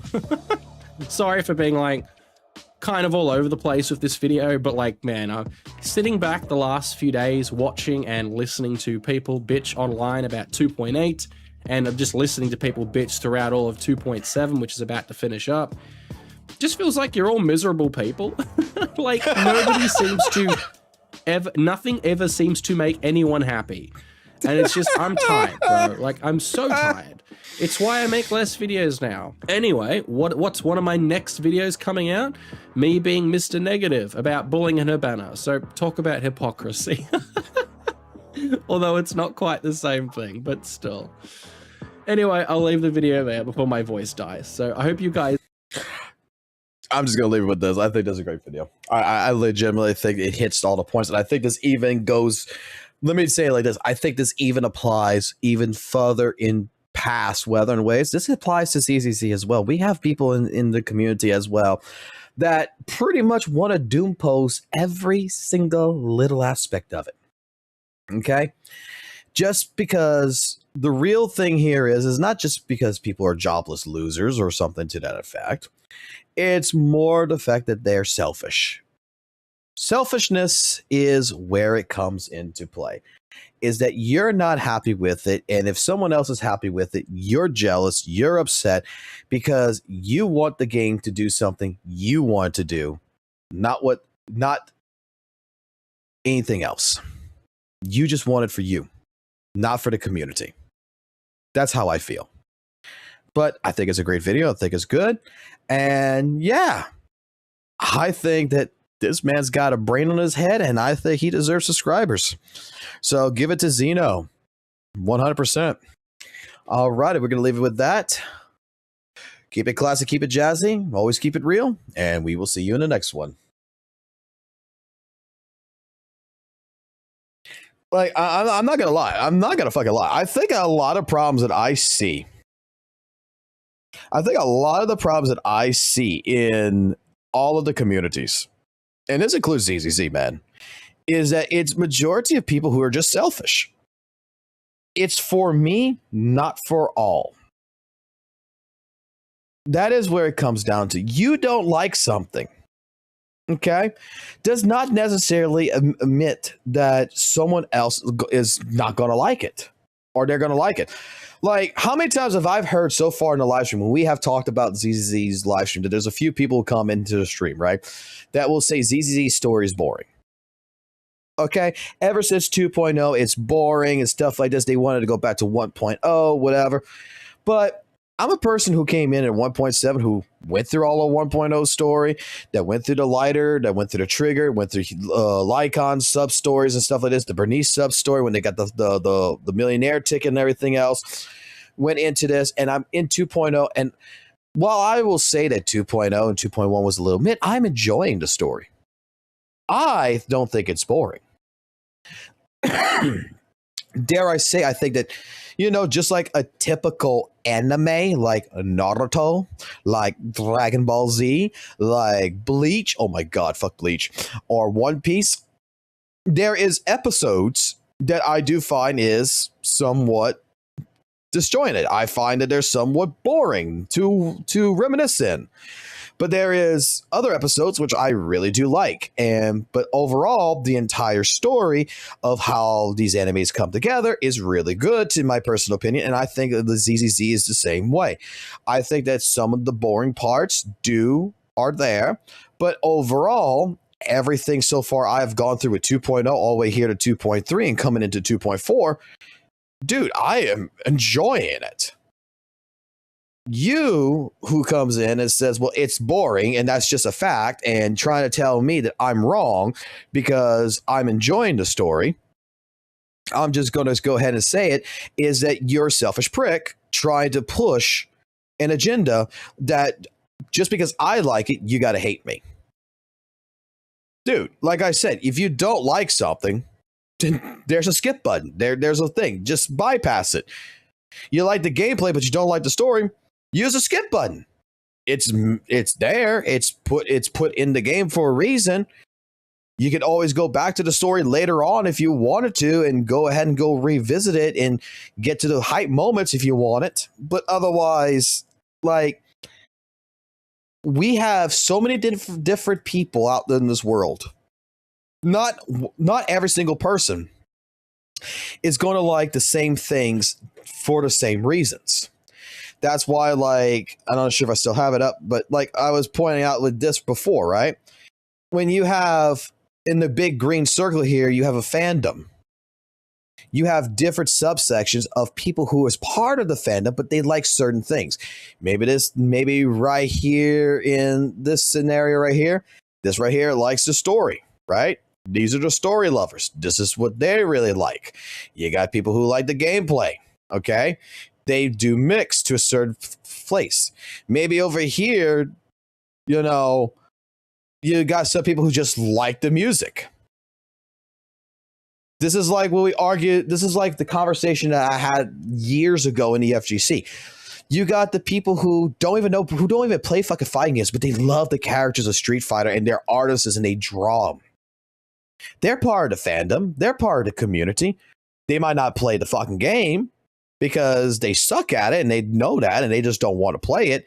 But they're artists that love the characters. They love what's going on. They draw Chang-Li all the fucking time. I mean, Chun-Li all the time. You got some people out there who are musical artists that like to cover the music. That, you know what? They don't like Street Fighter, but they love fucking Guile's theme, so they want to cover it. You have a community, and this is the problem that I see with ZZZ's community, Weather Waves community, Genshin's community. You got toxic waste pits in there. First and foremost, every fucking community's got a fucking toxic waste pit. You can't name me a single fucking game on the fucking market that does not have overly obsessed fans that is going to be toxic positive and is going to be the toxic waste pit that's going to ruin everybody's fun. Even fucking Yu-Gi-Oh! Has got the fucking goddamn nerds that don't fucking take a bath with the buck fucking teeth that's gonna sit there and try to fucking tell you the entire fucking lore of fucking Yu-Gi-Oh! Okay? You got those motherfuckers. But the thing that comes down to it is that you have people in these communities that is part of a subsection in here that the game is made for them and them alone in their minds. And when that game does something that they don't like, they start complaining. They start hating the game. They start becoming biased to it because they're selfish. They can't see the good that it's doing for it. Okay? And these are the people that you say, hey, if you don't like it, you know, go play something else. Go play something you like. Apparently, that is the wrong thing to fucking tell those people. It is absolutely the wrongest thing. Now you're devil. You're the devil to them. But it's like, okay, it's like the simple solution. When we take a look at like deadly assault, okay, I've had this conversation with a few people. There's some people I know of that fucking hate right now. They are a fucking absolute fucking, they were fuming about the Wandering Hunter, about Defiler, about Miasma Fiend, and about the Miasma Priest for one reason and one reason only. How to obtain the performance points. They find it's too fucking easy. And we got into a huge argument about this on Discord. They're like, dude, this is just way too fucking easy. ZZZ is supposed to be fucking hard.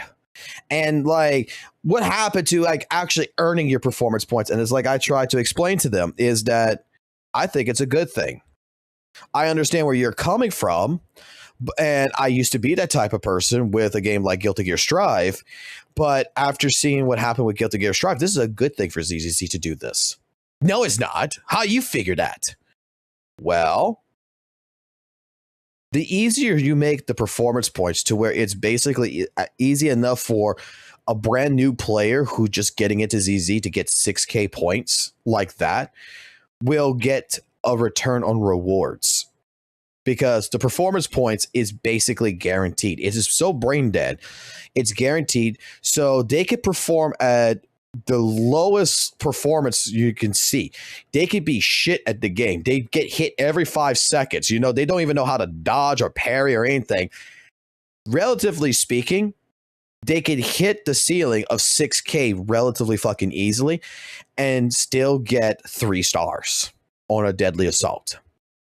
Then at that point in time, you see it to where these people also, because of this reason, for people who can get past that, 14K to get all your Polychrome rewards, the actual clear on ZZZ is in their grasp. It's not too far for them. Which this makes it easier for the casual player who thinks ZZZ is such a skill-driven game. You're lowering the skill for those players. Well, they shouldn't lower the skills for those players because you know why? Those players need to learn to get good. And I'm like, that's not how this world works anymore. It's not how it works anymore. I would love to say that all the fucking time. Like, dude, just get fucking good. Okay?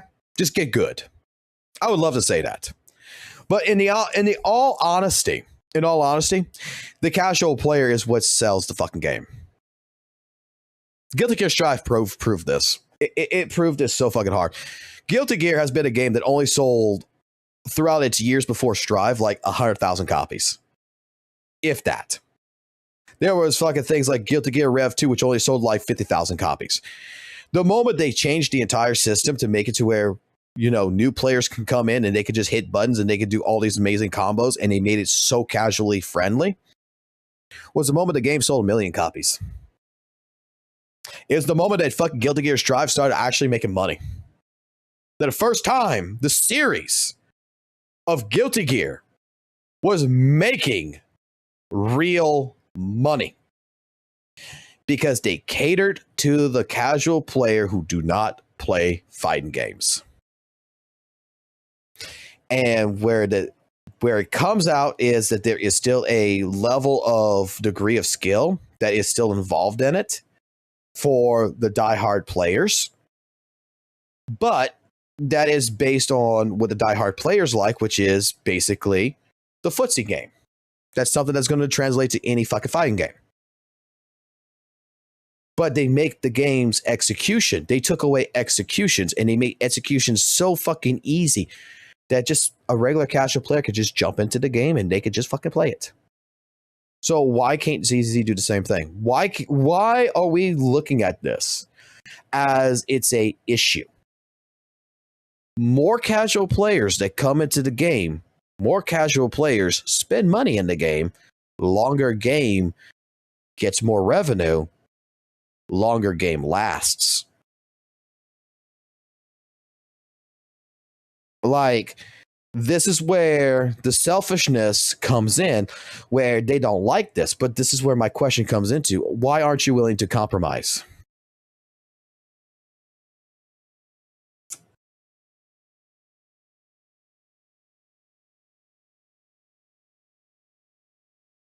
If people would learn to compromise, if people in general would sit there and learn to say, well, you know what? I don't like this, but it's okay because I could see that it will benefit the game with other players in the future and stuff like this, that you would have a better outlook.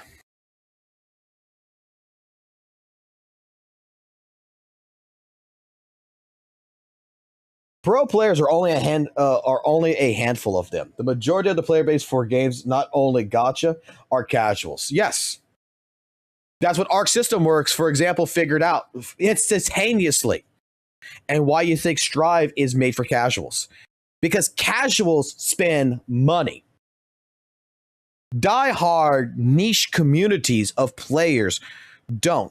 And I kind of feel, okay, that there is a certain part in the ZZZ community that is not Gooners and such. Now I'm starting to see this a little bit compared to a couple of months ago when I didn't see this. And everything that's happening in ZZZ is kind of showing this.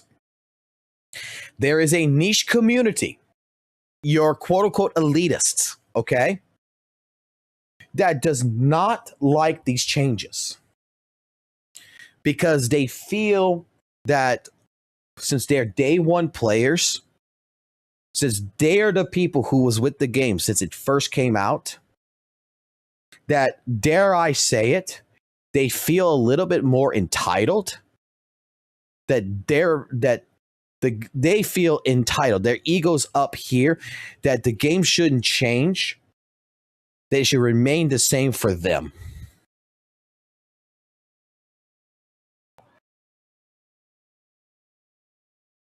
And I'm going to tell you, that is not the entire community of ZZZ. This is what a lot of the WUWA CCs, when they would talk about ZZZ and such, people like Mr. St. Tontus, people like Smacksan and everything, these are people who's bringing these type of people up and trying to say this is what the entire ZZZ community is, when it's not. You know what I think the entire ZZ community really is?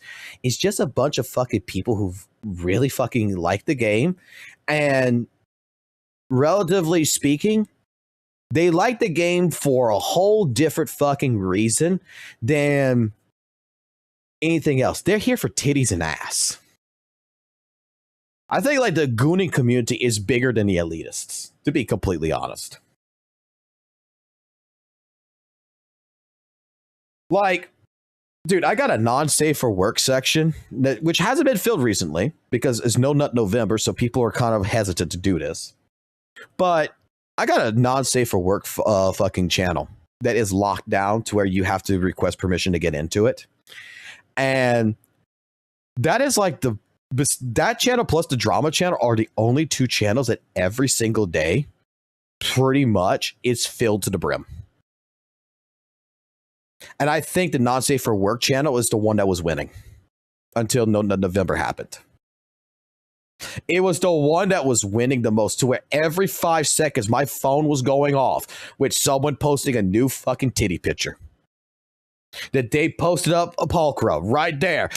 And you got people commenting in it going like, I want Cubs with that bitch. And it's like a fucking entire fucking thing of fucking like 30 fucking people that is just gooning to this shit.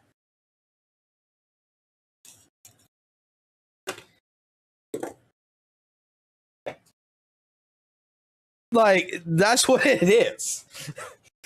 Like, and then after that, it just like, okay, it kind of died off right now because it's No Nut November because no one's filling it up right now because people are just like, dude, I can't break, man. It's No Nut November. I can't break. Okay, we're going to calm it down a little bit. But it still gets filled up. The drama channel, which is also locked down, which the only reason why it is locked down in my Discord, to let you guys know, is because there are some people who I don't think can handle drama. That you need to ask permissions to get into the drama channel because it is not moderated. It's not moderated. That channel right there, if you and another person get into an argument and you're fighting against each other, I'm just like, I'm just going to be the type of person who's like, if you can't handle it, get the fuck out. And then there's some people who went in there that got completely upset because someone didn't agree with them, that they got into a whole entire fucking fight and ended up leaving the Discord and then coming back and shit and leaving the Discord and coming back and leaving the Discord because this person doesn't agree with me or this person. And then they start making up names. And I'm just like, you know what? We're locking down the Discord server. We're locking down the drama section here to prevent everybody from being able to go into the drama section because I don't want fucking people to go into the drama section and go get butt hurt. Because straight up, everybody's got a different opinion. And my thought process is if you cannot learn to agree with someone, you should be able to learn to be able to agree to disagree. You like something, I hate something, I can't see your point, you can't see my point, we can agree to disagree and we can still remain friends. But apparently that is so hard of a concept for some people, we had to lock down the drama fucking Discord to prevent that shit from happening because there is some people who I don't think is mentally capable of being in that shit.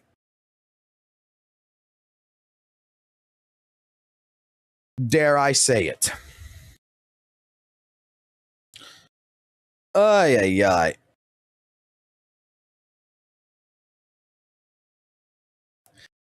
Arikado, I don't see how they could fix expiration. Let me see. So I've been putting this topic off for a while, but it looks like with recent events, I should probably get my thoughts out now since there's a confirmed shelf life on this matter. One of the major points of discussion in the version 2.5 developer talk for Zenless Zone Zero is improving the current design of the explorable areas introduced in version 2, which were, at least what I believe to be, meant to fill in the gap in the gameplay loop ZZZ had with the removal of the Hollow Deep Dive system, aka HDD system, aka TV mode. I already covered this in a much older video on my channel where I had no strong feelings of TV mode one way or another, but understood its inclusion as a cost-efficient way for the ZZZ development team to contextualize and create environments to fight and explore in that was thematic to ZZZ's setting and fit with the roles of the protagonists. Well, here we are now. TV mode is long dead, and in its place is this pathetic excuse of an exploration mode. Entire areas within the Lemnian Hollow which consist of being long, empty corridors with a handful of finite rewards to pick up and a couple enemy spawns that could be cleared in less than 20 minutes per area, with the only meaningful stuff to do afterwards is just running around and grabbing resources for the temple management minigame that no one in their right mind should be doing long after getting all the rewards. Resources which, by the way, are completely absent in the newest area, Time-Sworn Hills, which just really goes to show how much of an afterthought this content was when they really couldn't even be bothered to copy-paste some materials out here in bumblefuck nowhere. The only positive thing I can say about the exploration mode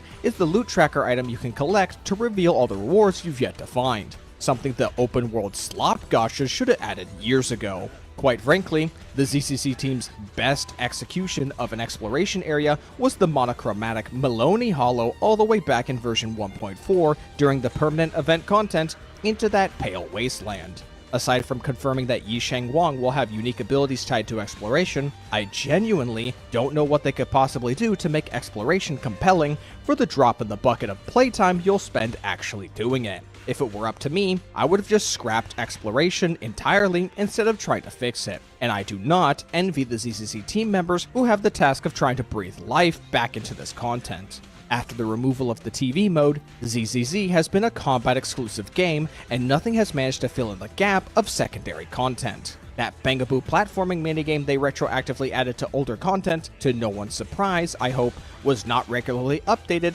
and has been slowly phased out in the more recent game versions. Because, of course this was going to happen. Its resource allocation for the ZZZ team completely eclipses what the TV mode took to design. Even if they could reuse block assets from level to level, I'll just say it again. Scrap it and try something else. As much as I would love to be proven wrong, all I can see to come out of the exploration mode in future versions is how Yisheng Guang's confirmed exploration ability will spark yet another wave of anti-Hoyoverse propaganda that will doom post to hell and back how it'll be just as bad as Natlin from Genshin Impact. Whether or not it actually will be is anyone's guess right now, but as it stands currently, the game is going to need a lot more than a soft relaunch to come even close to the tomfoolery found in the Nation of War and its Sons of Caldeon cosplayer posing as the nation's Archon.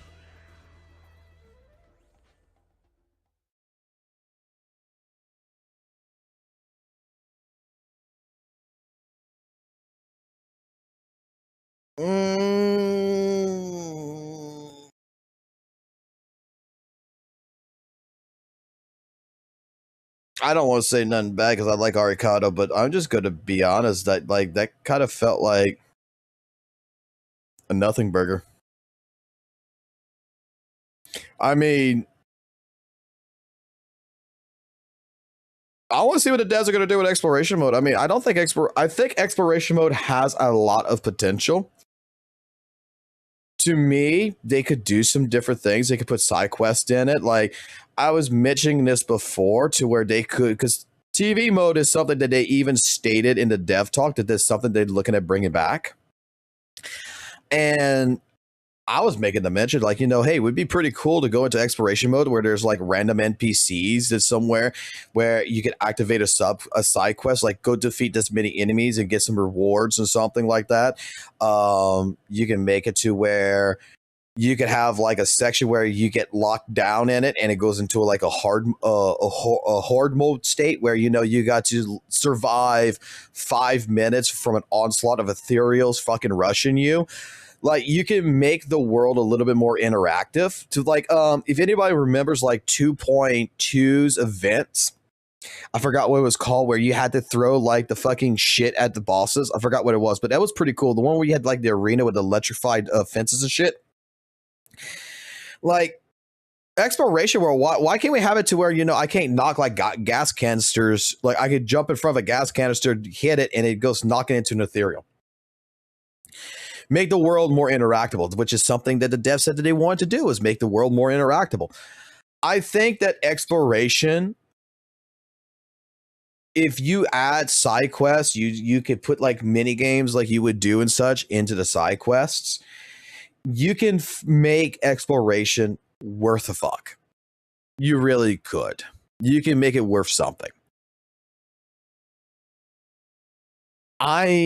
I'm the type of person that I will say, like, right now in the state of Sim, the biggest thing that I take from it, and I like about what I really do like about exploration mode right now, is that I could sit here, I could go run all of the exploration modes, all of the aerial center shit right here, go do all of this stuff, and I get like a bunch of, you know, W engine and agent logs, which are just the basic stuff. That just means that, you know, I have it built up and saved, so when the next character drops, that I'm not spending all of my main stuff. I can use all the trainer log shit. TV mode, I feel like, needs to come back into this. Hey, 500 plus 8 that nothing burger. Hey, it's fine, man. It's fine. No, I'm just saying, I could care less. Like just like you said, like I could care less if TV mode came back or exploration was here or not here, to be completely honest with you. They could take away exploration mode. I'm fine with that. They could take it away. I mean, I could see them expanding upon it, and I could see them going ahead and taking it out. Because at the end of the day, no, I think more people care about the in-game modes of straight up like Deadly Assault, Shiyu Defense, Hollow Zero, even the Unending Tower and such more than anything else. But I could see that the reason why exploration mode was implemented, and I stated this before, was mainly to try to attract open world player gamers. To be honest, it's fake. Like, this is one thing ZZ did that I gotta kind of again give them some criticism on this, but I understand the reason why they did it. They put exploration mode to try to be an appealing thing for open world gamers, but they left it at a linear status. And the situation here is that I don't think open world gamers are going to like it. If you're a person who likes open world, exploration, this is not it.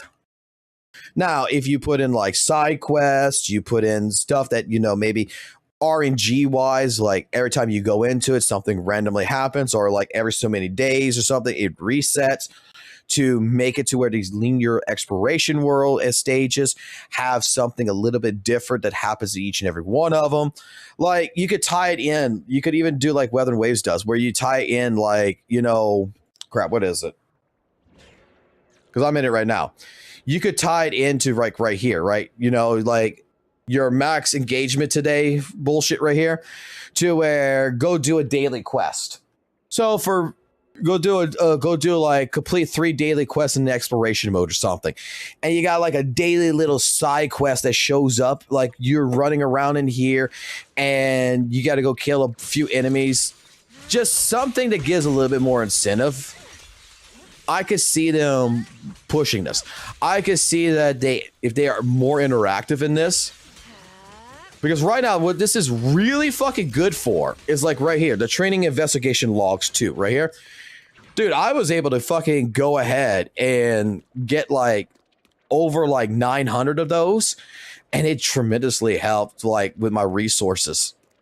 So you got something you could just sit here and grind. But I would love to see, like, you coming down the elevator right here. Elevator pops in, you come in the elevator, you pop out, you walk right here. It's like Devil May Cry, right? The fucking door right here, because you can see how they got like this right here. This locks down, that locks down, 2 doors shut down, and then it's for the next 3 minutes, you got to survive a horde mode, where it just throws ethereals at you. Maybe even a random mini boss or something, like the fucking clown fucker, the jester comes in, and you have it, and it showcases its fucking butt ugly face in there. You have it to where, okay, you exit out of that, you come here, and while you're still collecting stuff, you got like this right here, like a random NPC. You talk to the random NPC. I am stuck here in the hollow. I need to get the fuck out. And then all of a sudden, boom, you activate TV mode. Instead of this fucking bullshit with the fucking goddamn lock shit. This shit needs to go bye-bye. This shit right here, I hate this shit. These fucking puzzle shit, this right here needs to be TV mode. To where in the TV mode, you scout out a path to get the NPC out, and you can play it for a little bit, and then you do like 1 or 2 little combat fucking events, and you're done. And then you make all of these interconnectable and everything else. And I honestly, you make this into a beat 'em up game. Okay? Here's one big suggestion in all this, especially. Like, let's look at the map real quick, right? You make it to where, like, you see where I'm starting at right here? If I go here, there's a mini boss. If I go over here, there's a fucking mini boss. Make it to where it's just like a fucking beat 'em up game. You just fucking, it's linear. You got different pathings. You go in and you're just fighting things, but there is still some kind of an incentive. There is still like a wanted system. You know how they're adding the bounty system in 2.5 for people? You could put the bounty system in here. Be like, hey, you need to go kill 20 of these types of enemies, and you get 20 polychroms and like 10 or 5 investigate logs, and then so many fucking dennies. There just needs to be incentives in this world, and that's it. I'm going to trust. I'm going to trust right now with the devs in particular. I'm going to trust them that they're going to do a little bit more with this.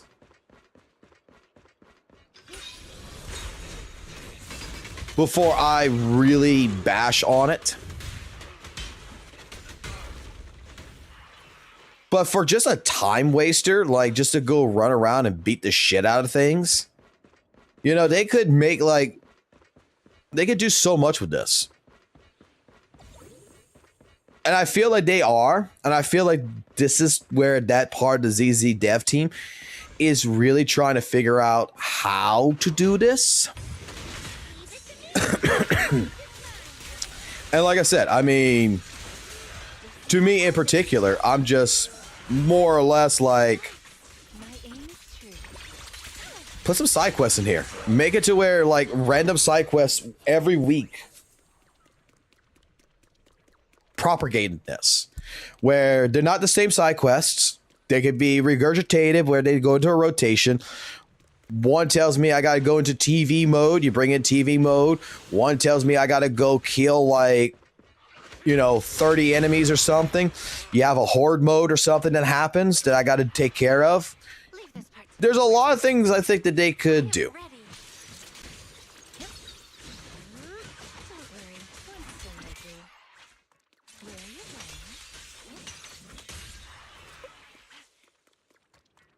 You could play fucking tower defense or whatever in here. You can make it a minigame. But like I said, like I would make it to where, okay, you clear something. One thing I would love to see in here, boom, you get locked down. You go past this right here. All right. You go up. You collect your shit. Boom, you're locked down. All right. Now I got to clear like 30 enemies. Done. Boom. You lock me down over here at the end. I gotta fight a fucking mini boss. It could be the Jester. It could be some bosses that we have already fought before. It could be my Aspa Joe thing. Like, I would even love it to where there would be like, and after you beat him, right? Like after you would beat him or something, that there would be like a little signal, right? Let's just think of this like a little platform right here. And you can go to it. It could be like, I want to fight my Asma Jane Doe again. And you click it and then you just fight it all over again. You can leave it as a linear world. Or the last option that I would have is make this a complete game. What I mean by this is make a beat 'em up game stage by stage where, you know what, it's like Devil May Cry. You get a score to end and you're just going through it from stage one. And here's a dumb idea, right? All your characters are level 1. You come here, you go to aerospace, you say, I want to start this kind of like Hollow Zero to a certain degree, but this is the exploration. You start at level 1. You make it a whole new game mode. You start at level 1 with your character. They are not level 60.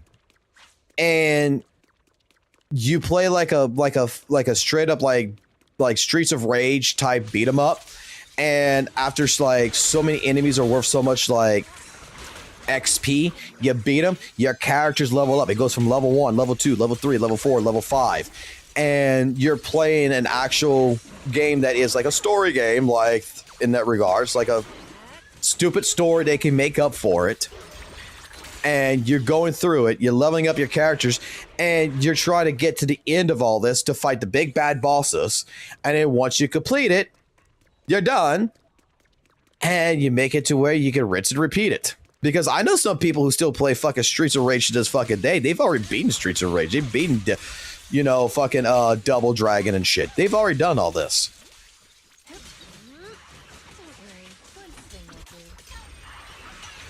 There's potential here. There is potential for this entire open world exploration or exploration stages. It's not really open world. It's a gimmick for open world. But I understand, and this is where compromise versus selfishness comes in. Some people don't like this. I'm a person who's not too fancy for it, and I don't care whether it stays or goes, right? Not really bothered either way. But this is a cost effectiveness to use to try to extend gameplay in the game and make it feel like it has more than what it really does, like TV mode was. Its cost effectiveness is tied to it, and they can make these stages and they can incorporate with the actual main story, so that way it all works together. I'm willing to compromise and say, you know what? I'm okay with it. Might not be my thing. Might not be your thing. But to someone out there, I'm pretty sure someone out there likes doing this every single day. I'm pretty sure there is someone out there who likes running around, collecting these things, that if they add a little bit more to it, they would be even more happier. And I'm willing to compromise to give those players what they want.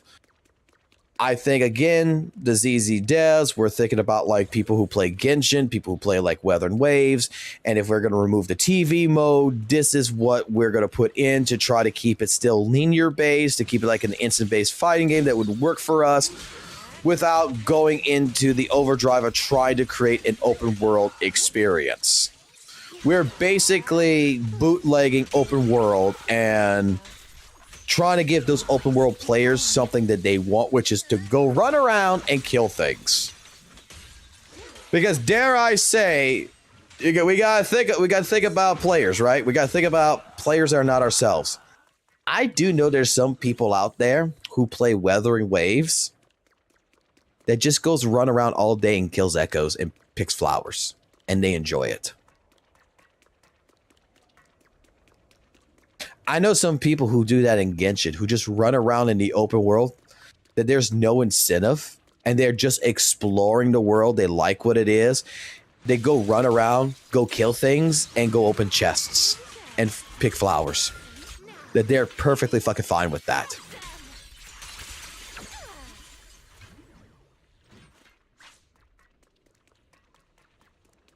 And that's why I say I am A-okay with compromising if this means that someone is going to like this and they're going to enjoy this. Let them have it. I don't have to have everything. I'm perfectly good with that.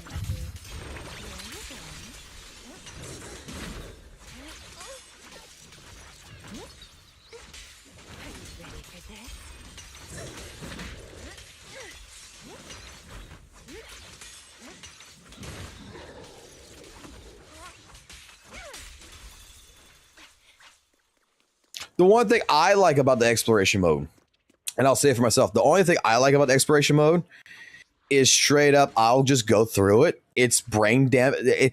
Like, legitimately, I could just, if you guys would actually like this, I would actually just run around here and just sit here and collect this. I would sit here, talk to y'all, because this is kind of brain dead just to go through. I could do this one-handed, and I can come here and collect, like you see right here, 594 of the investigator logs right here. I can collect 1,183 of this already. So that way, you know, where this is not as abundant, this is practically infinite. I can just keep collecting this, and that helps for when time comes to build up characters. That's something I like about it.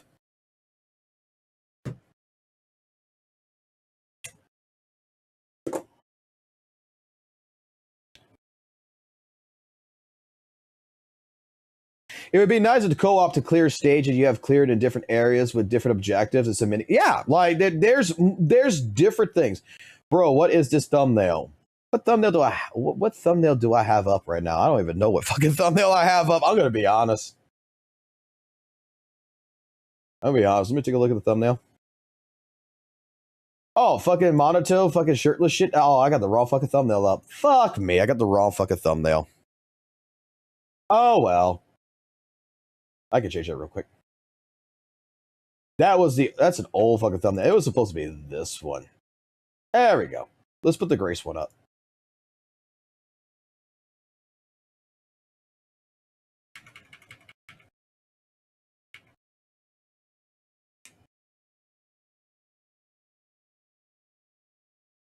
Let's see. Yeah, no gotcha game patch is created 40 days, lol.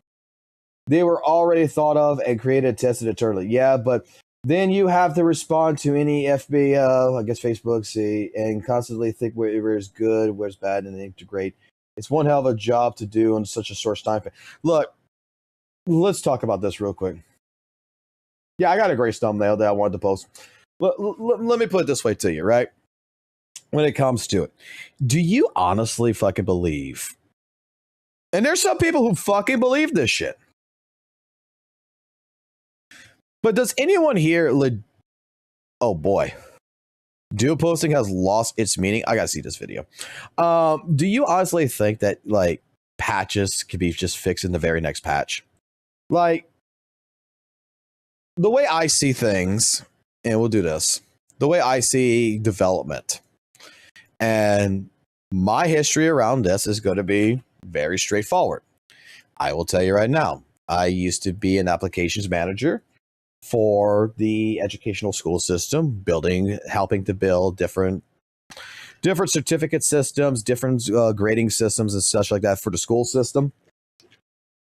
We were always making new software and we're always updating old software. So we were doing this all the time. And we had used the agile system to where we were doing a workflow for this.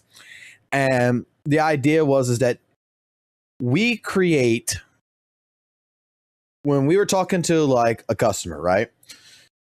We would come here at the first stage. Okay? The very first stage. This is where we would talk, take notes, and we would develop from this point, with the customer wanted, a roadmap, right? And on the roadmap, we'll color this in, we would make stages. We would give it a date and time on it right here. So, like, for example, this would be like 11/20. This would be like 12/12. So forth, right? You would make a time goal. And each one of these had a list of goals under it, of where we want it to be practically at. Okay? These are all the system features that we want to basically have added at this point in time in the application. So I would think game development would be very similar. You have the initial talks. You start off right here at stage 1 with the initial talks. You have a roadmap, and then you get to the halfway point, which would be typically within 6 months, and then you would have your second talk where you're talking about the next roadmap towards the same application. The thing here is that in between all of these different testings, you would have your beta testing, right? You would have your different internal testing. You'd have outside testing that would come involved in this, that would test what you're trying to do. And the idea here is that we would get feedback at this point in time, right? This is your different types of feedback that's coming in for each one of the customers. Let me actually do this in different colors, right? Let me do this. Hold on. Let me do this right, because I want to explain this by visually. So we would get different feedback, right? Of what problems they're seeing, what bugs they're seeing, things that they like, what they don't like. We're getting the feedback. And this is typically like different little things that we're taking note of. Here's the problem. This right here, this feedback is not going to be implemented in here. It won't. We're not taking this feedback and going to drive it in here. Unless otherwise it is something that we can look at and say, oh, wait, this won't take us long to implement. This is something that we can implement in the next patch, and it's a good idea. We would take each one of these. Let me get a different color for this. Let's use this light green. We would take all of this feedback, right? No matter what, all of this, and we would make basically a list. This is debt. This is our technical debt. This is what our customers want. This is what they've seen problems with and everything else. And then in the future, from the very first feedback, you might not see some of these changes until we change it here. Or we might add the other two right here. Right? Some things in particular do not get added until much later. And it might not be everything. It's not going to be the very next patch. Like we expressly, and look, customers are fucking retarded. Okay. I'm not going to lie. Some customers are retarded. They're like, why can't you do this in the next patch? Because unless otherwise it is detrimental and it breaks and it's something is like broken. If we believe it can be held off so that way we can really integrate it into the application, we're going to set time and date and we're going to try to implement it. We're not going to guarantee it because we already have set goals of where this application should be at each point. So you might not see your feedback for 3 months. You might not see your feedback for 6 months. Because if it's not detrimental, it's not destroying the game or the application, not game, the application, then we have it on a list. We think it's a good idea. We know this is a bug. We know this is happening. We will find the time to incorporate it, but we have to be able to make the time while we're still working on where we're supposed to be at on the roadmap. That's why, like I was saying, is in ZZZ, I believe that everything in 2.0 all the way to 3.0 has been laid out on a roadmap. They have their set goals for each patch. They have their set goals of what they want to incorporate in each one of these. With each feedback survey that they're getting back, they're taking things that customers are talking about, they're putting it on a list. But the stuff that you talked about in 1.7 is not going to show up until 2.5. Because this is the only time we're going to be able, we have to give that, we have to develop that. To you, it may seem like, well, that's just a simple little fix. You know, I need you to fix whatever here. I need you to add this in my game like this. I need co-op or anything. You may think in your mind that it's an easy fix. You may say, I played in Roblox. It's not that hard. I've done coding. It's not that hard. Have you done the coding to where you already have to implement all the other shit plus that?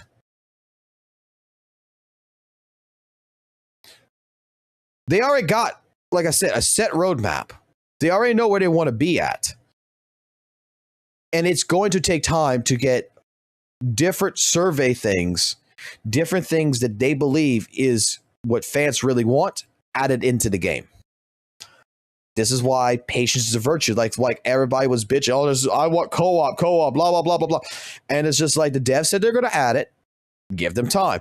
And I remember this shit. I remember this shit in 2.2, where we had this conversation about the fucking co-op on the stream. That people were talking about, you know, if they would add co-op and all this other stuff.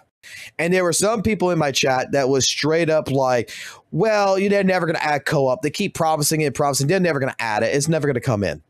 And it's like, well, I mean, let's see what happens. And even if they never add it, I'm good with it. Guess what? Patience is a fucking virtue. That was 2.2. 2.5, they're adding fucking co-op. It just took over a year for them to implement because they probably saw some problems. They probably saw that it was going to be more complicated to add it the way they wanted to add it.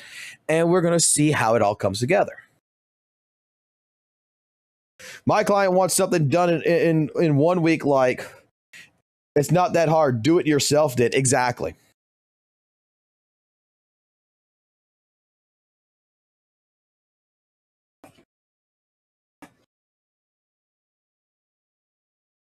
So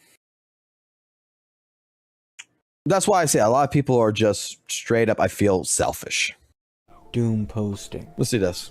This is the most annoying word I come across when I make videos, anything, as a CC, right? Hey, hold on here. Just imagine if Zenless would improve each and every feature and kept enhancing it every patch on top of new stuff. Do you believe they could? Yes. I think they could. I think that at one point in the future, if they get the resources, because relatively speaking, you got to also think about this, AMG. How big do you think the Zenless Zone development team is? Do you think it's as big as Honkai Star Rail or Genshin? Because I don't think it is. I think relatively out of the entire development teams that's going on right now, Zenless is one of the smallest teams at Hoyoverse. In the future, if they were as big as, Honkai Star Rail or Genshin, which at that point in time, the game probably be, not as good, to be completely honest, because then at that point they get, pretty lazy. It feels like when you get a bigger team, the lazier the team gets. But let's just say they weren't. Then you could set up one section of the team that just focuses on improvement the entire time.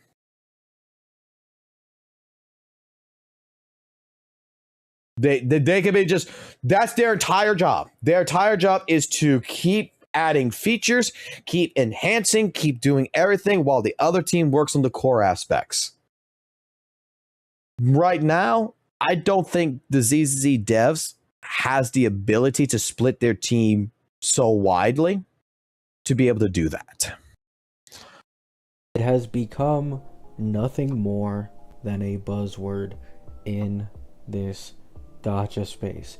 It's become no different to any of the other Twitter buzzwords that a bunch of people just completely ruin and forget the meaning of, right? I just made a video talking about how Cassie isn't the undisputably strongest DPS, right? Because this is the common notion among the casual side of this game's player base, and they always doom post about how Cassie is too good and every other character is trash. And when I bring up the fact that other characters can be competitive, but Cassie is still very strong, they then say that this is doom posting. Do you guys not know what the definition of doom posting is? Doom posting is being overly negative and overly exaggerative whilst being overly negative about something. I'm not exaggerating what it is I'm saying. I'm not being negative. I'm just stating the actual facts, right? It's the same thing on literally any video I make these days. I just did a random ass community post of me on Where Winds Meet, showing that I've hit the level 40 level cap and I can't do a breakthrough for the next 2 days. I already banned this person off my channel because I can see comment histories, and I saw that all their comments were being negative towards me and just being very rude. And this person commented, "Oh, when are you going to start doom posting this game like you started doom posting WUWA?" Keep in mind, even in my video about quitting WUWA content, I said I'd continue to play the game and that I'm not quitting it for any particular reason of like, oh my god, this just absolutely ruins the game for me. I'm just burnt out and I want to give another game a shot, right?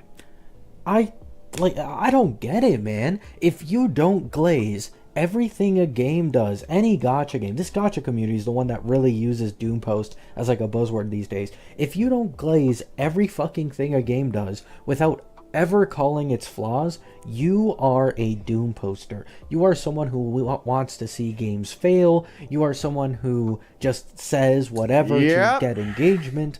Like, are we dead ass, bro? Are we fucking dead ass? I could say anything and people will call it doom posting. And I don't even just see this for myself. I see this for other creators too, right? Other creators give their opinion on a game, and they're automatically labeled like Hoyo shills, Doom posters, this and that, right? I've seen the exact same thing happen to some of my WUWA viewers who actually have 2 brain cells. They sometimes actually get attacked under some of my HSR videos for having some opinions, and to be honest, I agree with them a lot of the time. Right? I don't think every single person who plays WUWA is idiotic. It's just this very vocal minority who loves brigading CCs who have actual opinions that are really fucking annoying. But like the actual normal people who can have a real conversation without insulting someone, like those are the ones that are pretty cool, right? And like I have nothing wrong with them. This entire gacha space has been so like weird as of late, right? Like it's like they want CCs to be gacha tribalists for their favorite game. I'm not that, right? I've never taken a sponsorship in the history of my channel. I'm probably never going to take a sponsorship, right? Because I don't want to. Like, that just ruins the integrity of the channel, in my opinion. I don't like listening to other people who get sponsors on games, because I know then their reviews can be a little skewed, you know? Like, even if the company says, oh, you know, you can say whatever you want, and like they'll say that a lot. It doesn't change the fact that if they talk well about the game and continue to play it, they are more likely to receive another sponsorship. And so people like to tiptoe around the things they say about video games when they're looking for sponsorships. I'm not one of those people, right? This is a completely unfiltered, opinionated channel. I don't sugarcoat really anything I say. I legit criticize Hoyo games more than any of the other fucking games I play, and I still have to meet this same bullshit stuff, right? And once again, it isn't only like when I talk about WUWA, it isn't only when I talk about like Where Winds Meet, it's legit also when I play my Hoyo games. I'm not like, finger pointing here, it's all of them, right? Every single game has these tribalists that say doom posting, doom posting, doom posting, doom posting. It's idiotic, right? When are people gonna fucking grow up and learn that things like nuance actually fucking exist, right? It's not as black and white. Oh, you either fucking shill the fuck out of this character, they're the best character in the game, or if you're slightly negative about them, you're in the black. Oh my god, right? You're oh my god, doom posting. You want this game to die. You want this character to be hated. Like, I have an E2 Cassie. I have an entire account that has been built around Cassie specifically for a long ass time now. I've played it consistently because I want my Cassie to be as strong as possible. I probably put more effort into making my Castress as strong as possible than 90% of Castress mates, right? And people are still trying to say I have a bias and I'm trying to shit on Cassie. Like, if anything, I have the least bias. I've played with almost every single version 3 Amphorius DPS with high investment and low investment. Phanon, Noxa, Evernight, the Herda, My Day. Like, the only ones I haven't played are Aglaya and the Dot team with Heislands. Those are the only two, right? And I've never spoken on those two characters because I don't play them, right? But all the other ones, I've made many videos about. It's because I actually had them. So, let me know if you guys as well agree with me. I mean, for me, it's much more annoying, right? Like, a lot of you as viewers may be like, oh, I don't know what the fuck this guy's ranting about. Because you're not a CC. You don't get the bajillion notifications, the hundreds of comments on videos consistently. So, it's not really something you go out of your way to see every single day. But, like, every time I try to go to, like, my comment sections for something where I'm, like, talking about a character's value, talking about this and that, people always just say doom posting. It's not doom posting, right? Like, don't get me wrong. It's not like the word itself is incorrect, right? Like, you can never use the word doom posting. It has its applications depending on, whatever it is. But 99% of the time, once again, it's just used for anything that is any slight of criticism or truth that isn't overglazing someone or something, right? Love you all. Hope you have a great day. Hope you have a great night. Peace out. I just realized there's only 10 seconds left on the video for me to hit the 8-minute mark. So, cut your boy some slack. Let him make a few more dimes. Thanks for watching, and peace out. Didn't mean to click that. I mean, he's right. He's right. When it comes down to it, dude, people just use fucking buzzwords just to use it, and doom posting has become a buzzword. It really has. Ay, ay, ay. I think I'll go call it because I got work in the morning. So I'm going to take a nap. I'm going to edit out some videos before I go to work and get that posted and get that taken care of. And I will be back tomorrow, probably.